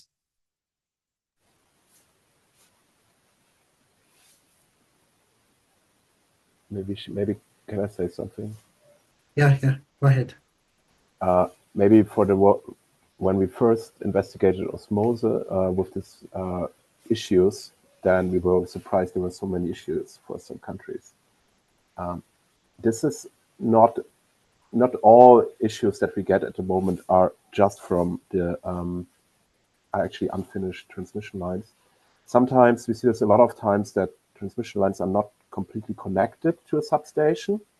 And then we also got this error. And this is a lot of mappers are really not connecting at the end this transmission line to a substation. That's why we get so much issues. Another reason is that sometimes for a lot of distribution grid data, we also got these errors, and we're working on actually to better separate the issues that are really relevant and from that are not that relevant.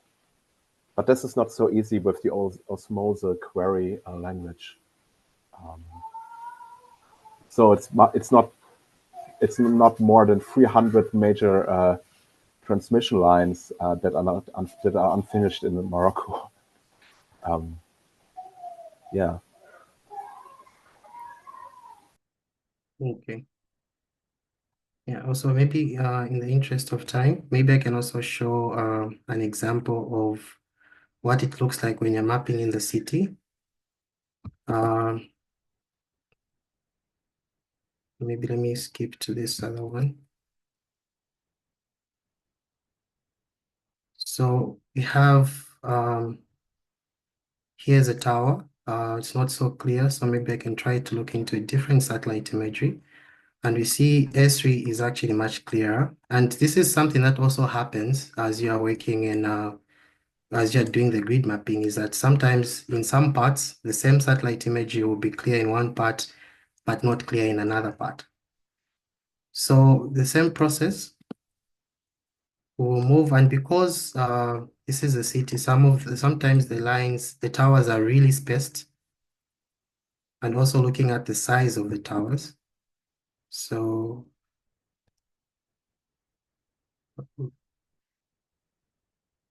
P6, okay.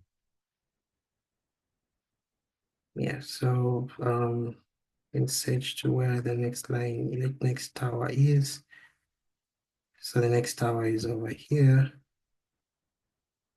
And the next tower is over here. And if we just zoom out a bit, we can get a sense of how the direction of the tower of the line is going. So if I zoom back in,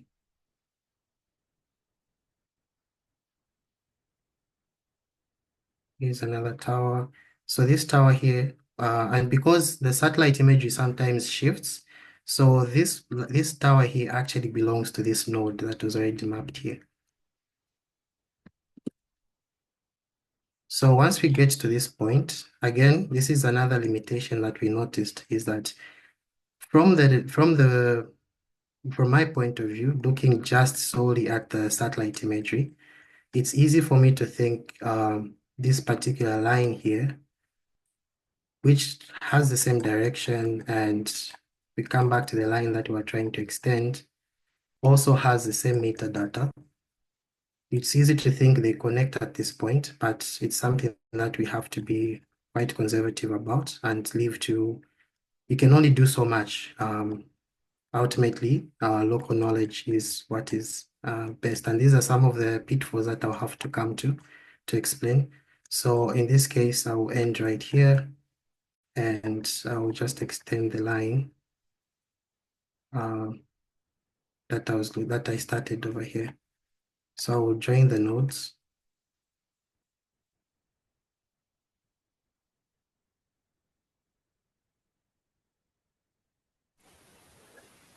I'm just going to try to. So you notice. Maybe we should, in this case, we also use a street view imagery, and from street view imagery you can maybe see how the lines are connected. So there's a lot of street view imagery available from Morocco. That could help. Okay. And then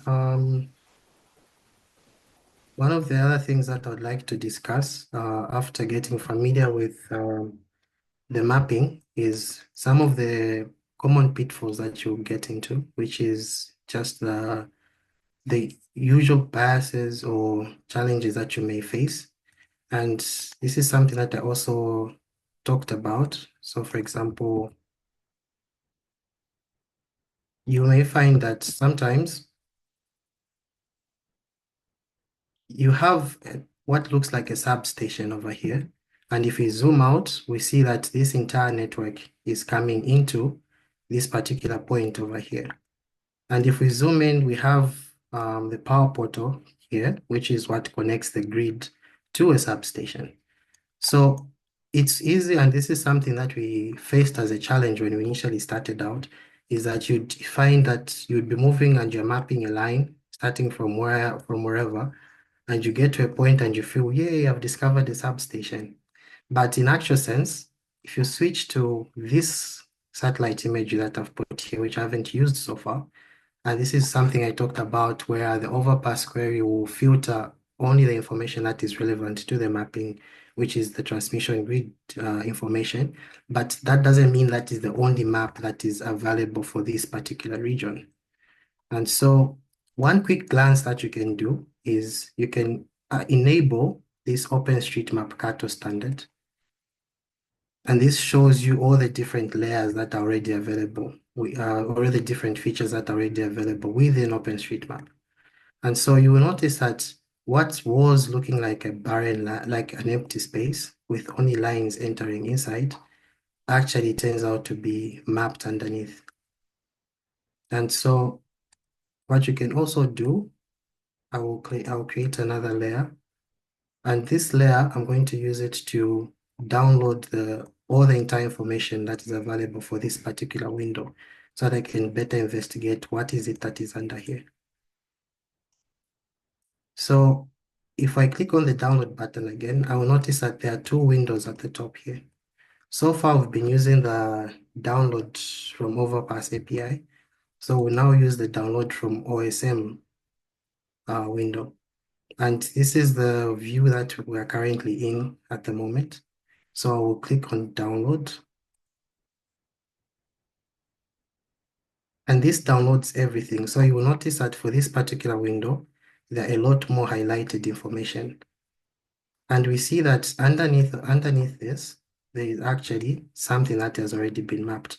And this substation was actually mapped as a barrier wall. So this is a wall that has been mapped here.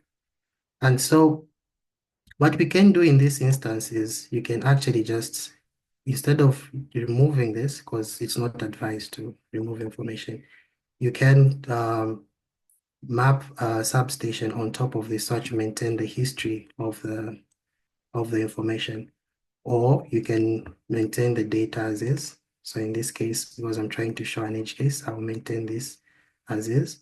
And this can be changed so that it can even be added with local information. So that is something that you will look to as you are doing your mapping a lot. And I prefer having the arrangement of satellite imagery with having the OpenStreetMap layer at the very top. That way, as you are mapping, so for example, as you're moving down this line and you're not sure what you find is already mapped or is something new, and you just want to see if it's something that has not been picked up by the overpass query, you can just enable the layer like that. And the way GeoSM works is the layering moves from top to bottom. So even though I have this satellite imagery enabled, the layer that is on top will sit on top of the layer that is existing. So this allows you to quickly glance at what is underneath, and then you can just switch it off like that. So another interesting edge case is, I'm not sure with the time. How many time do we still have, or should we proceed to the Q&A? Yeah, if we can wrap up, would be definitely great. But if you just want to show something else, feature based, do it. No worries. If it's the last case that you want to show, please do it. Okay. So this is the last case I want to show. So this particular here, we see that these two nodes show that there's a line that ends here. And if we look at this building over here, because the satellite imagery is so clear, it's easy to suspect one of these buildings could be a substation.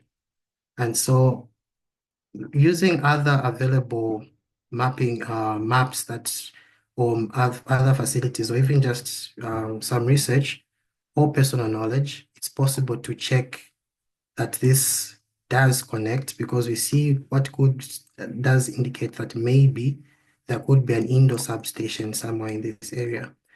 But like Tobias said, Street View, if available, would be something that would really help it would come in handy if that was available. But it's always good to remember you do not map what you do not see or what is not available. And these are challenges that we've been facing as we work. So in this case, this does hint that there could be a substation at this particular building, but you cannot connect this one, so we will leave it as is as well. So these are some of the edge cases that you have to be familiar with. And also on the changing of the satellite imagery, you will notice that if I switch to Bing in this case, the quality just really goes bad. So it's not usual that we have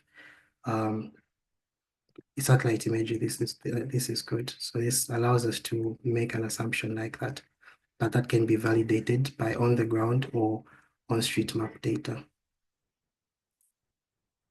Okay, so that's what I wanted to show. These are the edge cases that you're likely to run into, and that is the whole process. And also, as you're setting up the GeoSM, you have to connect your OpenStreetMap account and add the token to the software. And that's how you're also able to communicate through the Osmosa user interface and directly into the GeoSM. And when you're doing an upload, it works in the same way as well. So the information will be communicated through the token into the OpenStreetMap data servers. So I think I will close my presentation here and open for Q&A. Thank you very much. Thank you, Misha, for this very interesting showcase. It was really nice to have it. So I don't see questions so far on the Slido, but if anyone wants to say, process the information and ask questions, you're welcome to do so. Otherwise, you can also write later on the chat and Misha will be glad to answer you. Otherwise, let's wait if any questions are coming. Otherwise, we'll be having shorter break since we are running a bit late. So we can have a 10 minutes break instead of 15, and then we can proceed with the last session of the meeting with presentations for the Bolivian case study of application of PyPSA-Earth and another African case. So yeah, I don't think we have questions. So thank you, Tobias and Misha, for your workshop session, a very interesting workshop session. And so see you in 10 minutes. So for 13, let's say for 15 CET time. Yeah, see you later. Thank you guys, Tobias and Misha.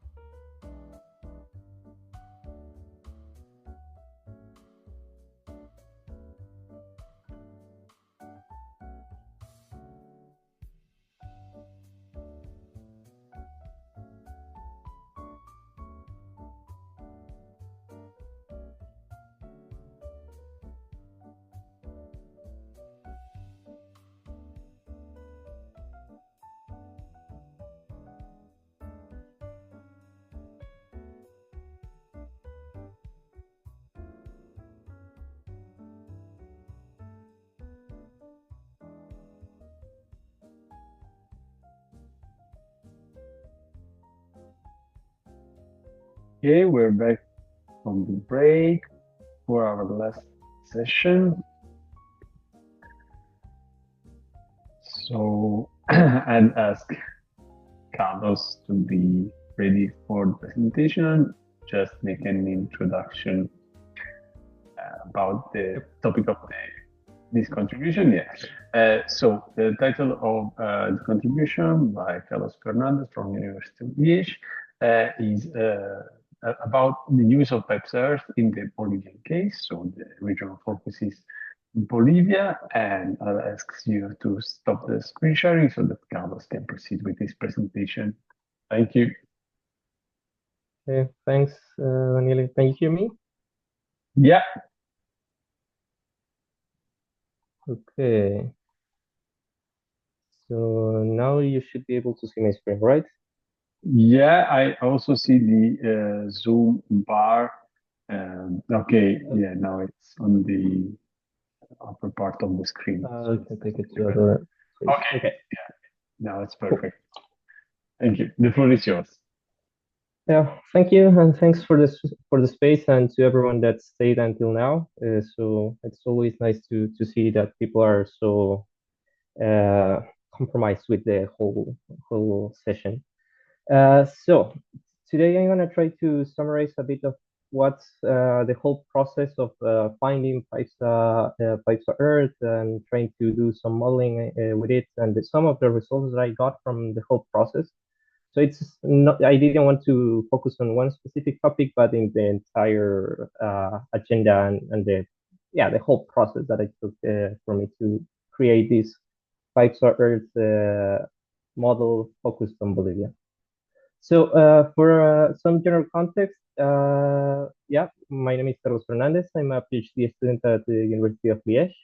I'm part of a 3 PhD student group that is working in the Integrated and Sustainable Energy System research group led by Vatankhah. And we're working a lot with tailored energy system model for energy planning project, which it's actually a project that it's based with the University of Liège in Belgium and the Universidad Mayor de San Simón in Bolivia. The core objective of the project, as you would suspect with the name, it's basically tailoring energy models for the Bolivian case. And within this project, each of the PhD students has a different topic or area in which we are working. In my case, I'm focusing on long-term energy planning and energy transition.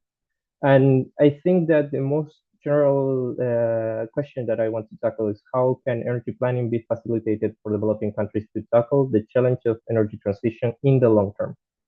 And so far, basically our short answer is let's use open source tools, right? So each of us is trying to focus on a different topic and with a different tool.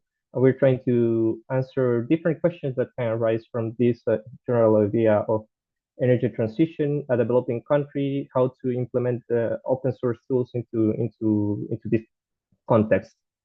And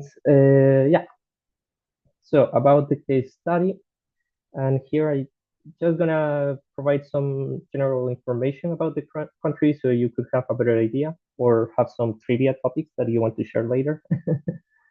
Basically, Bolivia is a landlocked country which has a developing economy in the middle and south of South America. You can see the red dot here in the middle of the continent.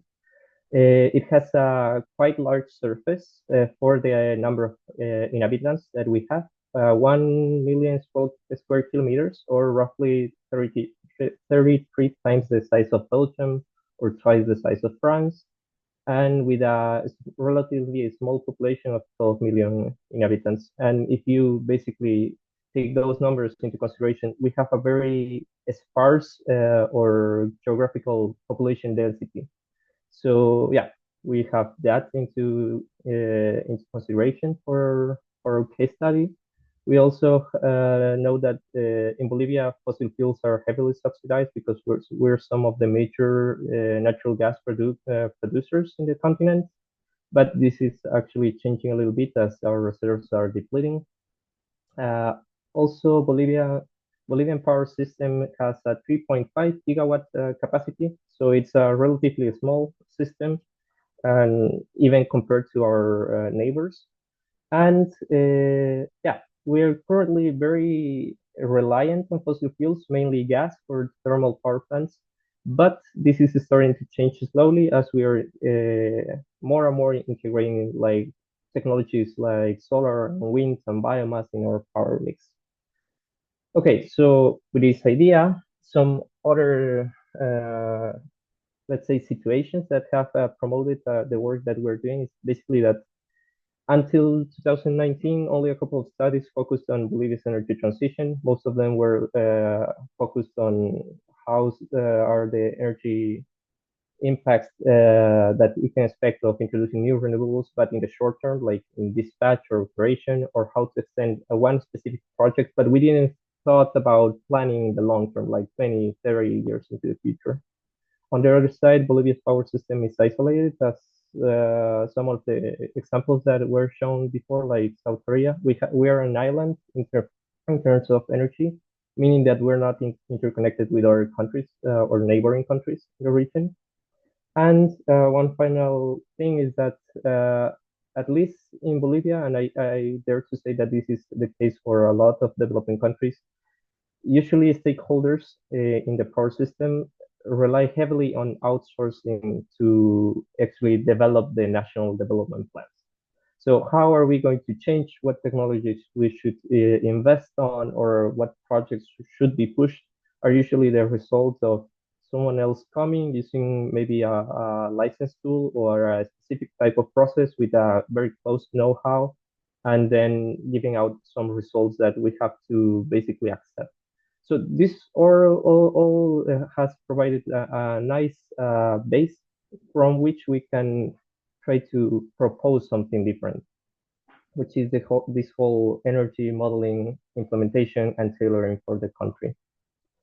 With that taken into account, I would like to start narrating my experience with PyPSA-Earth, basically. And here I have a disclaimer. I started the modeling process not actually with PyPSA, but with Osmosis, which is a long-term investment planning modeling tool that allowed us to see how the transition can change in the long term. So it's actually really good and simple to do that. But we found that it had some gaps regarding how detailed you can do the simulation of the power system. Like we cannot simulate hourly variations without compromising a lot of the computational tractability. So we tried to pivot into using a different model to see the operation, which is Dispacet, which is a tool that is being developed in our university. But again, this was very focused on operation, and you could see a lot of interesting outputs like curtailment and dispatchability of certain technologies, but it was limited to a specific year and not expansion. And because of that, we actually found a nice intersection that PyPSA seems to combine. And based on that, we decided to explore what tools exist out there, and we actually found PyPSA-Earth at the middle of 2023, I think. And we decided to maybe use this tool that it's proposing something very interesting. It's a middle point between what we already did, and it has a model that can be implemented for every country in the world. So let's see what happens. So we did some testing.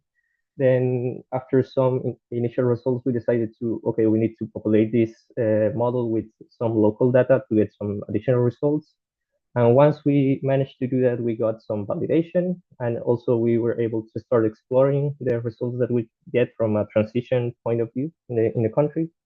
And currently we have, we are developing actually a repository for the PyPSA-BD version of the model.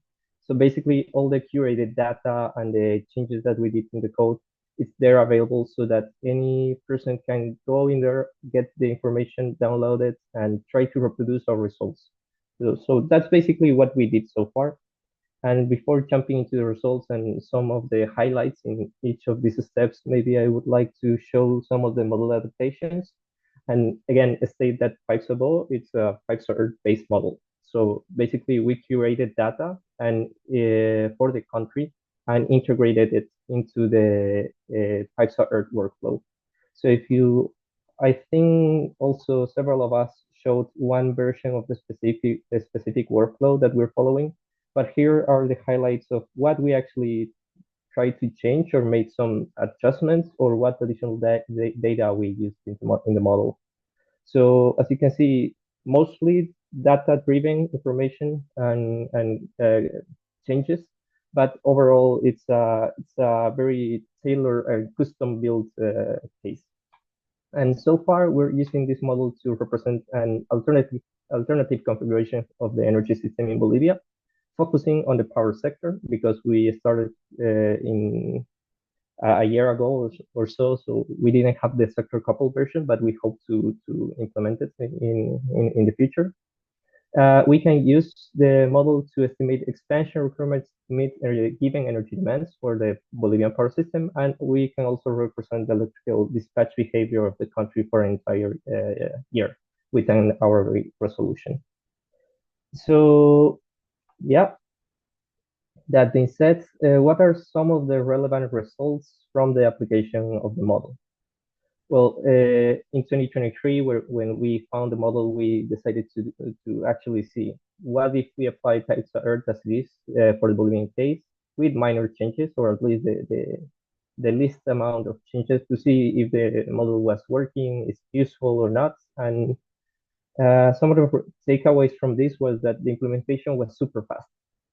But this has a big asterisk, which is if you know some basics for coding, which in my case it wasn't.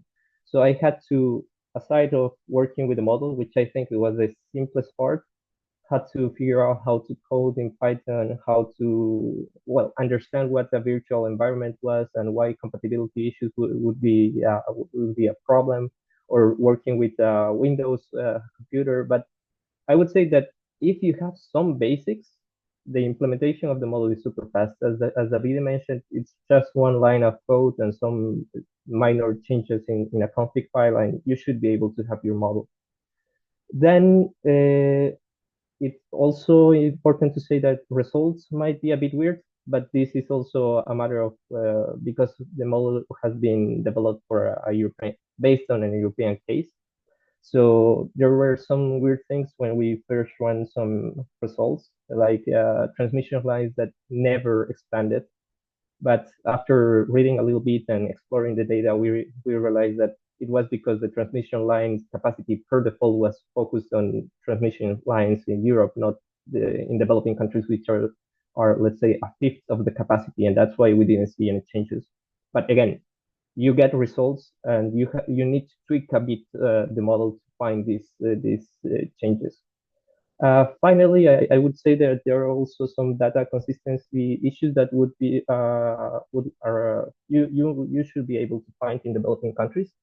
Basically, some transmission lines, power plants, or characteristics of the system that you need to really check if they are compatible with what you're exploring. For instance, and this is something linked to the actual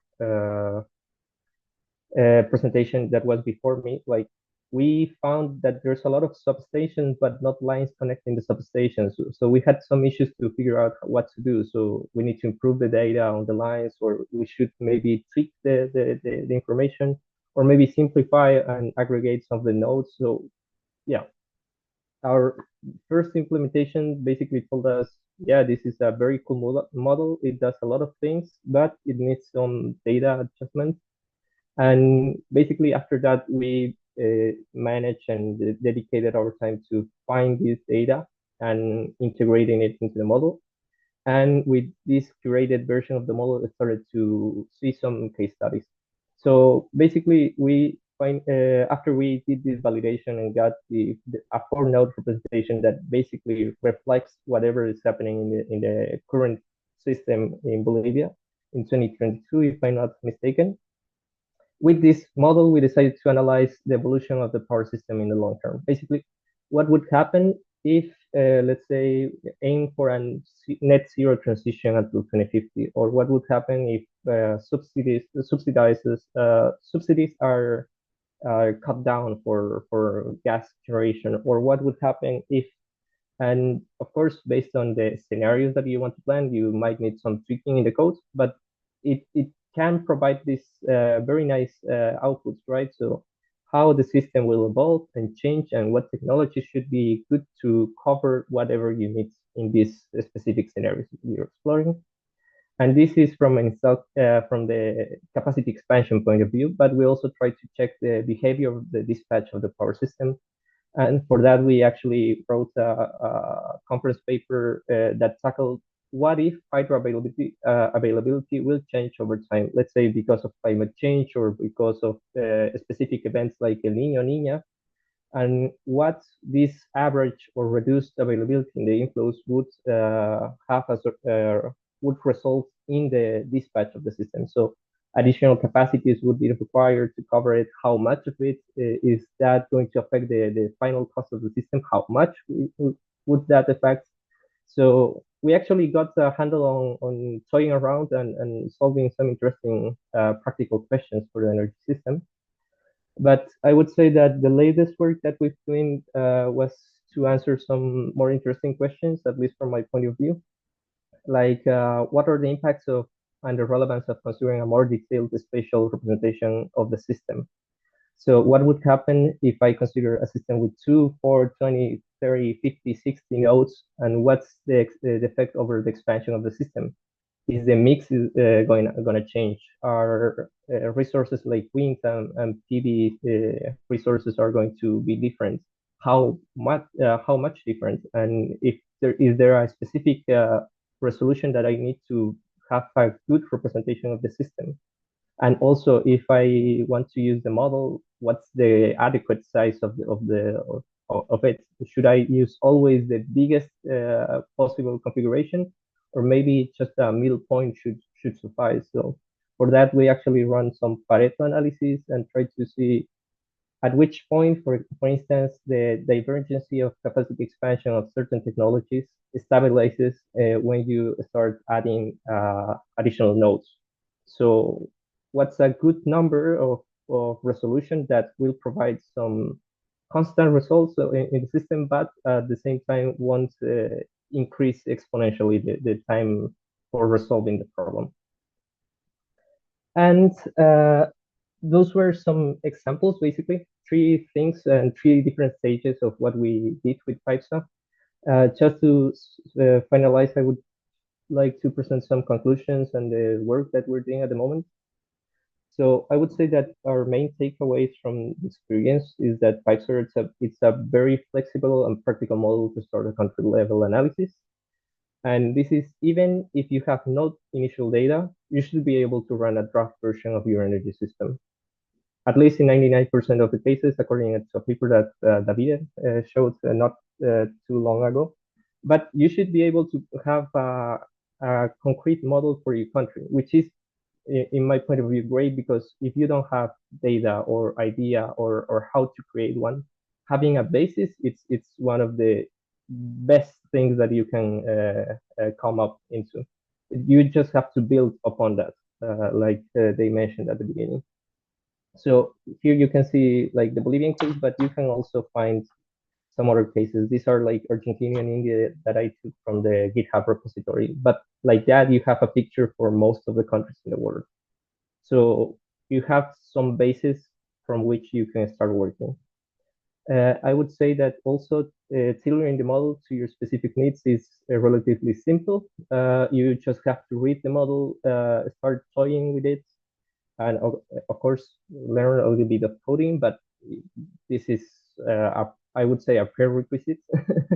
But also because of the documentation, developers, and an active community, this all really help you jump right into the process. So you can start modeling something, finding an error, an issue, and talking to people and asking questions, or going into the documentation if you need to tweak or change something very particular, and you usually find an answer there. So just try explore and use the tool, and you should be able to find most of your answers. And I would like to say that you can also help contribute to the development of the model, not by being an active developer like hired to do that, but just by using the tool, because the transparent and open structure of the model allows you to report bugs and issues, propose pull requests and data validation, and the model is constantly evolving. Like sector coupled version just came out like a month ago. Every month you have new pull requests and issues and bugs that are being solved. And I gotta say that even very small changes, like I actually managed to do a very simple contribution by allowing the model to find a specific folder where you can upload your data instead of using the predefined data source, which is a very simple thing. It's just changing some 5 lines of code, but that's actually a nice contribution for future people that would like to do something similar. Not use the predefined lines, or maybe work on top of them, and just changing the repository and the way that you can access or do these changes in the data. It's just really good and also very simple to do. So finally, what's being done currently? Actually, I'm working a lot with model linking. So I gotta say, sadly, and very sadly, PyPSA-Earth it's not perfect.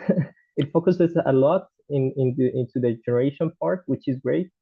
Something that it's missing there, like I mentioned before. But because it has to focus a lot in a very specific part, it has to, let's say, cut some corners in others. And for instance, demand characterization and expectations and growth and scenarios are limited to a couple of possibilities. So you actually need some other tools to provide what would the demand look in the future. And for that, we're actually using a tool that I presented before that one of my colleagues is working, which is EnergyScope. And we're trying to do this bidirectional linking, where EnergyScope can provide some boundary conditions for the work of PyPSA or the power system that are implemented in PyPSA, and then PyPSA-BO can be used to provide some limitation and constraints regarding how the power system is behaving in this more general energy system model. And yeah, we actually are working on that. Hopefully, it will be published soon, but yeah, it's under review still. And just to finish, I would like to also make a call to action. I'm currently working in Bolivia and a very Bolivia-centered topic, but I'm really, really interested in what would happen if Bolivia changes a little bit of this idea of working as an island and start exploring interconnection scenarios with other countries. So a lot of work has been done. A lot of countries have been validated regarding the data that you're using and the results that you can get from implementing PyPSA-Earth.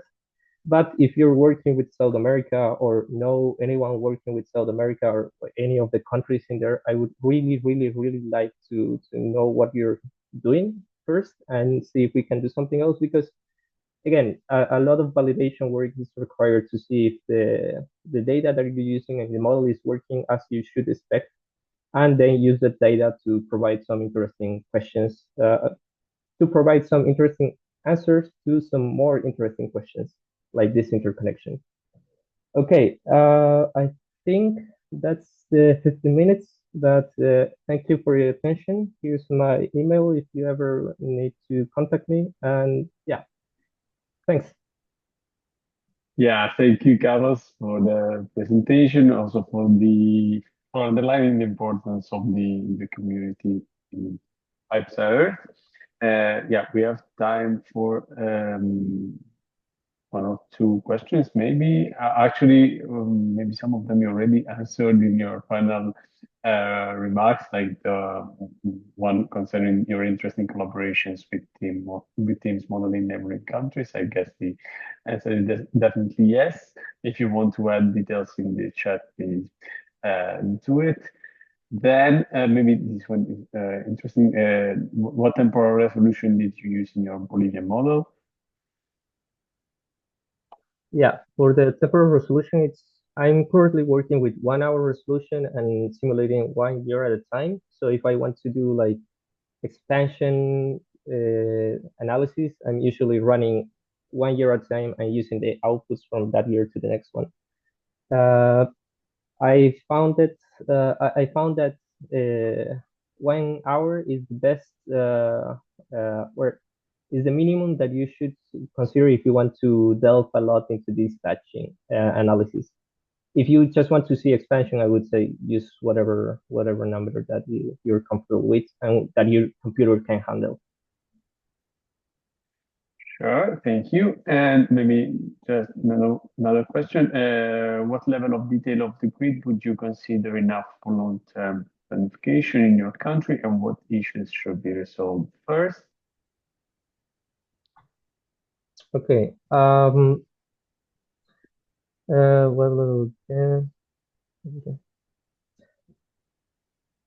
this is complicated to answer. So I know that there's some plans to expand both grid and power plants and the entire substation system, but those are not very public, so I wouldn't know how to answer that. I mean, there are plans and they usually are shown every 5 years. Whenever a new government starts, the first thing that they say is, oh yeah, this is what we're going to do. But they tend to be very blurry regarding if there are projects, if there are lines, if there are things that want to be implemented. We actually want to use what we're doing here to try to present something that can be applicable and usable by stakeholders that can provide this idea of what's the planification that we should apply, what tools you can use to do that, and what scenarios you could view into the future. But yeah, planification is blurry, like in most developing countries. Yeah, okay. Thank you, Carlos, for answering the questions. Like, there are 2 more questions in the Slido, but I would maybe ask you to answer them in the chat. So I will be reporting them to you, and you can answer with more detail in the chat. So thank you again. And now I invite, yeah, thank you. I now invite you to share the introduction for the last presentation and invite them to prepare for that. So the last presentation of this meeting will be hosted by Tam Kemabonta from the Arizona State University, and the title is Transmission Planning and Development for the West African Power Pool. First of all, thanks, Tam, for waiting so long for the presentation. And please, the floor is yours. As soon as Zio is stopping the screen sharing, you will be able to share. Okay, sure. Great. So today we'll be. Oh, okay. Can you hear me then? Good. Yeah. All right. So today we'll be talking about some of the work that we've been doing for transmission planning and development for the West African Power Pool.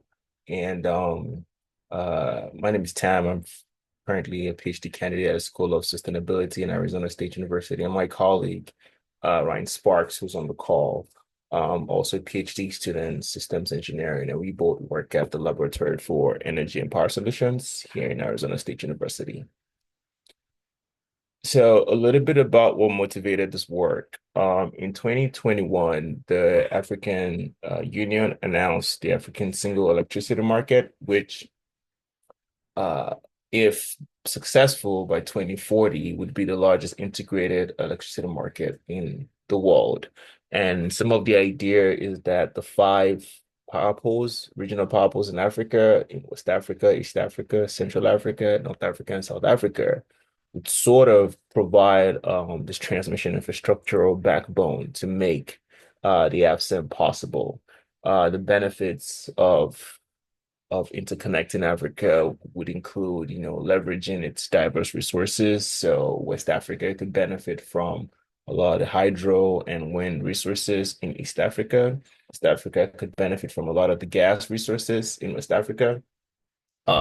And other parts could benefit from some of the coal resources in Southern Africa, right? And could also increase energy access across the continent, because there's still about 600 million people in Sub-Saharan Africa that don't have access to electricity.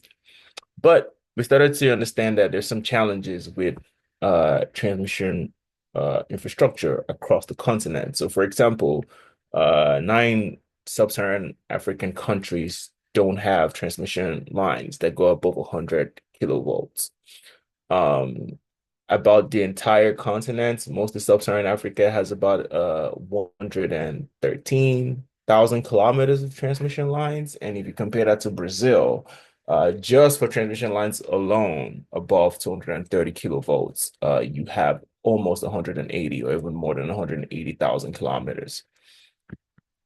So we started to think about how can we think through some of these problems with respect to transmission planning across the continent, and maybe also look at some of the regional power pools as we think of what is necessary to link all the power pools together. So as we started looking at what is the work that is currently being done in modeling the African continent or any part of the African continent. We found some good models, some good work has been done. In fact, a lot of work actually has been done. But then we realized that a lot of this work kind of around cost optimization and very, very much biased towards renewable energy integration. And while this is not a problem in itself, but for a continent that barely has any operational energy markets, to do a lot of cost optimization work means that you're assuming what the cost is quite a bit.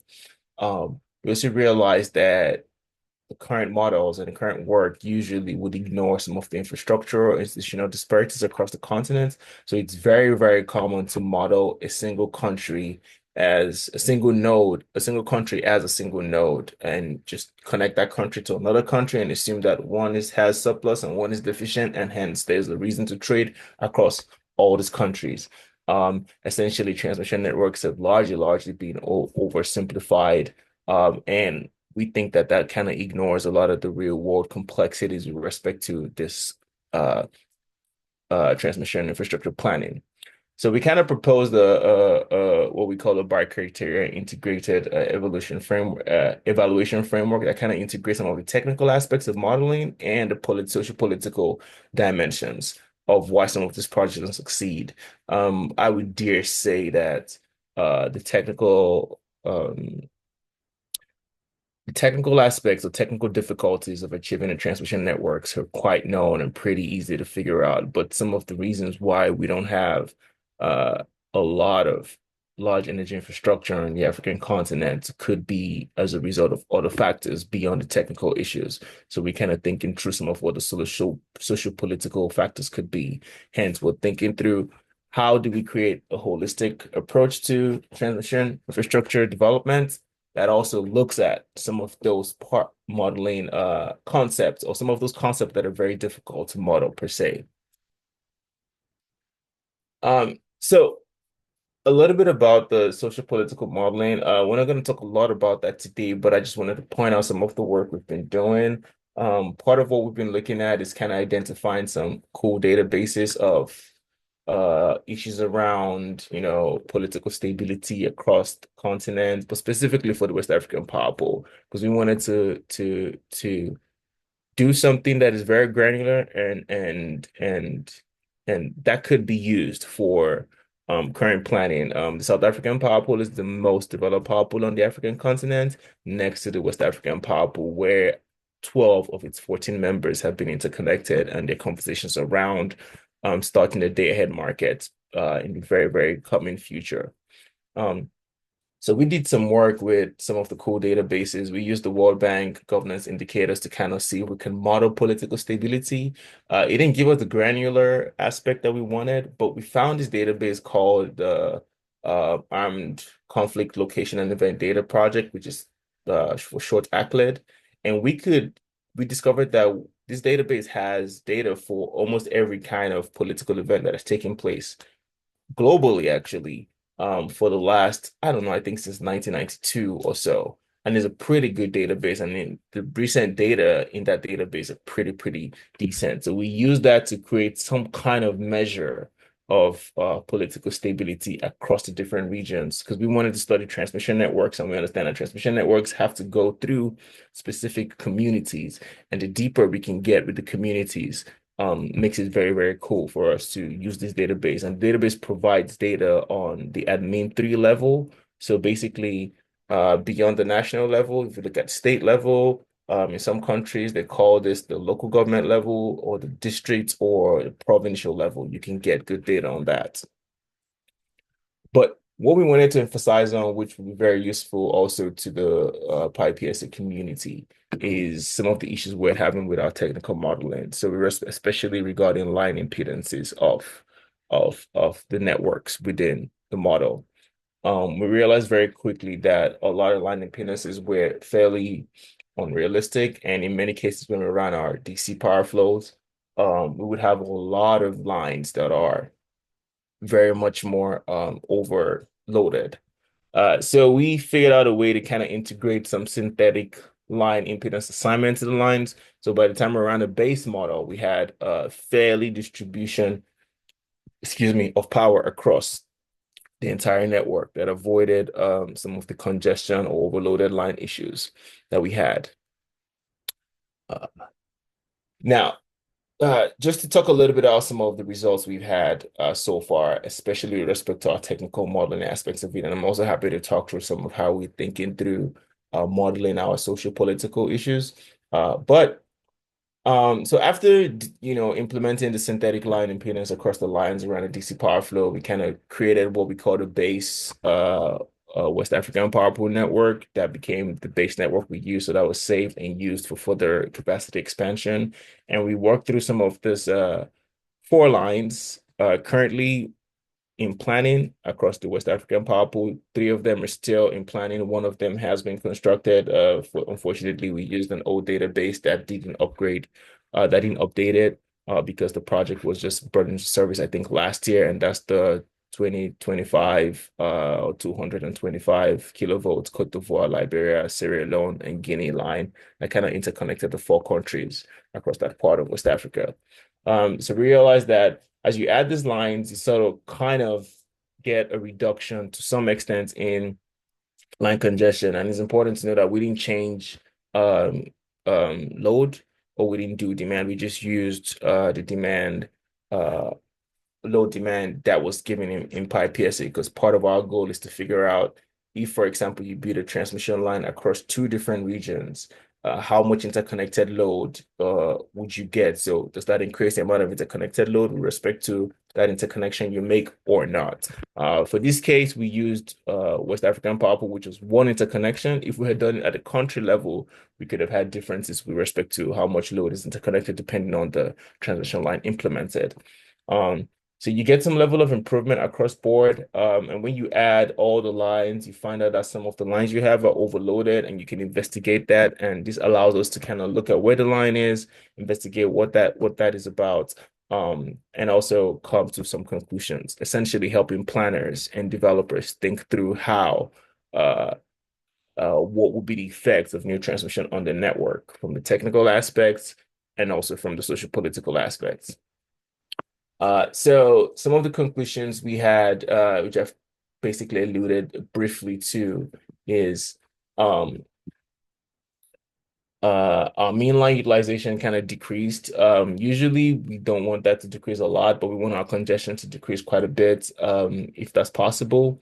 There's the possibility of using some advanced network optimization strategies to kind of improve congestion management, cross-border coordination, and the regional integration planning are necessary to ensure seamless power flow and to maximize the benefits of capacity expansion. And in the future, definitely we'd have to consider load growth, and there has to be a way by which you think through if you interconnect neighboring power pools, which would be the next phase of this project. Neighboring power pools, how much load gets interconnected. So planners can decide if, for example, 1 line led to an increase in the amount of interconnected load, maybe between the West African power pool and the Central African power pool, or the West African power pool and the East African power pool. Should that be a line that they should consider? Then if they make that decision, they can now go down and think through some of the social political aspects of how to make that line possible. And we're really, really deeply grateful to the PyPSA community, because this tool has been very instrumental in helping us think through some of the aspects of this project that has been necessary to make it possible. And with that, I think it would end. And here's my email. Happy to talk through some of how we've been thinking about aspects of this modeling that we've been working on, especially social political aspects of it. Anybody who's interested, it's our email. I'm working on this project with my colleague Ryan Sparks, who's currently on the call, and we'll be very much happy to take any questions. Thank you, Tam, for the presentation. It's very interesting, and especially I think also from the answers, from the questions that I see, the issue of, let's say, integrating social political aspects in the model is very interesting. So I'll ask Theo to share the screen for questions. I think you should maybe only stop your screen sharing, otherwise you cannot share. Okay. Thank you. And okay, we have a few questions here. So, okay, Virio is asking, okay, very cool with the analysis of political stability. Do you have something in mind to integrate those information to system optimization? So we've been thinking about that very much lately, and the issue is, can you even do something like that? Because we understand that when you start modeling political stability, especially when you start using mathematical formalism for qualitative issues, there's high level of subjectivity in that. The best we could come up with is that at the ACLED level, because we did have to assign some value, because the ACLED data would provide you the different types of activities that happen. So for example, if there was a war, that's usually the highest level of severity. And if there was like a peaceful protest, usually that's the lowest level of severity. So we kind of rank those and after that use those ranks to kind of come up with a calculation of what we would call a number for political stability. A lot of people do this, but when you start to go into the issue of optimizing those kinds of things, that's where it becomes a little bit, I'm not saying impossible. I'm just saying it might be difficult to do, and I don't know if that's where we're gonna get to. So currently we just show exactly what is going on within that space and say, okay, this is worse than this, and we're able to make that comparison between two places. The goal that we were thinking about was to kind of be able, which you're right, to optimize a line route. So if you, for example, want to build a line through a region, the model can look at the different what's it called? The political stability across the route and kind of draw the line for you. So that's where we're gonna get to, or where we're thinking of getting to, but we need to be very careful about what that means, because truly we are definitely at some point subjectively assigning values to some of the events that have taken place over time. And but yeah, there's some we're thinking about that. I just don't have the perfect answer for that right now, and hopefully we want to work with this community to think through what that would look like in the future, because that would be a very powerful way of or powerful tool to help transmission planners, especially within regions that usually deal with high levels of political or high levels of political stability issues. You know, currently is this issue of in East Africa right now, in Goma and things like that, could help planners think through what that could look like. So definitely we're thinking about that. We just don't have a really good way of doing it yet. But by working with this community, we definitely will come up with some good ways of figuring that out. Thank you, Tam, for the very thorough answer to this question. Actually, yeah, the issue is very interesting. Maybe not just for Africa, unfortunately, given the current say geopolitical framework worldwide. So yeah, definitely the support of the community in the analysis of these issues may be a very interesting support for your work. So yeah, of course, feel free to share your thoughts, your works everything that you have on this to also get the support from the community. The next question is, do you already have an idea about how to integrate advanced network optimization strategies in your model? Like which ones? I don't know. I think this refers to the conclusion that you were showing about, if I recall well, advanced network optimization strategies. Oh yeah, okay. Yeah. Yeah.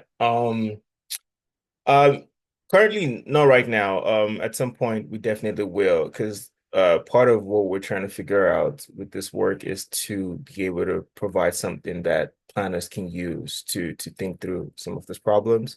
And yes, we're working on ways by which we can improve some of the optimization strategies, because we don't necessarily think about load growth. As we start to think about that, optimizing the road becomes very, very important. And as we start to interconnect multiple power poles, that level of how you think through what line gets used,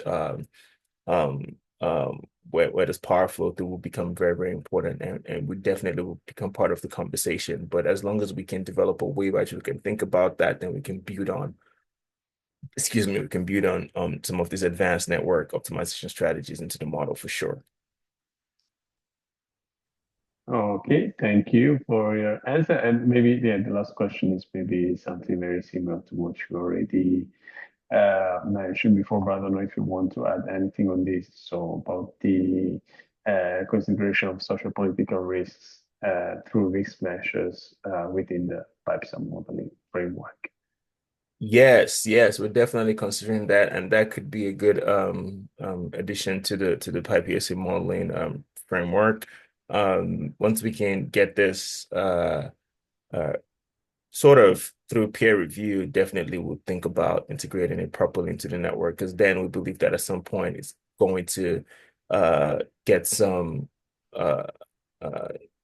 what's the word now? Some approval within the scholarly community. We've been seeing one or two modeling papers that have been thinking through modeling the social political risk with respect to energy systems in developing countries, especially in the African region.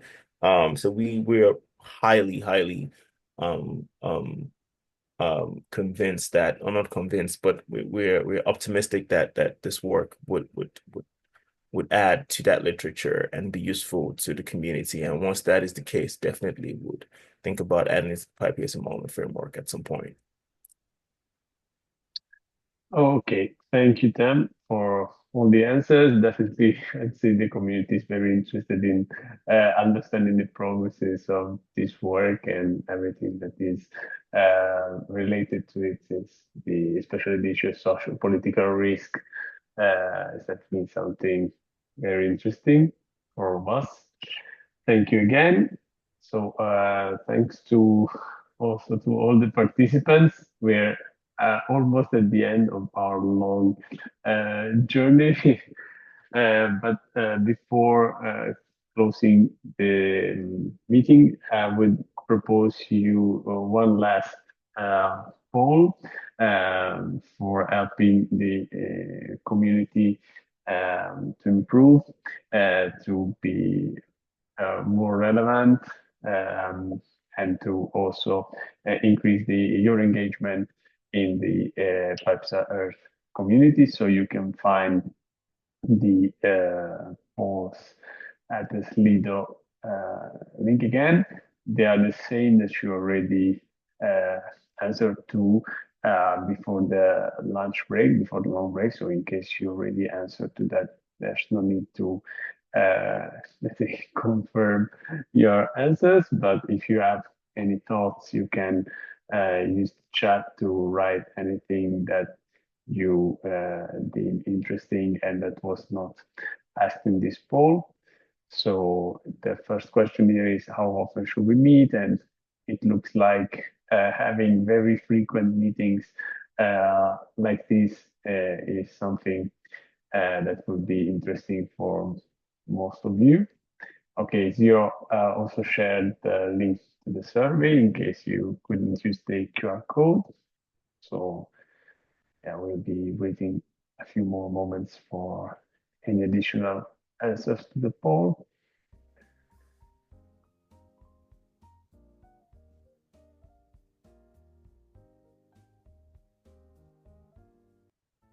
Okay, let's say that definitely having frequent meetings is a good solution. Maybe we can proceed to the next slides here.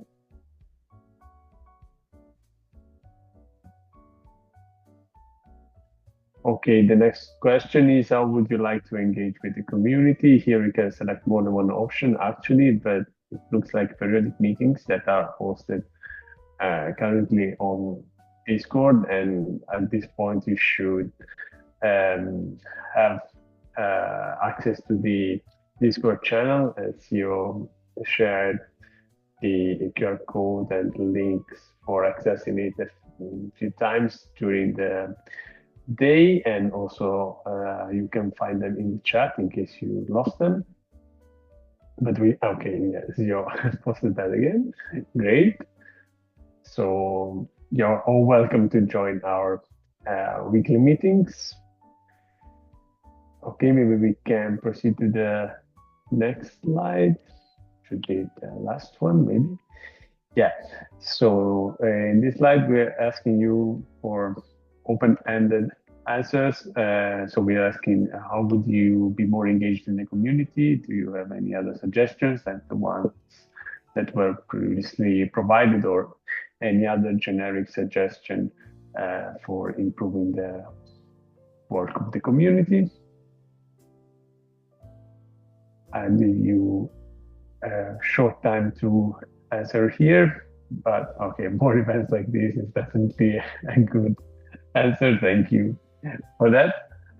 So before proceeding to the closing remarks, I would just briefly thank all the people who joined us, especially those who were here for the entire day. It was really great to have you here. I hope also to see you in the next weekly meetings of PyPSA-Earth, hoping that we raised your interest in the work of the PyPSA-Earth community. And after this, I would leave the floor to Zio for the closing remarks.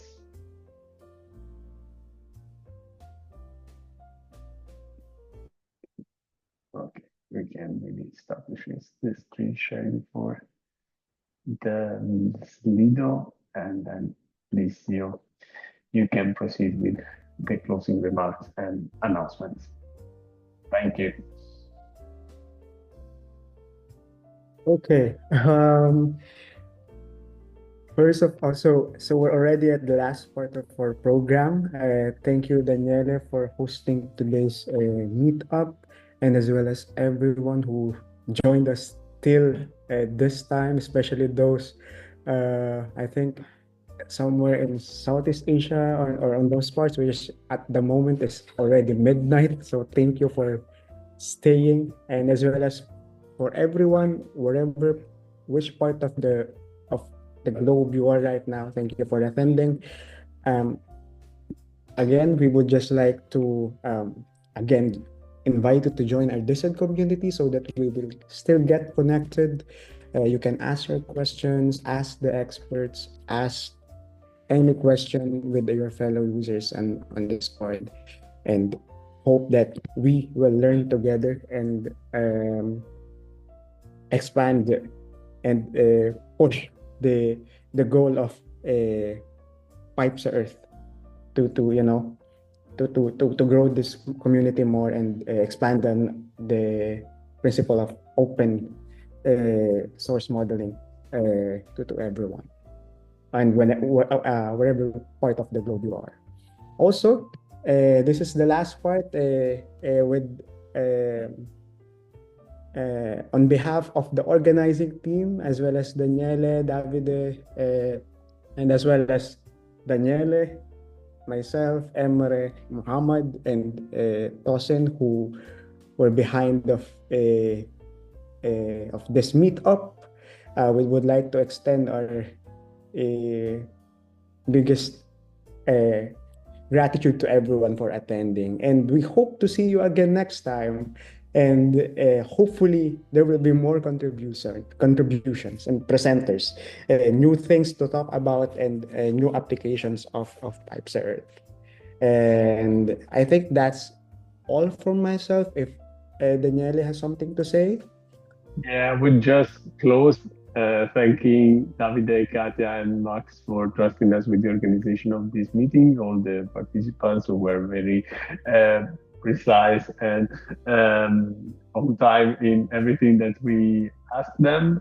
And actually, as it was already asked in the final poll, we'll be having these meetings with a recurring frequency. So it will be definitely a great thing to see you again in the next meeting. You'll get to know more soon, as this was, we can say, a success, as you enjoyed it. And yeah, thank you again. Katya, I don't know, Katya, David, if you want to have a final remark, but definitely closing, and then we're done.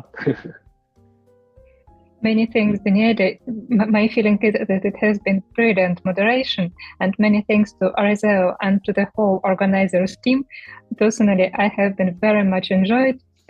Amazing presentations, amazing work, and thank you so much. Great, thank you all, and then yeah, see you in the next yes. meeting. Yes, and I think before we end, if you will allow, if you can open your camera and maybe we can have a quick photo op so that we can have something to post after this event. Those who can open their camera, please do so, and let's have a quick photo op. That's a good idea. And then we can already go. Thank you everyone for joining this event. Thank you. Okay. Thank you for organizing. Okay. Let's just wait for the other people. If there will be some pillows showing up, you'll be amazing. That's fine. Okay, I think for today we reach around at peak 71 attendees. Yeah, which is quite a big attendance already. Okay, let's have a quick picture. 1, 2, 3. Okay, thank you everyone, and have a nice evening, morning, wherever you are. Have a nice day. Ciao, ciao. Thank you. Ciao. Thank you. Bye. Bye. Thank you. Bye.